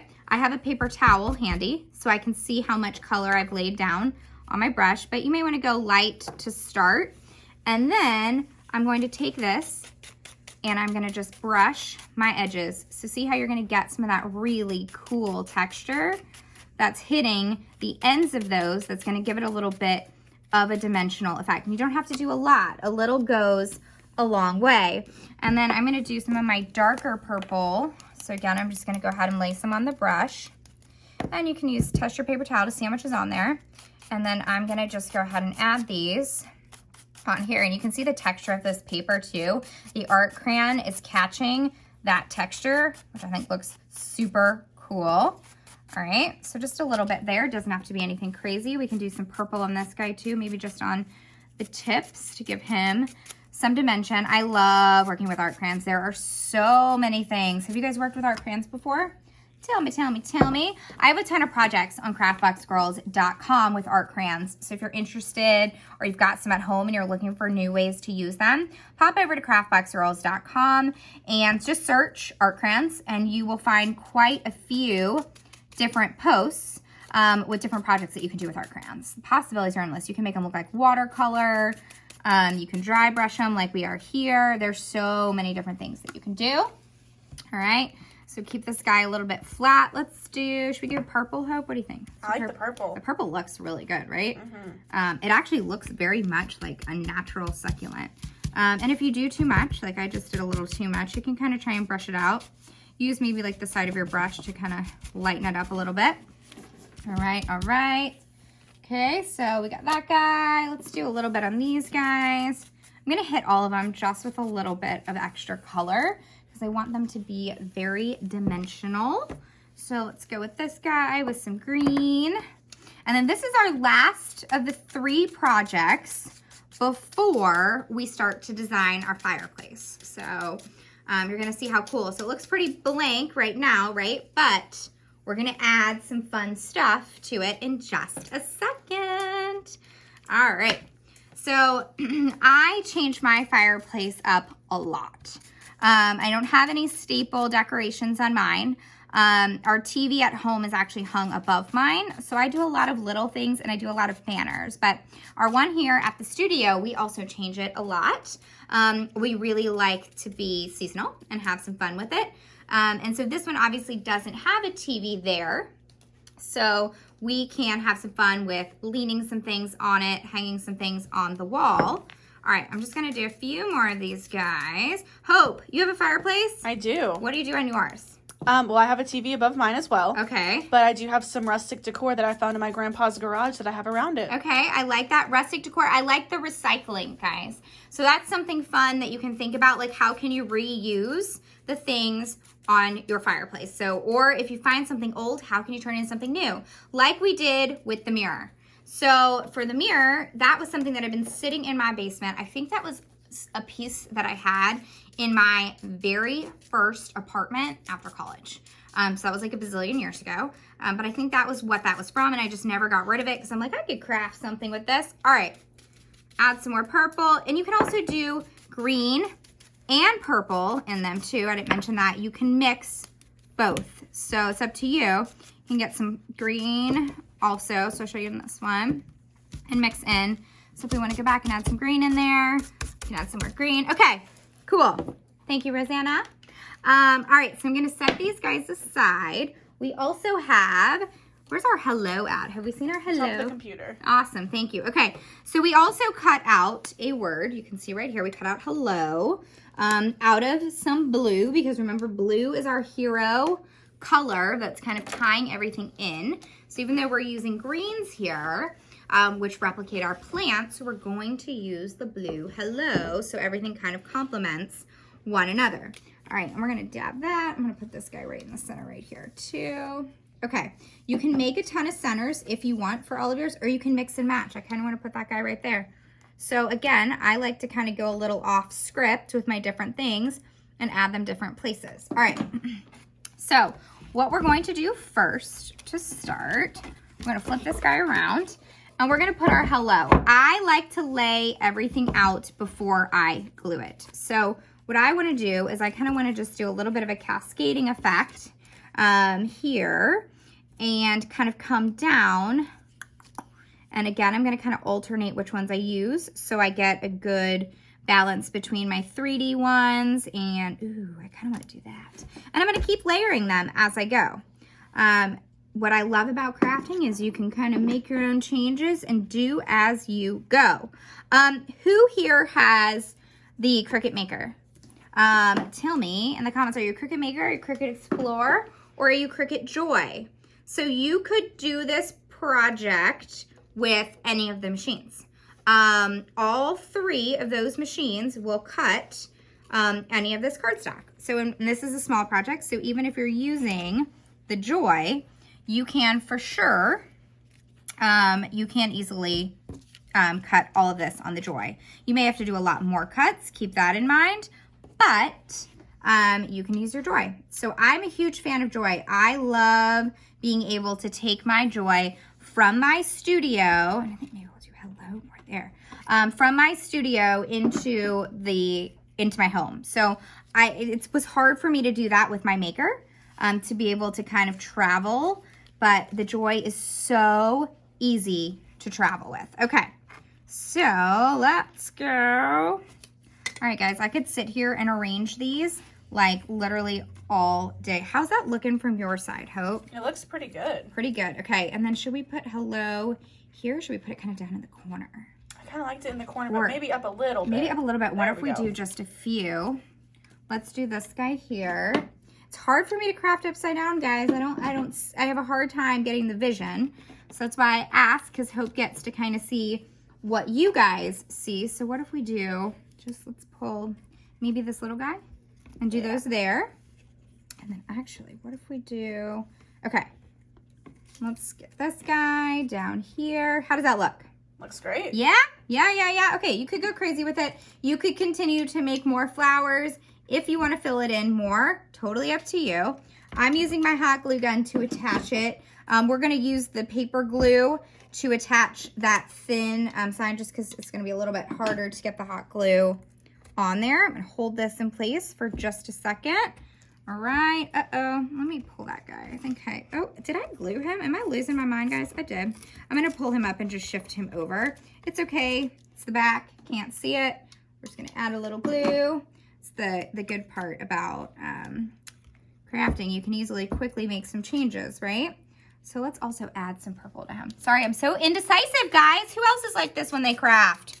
They're in between and kind of, and that's the fun part about doing these longer, more realistic crafts. I'm kind of, I've prepped some of this ahead of time, but I'm really doing this with you guys kind of for the first time. So I'm laying it out as we go. We're in it together, friends. Isn't that right? All right. So let's go ahead and glue this guy in here. Just like that. And then let's put that guy right there. Put that guy there. Now, Keep in mind, all of these flowers, how long would you say, Rosanna, you think this took us to cut and assemble these? A good, what, 45 minutes maybe? 30 minutes? What do you think? Around that. Yeah, 30 to 45 minutes. I was manning the Cricut, and then Rosanna was helping kind of assemble them together. So keep in mind, that's gonna be a little bit more time consuming. I'm gonna switch this just to me for 1 second, guys, so I can get a better look at, what if we put hello right there? Yeah, okay.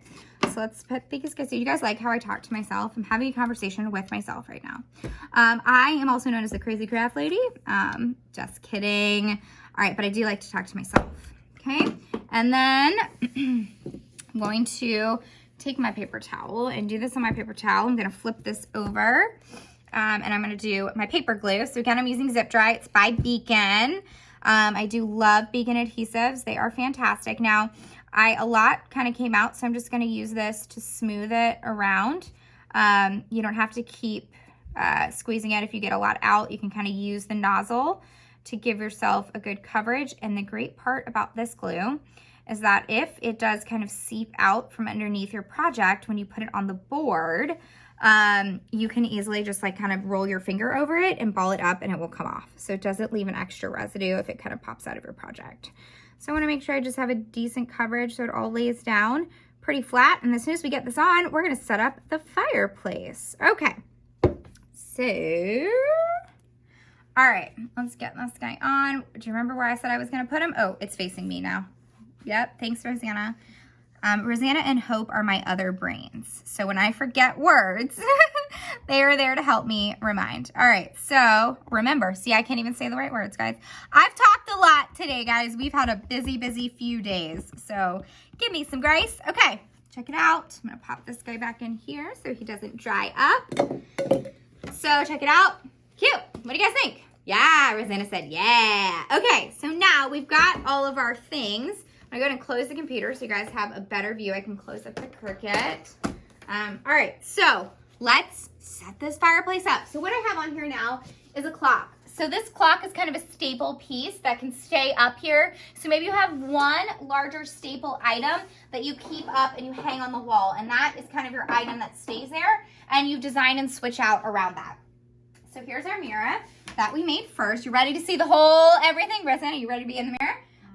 So we're gonna lean this. So guys, here's the thing. You may wanna be careful if you do have kids, right? You may not wanna put a mirror on your mantle. Use your best judgment. If your kids can reach it, I'll leave that up to you guys. But, so we are going to put that up there and then slide these guys down. So this is the art of leaning, right? You don't have to worry about hanging stuff and pictures and all that. You can just lean and you can overlap. So I really, really, really like to overlap.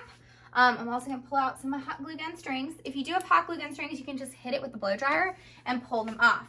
Okay, so that kind of takes us into our clock, right? But again, I like multiple kind of dimensions and layers. So I'm gonna go ahead and set my blocks up here, and you'll kind of see how all of my blues, they're slightly different, but they all kind of have that same hue to them.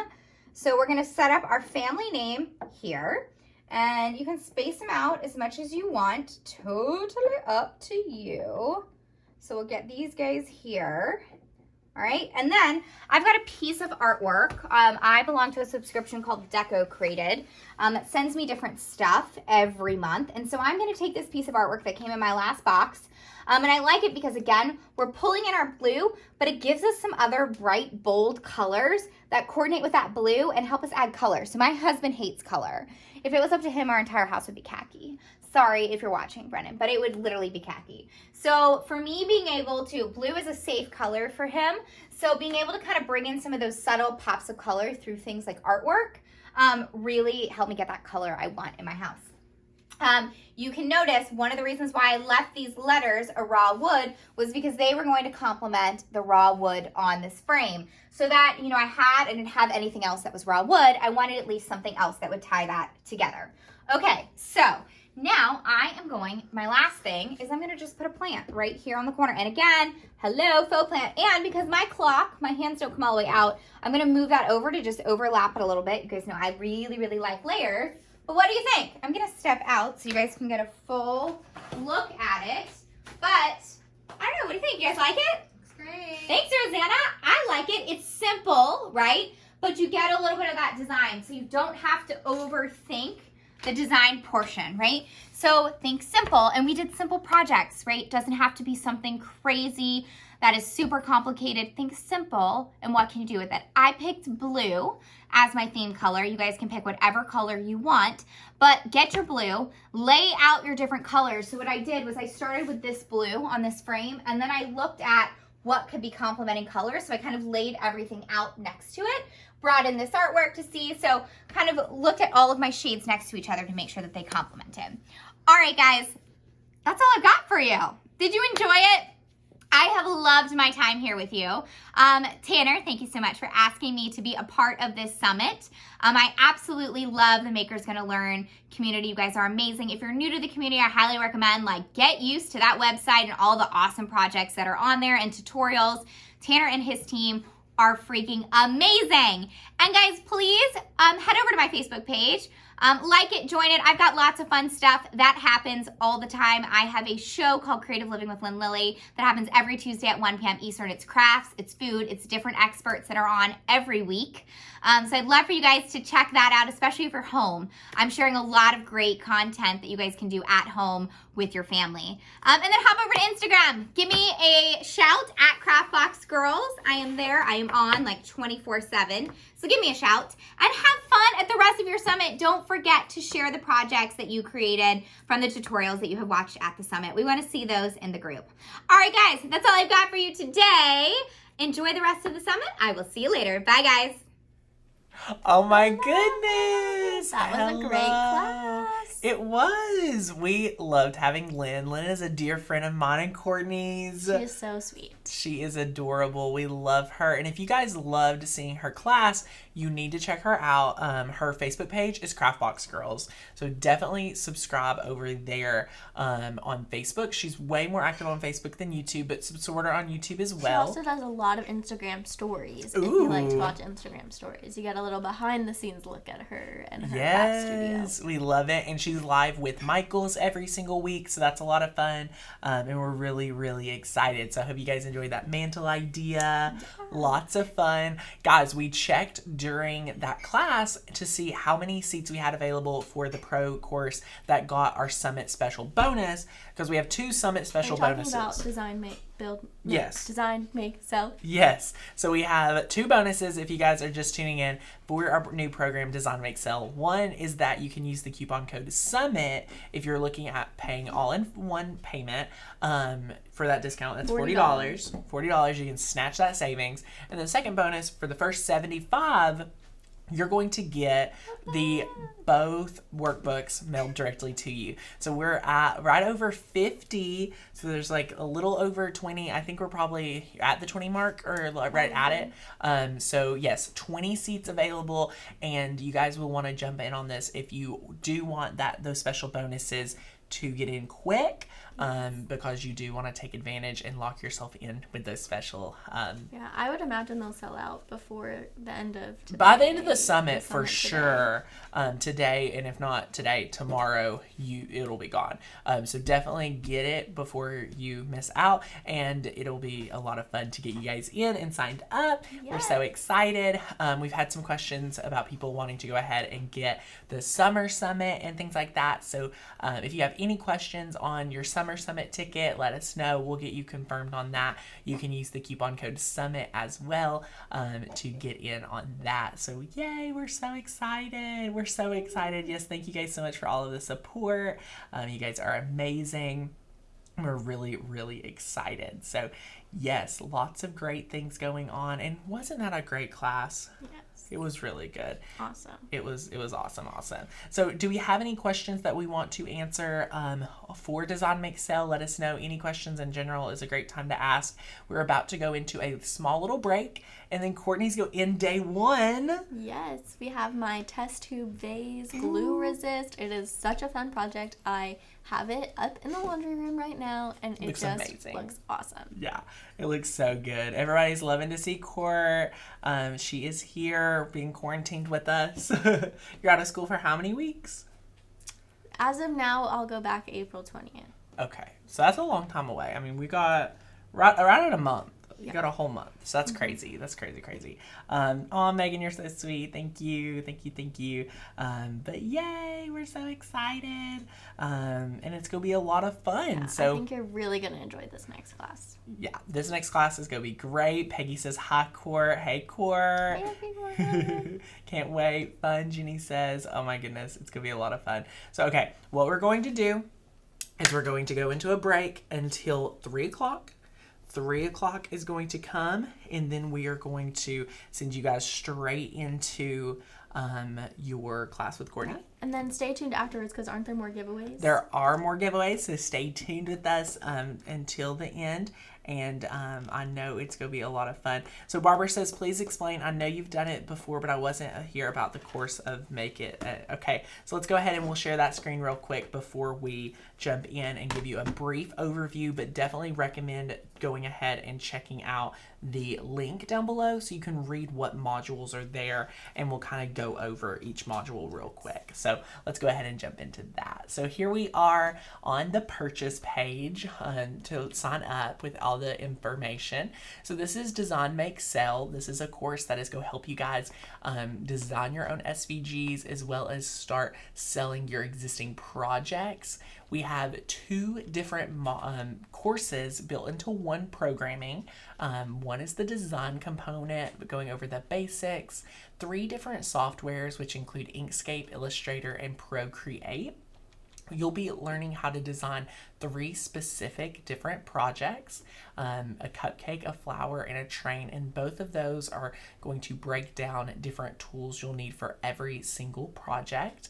And then what is so good is you're converting, which is going to be awesome, learning how to turn drawings into SVGs, PNGs into SVGs, creating your very own multi-layered SVGs, and then your advanced techniques like adding score lines, tracing photographs, digital drawing, and so much more. A big question we had was, can I learn how to fill a font with Cricut pens? Yes. So we do have that. So lots and lots of fun. For the selling component, we're going over how to get started, the art of selling, the marketing aspect, and the craft shows, which are going to be a lot of fun. So we have 5 modules in that training, a lot of goodness on creating a signature line, picking a niche, branding yourself, where and how to sell, pricing your products, best products for a craft show, how to create urgency at a craft show, and so much more. So yay! Now this is the pre-sale pricing. So as I mentioned, this is not regular price. This is pre-sale pricing, but what you're getting is this is on top of your pre-sale price. You're getting savings if you use the coupon code, which is Summit. So you can see here for intermediate, you can get the 5 design and 4 selling modules. For advanced, you can get the modules plus the 2 workbooks, which are great. They give action steps for each class that you take in the course. So every little module has action steps. And then for the professional version, you're getting the font creation bonus on top of the workbook bonuses, the pattern creation module, which is on top of the font creation, and then the frame masterclass and ebook if you did not already have it. And then our super secret ways to keeping costs low and profits high. And last but not least, we are adding a bonus for taking amazing photos, which we are so excited to give you guys those tips. And one bonus that we haven't even listed that I totally left out was for the professional tier, you will be getting an amazing Facebook group that is only for that tier, where we can give you guys the support that you'll need and help you, picking your products, helping you with any questions along the way. That's like $700 worth of bonuses. I just oh my goodness, advanced to professional. Yay! $700 worth of bonuses, so you guys can go ahead and get in on that. So that is amazing. You would want to click right here the enroll now button. So you would just click that tier, and then you would go down here to find coupons. You would type in the word Summit. You would apply that, and there you guys go. So you'll be able to say yes to this program launching at the end of May for $357. And again, if you would like to break that down, whoops, I totally X'd that out on accident. I'll bring it back. If you guys would like to go ahead and get in for being able to, if you do need to break it down in a payment structure, you can break it down the first time ever. We have actually offered 2 or 3 easy payments, and that does not allow you to use a coupon code though. So you would have to forfeit your $40 savings. So we're so excited. Yay! Lots and lots of fun. And yes, this is an amazing program. Because you are going to want to learn while you have a few weeks that you're home. But what it's actually teaching you guys is how to make money from home, and it's going to be a lot of fun. So this is our new program called Design, Make, Sell. Definitely click a link down below to pick your tier and learn what you get in each tier. Some of the bonuses for the professional and advanced level is the design ebook. So this is going to give you those action steps to fill in. The selling ebook, which is a great little workbook for you guys to fill out, and it's very interactive. Then you're going to get the font creation bonus. So you'll learn how to make your very own fonts. And you'll be able to do the pattern creation as well as the frame class if you have not been able to use it. And then the photo tips, learning how to take your photos for amazing platforms like Etsy, Facebook, and so much more. The goal here is to take appealing photos to sell whatever you make online. And then what you're getting overall is 9 modules in this program that will walk you step by step through the entire process of designing your SVGs and build your business with your die cutting machine. Depending with what tier you go with, you'll be getting lots of bonuses to complement your course. And this is the exact blueprint you're going to want to follow today to get started. So woohoo! And again, just to let you guys know, learn at your own pace in the comfort of your own home. Guys, I didn't even think about it. This course is great to learn from the comfort of your own home, because then it's going to help you learn to make money from home as well. So you're never worried about anything like that. We've had tons of our community being able to, make money using our cut files. So we're so excited to be able to extend that to this program where you're going to definitely get the support you need to level up and be able to sell on craft shows or anywhere and actually become profitable. So yay!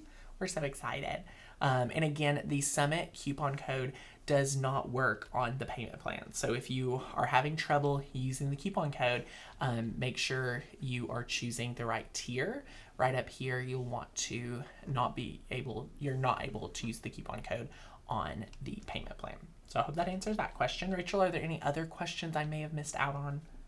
Just one on if they want to double up, they can only use one. Yes, so if you do have the maker material credit as the refund, you will have to just use the maker material credit discount and then email us and we'll manually discount the $40 to you. So yay, we're really excited. And if you have credit from Maker Material, which is a program we discontinued back in February, you will want to have your coupon code and put it in there. So yay! And yes, the $40 discount is not available for the payment plans, but we are excited to offer that to anyone that may need the payment plans, but it separates the payments out, so it does not give you guys the ability to put a coupon code without messing up the structure. So I apologize for that, but it is just an added bonus because we want to make this obtainable for everyone that wants to get this value. So definitely take some time in this next break. You have a few minutes and we're just going to have a lot of fun. I'll be in the comments answering any questions, and we are so excited to be able to answer anything you've got. So I hope you guys are ready. Are you ready to craft? Yes. Awesome. We'll see you guys in the class at 3. See you.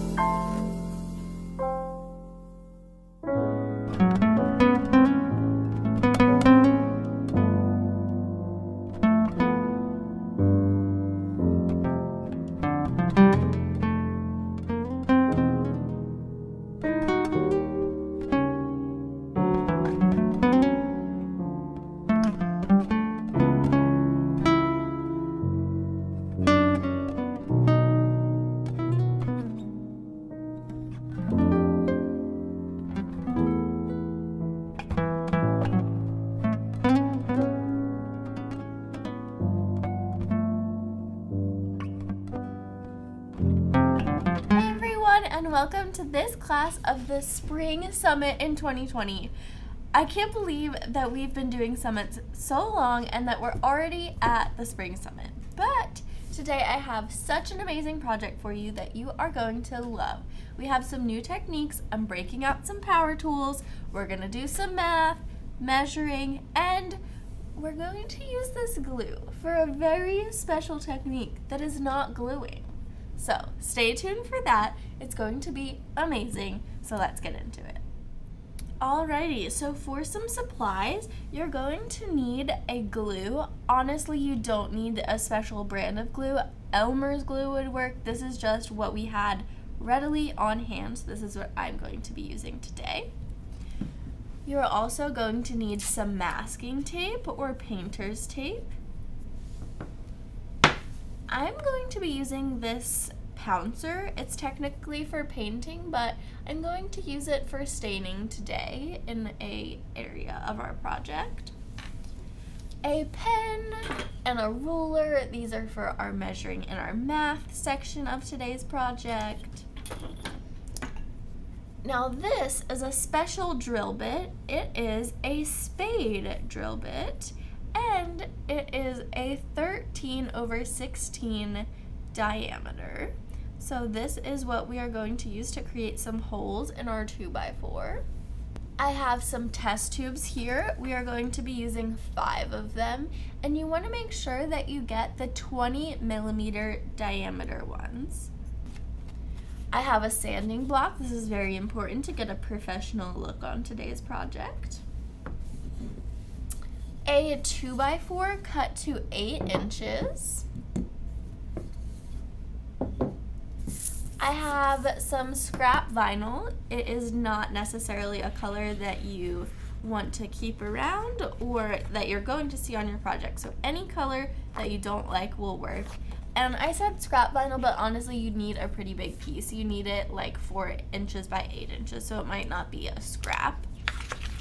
Then I have some gloves to keep my hands clean while staining. A staining pad and some stain. Of course, we're using Jacobine today, as basically always. And last but not least, a power tool, a drill. Alrighty, so the first step is to do some math. I have my 2x4 and I just stood it up on my table, and now I'm looking at the top of the 2x4, and I'm going to put a piece of masking tape over the top of it, and I'm actually going to put 2 of them to cover like the full top, just like so. And then once it's covered, this basically is just going to keep our marks off of our wood so that we don't see them, but we can make lots of marks. And now I'm going to bring in my ruler, and I'm first going to measure halfway this way. So it's 1.5 inches wide, which means that we need to mark it at 3/4. This is a new pen, 1 second, there we go. Okay, 3/4, and what I like to do is just measure it like in the middle and then close to each end, and then I'll create a line to connect the 3 measurements. Alright, and then connect these little markings. Alright, it doesn't have to be perfect, so that looks great to me. So now we measure this length of it, which is 8 inches long, and we need 11 spaces. We have 5 test tubes that we are going to add in here, so we're drilling 5 holes, and we want them to be evenly spaced with a space on each end. So what I like to do is just envision each of my fingers as a hole and count a space. So 1, 2, 3, 4, 5, 6, 7, 8, 9, 10, 11. And then divide 8 by 11, which will get you 0.72. So I'm going to round that to 3/4 of an inch because that will make for a lot easier measurements. So what I'm going to do here is come along, keep my ruler on my line, and measure and mark every 0.75 inches. And there we have 11 even measurements. And now I'm just going to take these lines and make them go across the whole length.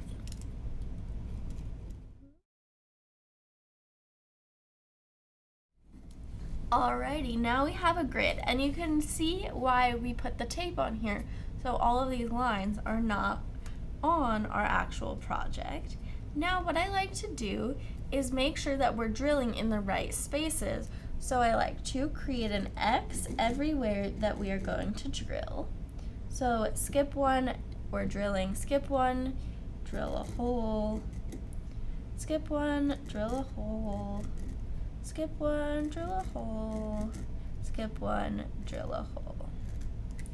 And that is where we are going to be drilling our 5 holes today. So now I'm with my drill, and I'm going to take out your normal drill bit and replace it with the spade bit. You just place it in there. It's so easy to use. And then you just want to tighten it. And we are ready to drill.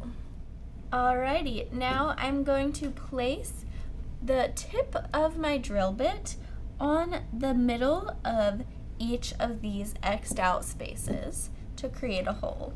This drill bit is honestly so cool because it's going to allow you to drill a hole, and it's going to completely hollow out that space without like stopping and jamming all of the sawdust in there. So here we go. Then you're just going to want to make sure you're holding the wood, and it'll drill right through.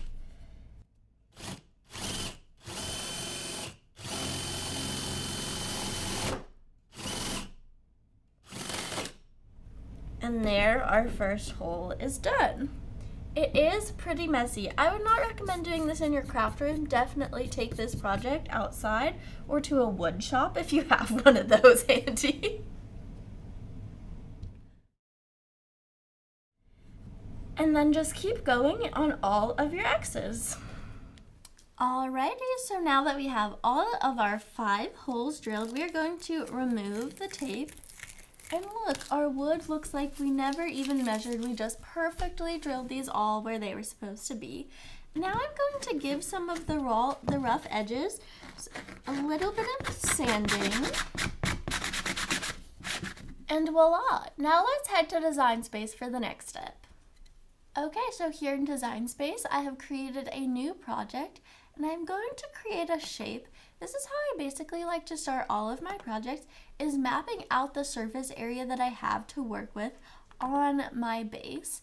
And so I have a 3.5 inch by 8 inch piece, so I'm going to unlock the square so I can make the width 8 inches and the height 3.5. And then, because I like to really get a visual for it, I will usually change the color that it's going to be. So we are shading ours brown, so I'm just going to use this brown color. And now I'm adding text. I'm using a super fun font today called Harmony, and Harmony has swooshes, guys, so it's going to be absolutely beautiful. What we are going to do is search for Harmony and select this font, and then the word I'm going to be using is the word blossom, so I'm going to type it out without the first and last letter. So L-O-S-O, and then so we just need the B and the M. So now I'm going to create a new text box, and I'm going to use Harmony Swoosh this time. And I'm going to type a capital B, because it's at the front, and an M, lowercase. And they went right on top of each other, but here you go, you can see them. And now I'm going to ungroup this 2 letters, and I'm going to kern the middle of the word. So I'm going to go up here to letter space and decrease this letter space a bunch so that they touch, and then we can kern it a little bit more specifically if we need to. I'm going to make this bigger so I can see it a little better. So I'm just selecting it all. And this is important when you are going to resize your word, you want to make sure you have all of the letters selected so that they're all resized the same amount. Okay, great. Now I can really see some of those details a little bit better. And so I'm going to, I think everything looks good, but I want the L and the O a little bit closer. So I'm going to ungroup this to letters as well. And then I'm just going to move this L over some to the O. And that looks great. Now let's add our first and last letters. The M looks good there, and then the B looks good right there. All right, and then I'm actually seeing that these S's need to be moved in a little bit. So don't be afraid to, keep working on this until it looks absolutely perfect to you. And now what I'm going to do is I'm going to group these together. I don't want to weld them yet because I'm not 100% sure this is what I want it to look like yet. And then I'm going to change the color of it to white so that we can really see it pop off of this brown. And I'm moving it up onto my base here. And now I need to do some resizing. So I'm resizing it a bit, and I know that I want it to be a little bit off center here. I want it to be in this bottom corner and have the swoosh go all the way onto the edge. So I'm resizing it according to what I want it to look like. And I think, honestly guys, that looks awesome. So I'm going to select it and weld it together. Alrighty, now I will delete my base because we don't actually need to cut that out, and I'm going to click make it so that I can put this on my mat. Now I'm going to use this as a stencil, so I want to have some extra room to work with on the top and bottom. So I'm going to take it and move it down about like 1.5 inches so that I have some wiggle room to work. I'm going to move it down a little bit more. Wiggle room to work with on the top and the bottom. And I'm cutting it out of regular vinyl so we don't need to mirror it or anything like that. Like I said, we are going to be using vinyl, so I'm clicking that setting. This is not a new blade, so I'm also going to use more pressure instead of the default pressure. And now let's head over to the Cricut and cut it out. And it is finished cutting, so now we are going to burnish this really good. We want the easiest weeding experience possible. Yay! Now, because we're using it as a stencil, I'm removing the word itself from the vinyl. So I'm using my amazing pin pen tool, and I'm just removing the word. And it broke, but that's okay. Pick it back up. Here we go. Voila! So now I'm going to use my True Control knife and make it about the size of my wood.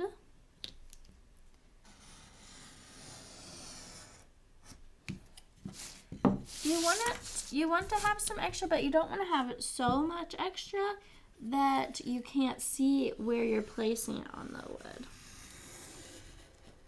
So I am going to clean it up just like this.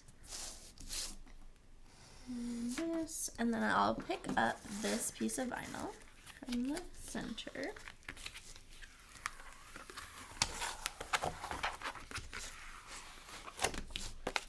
Alrighty, now we will use our transfer tape to pick up this whole piece of vinyl. So we're going to need a pretty big piece of transfer. Alright, I'm cleaning this off because there's a little bit of dust from our wood on it. Now I'm just picking up the whole thing, like so. And then I'll peel the backing off. And you want to make sure all of the little pieces are staying on the transfer tape and not coming back up.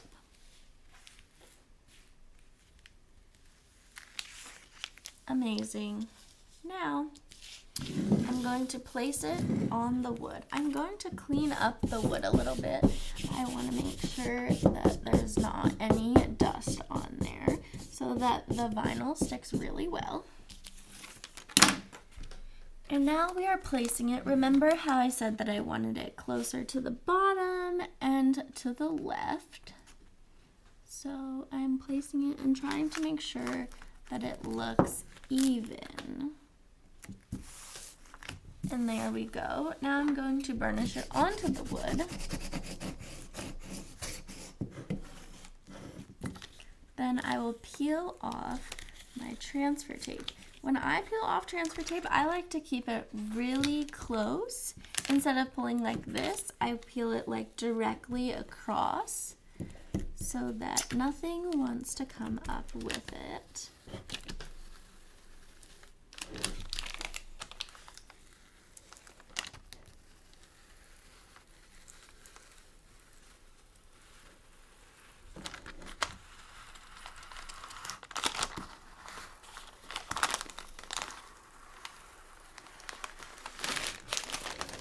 Alrighty, now because our wood is pretty textured, I'm going to just use my finger and really get the vinyl into all of the textures of the wood because we don't want any seeping when we're stenciling.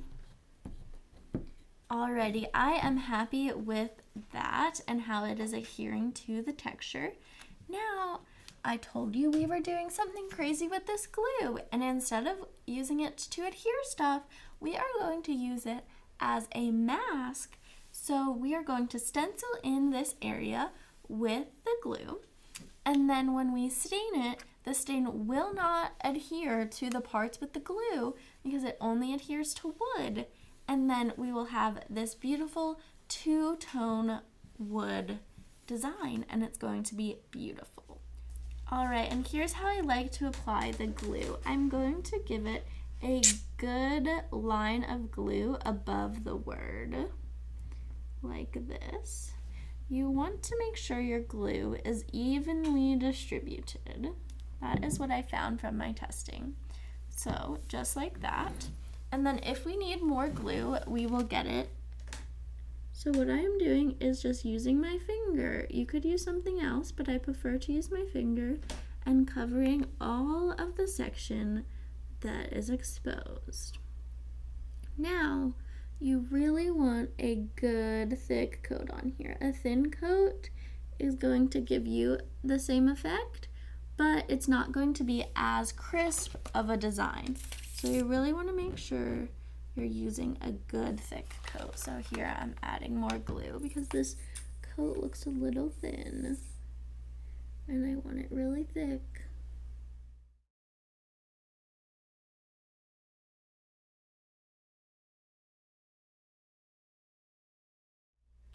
Alrighty, so we are going to let this sit for about 30 minutes while it gets tacky, and then we're going to remove it before it fully hardens. That way we're able to still get the vinyl off, but it's not seeping through when we remove it.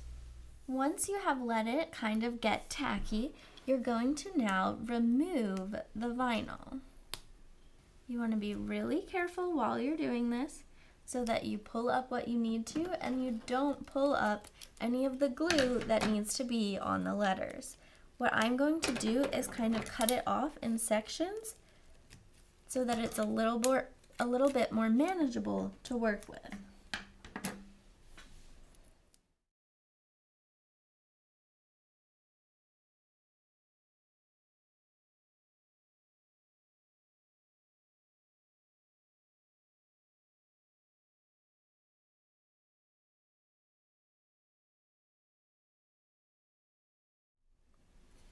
Once you have removed all of the vinyl, you are left with this super glossy word that says blossom on it.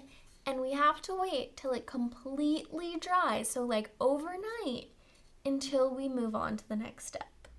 So we let the glue dry overnight, and now we are ready to stain.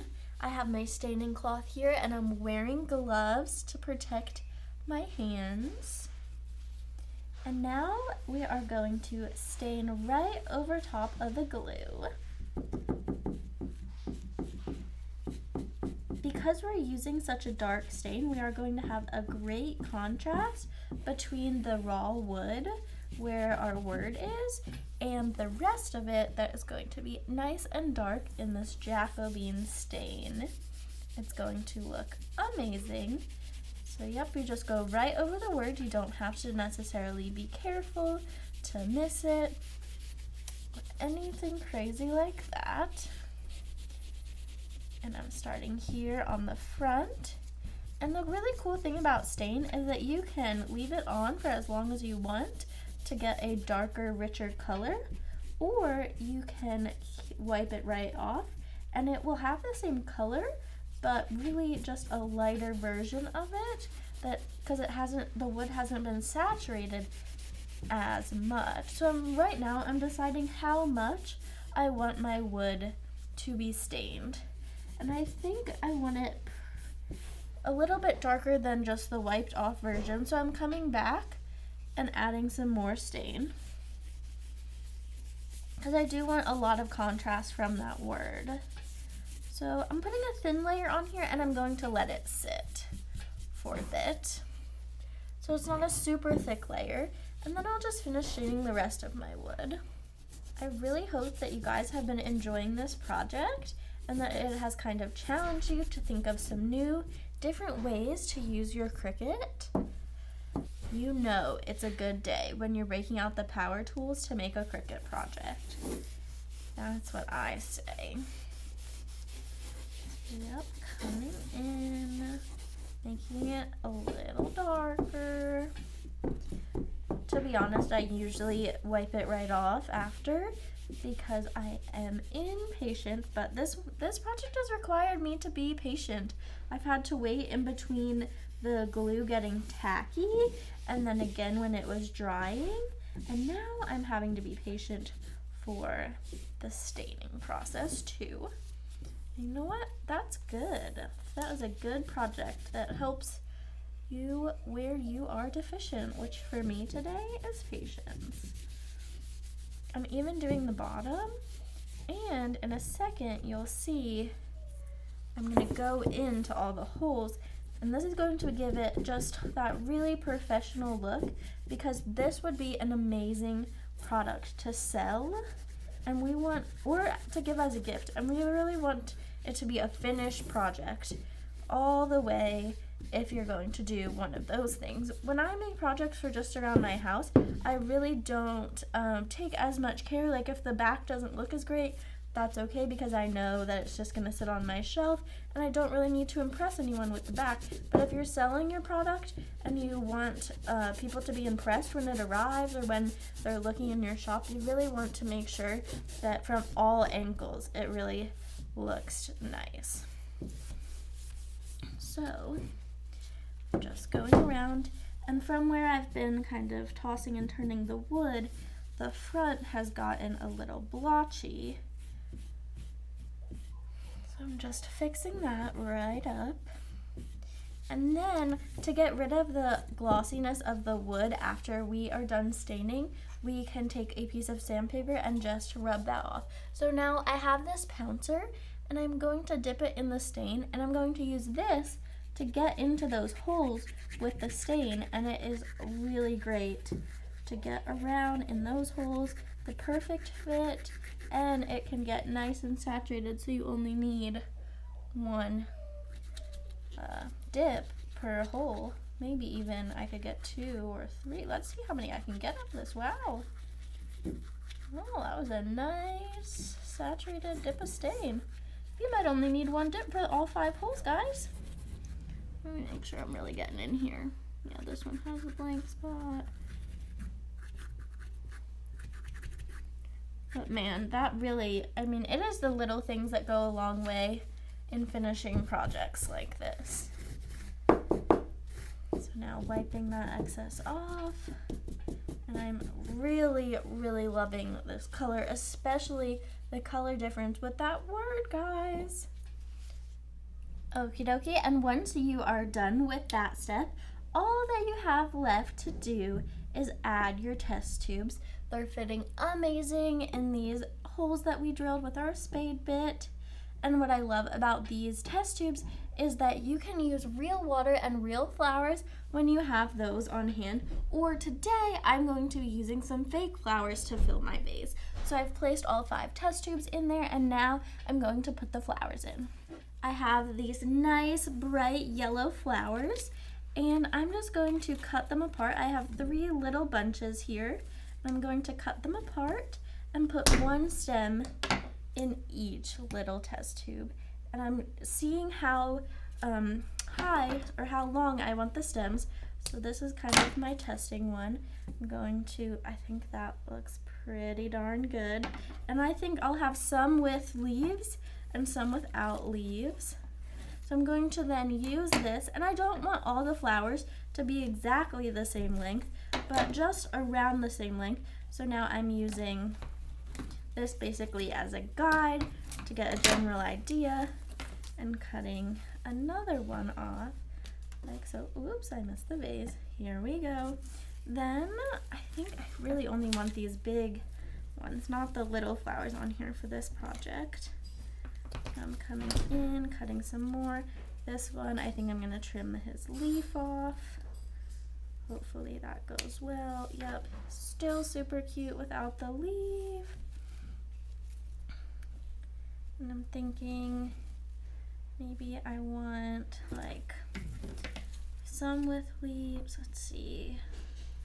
I can't decide because you want it to look random, but when you're trying to make something look random, it just doesn't always work out so well. So let's see. See, these two are way too close in height, so I want to space those out like that one maybe. And then I'm even thinking he could go over here and look pretty there, and then maybe let's see, maybe this guy here, this guy here. You really got to play around with it until you love it. Is he too tall, guys? Do we think he's too tall? Let's do one more tall one and see what we think, because we can always make them shorter at the end. So I'm leaving him nice and tall. Okay. Ooh, I think I like the tall ones. Alrighty, guys. I'm going to turn the camera around so you can see it. And it is so cute. And here we have it, a beautiful vase that is handmade two-tone wood with that glue resist, and it is absolutely beautiful. I had so much fun making this and showing you along in this Spring Summit class. I really hope you enjoyed it, and thanks for watching. Bye!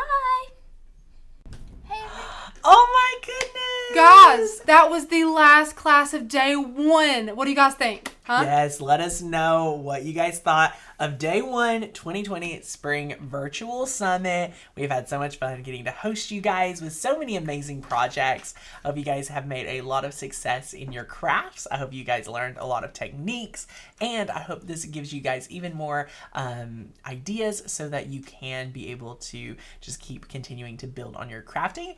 And I hope you're excited for day 2 tomorrow at 10 a.m. Eastern. Because it's only half over, guys. Yeah. It's only half over. We have all day tomorrow to get to spend with you guys. Oh gosh, something's still not. answering your questions. Tanner's got something in his eye. Mayday. Mayday. It's okay, we're good. I think it's out. But guys, how fun was that? Let us know your favorite class today. If you have already made any of these, let me know the first one you want to make. Let us know. Yes. Oh, wait, so many great comments. It's been a really good, awesome, fun-filled day. Day 1 was awesome. Thank you, thank you. I always like to watch these again later. Megan says this is my first summit, but it's the best one yet. Yes, it is. Yes, I love it. I love it. Well, guys, thank you so much for day 1. I know there's a lot to recap and process, and I'm sure you're a little bit hungry because I don't think any of us ate lunch.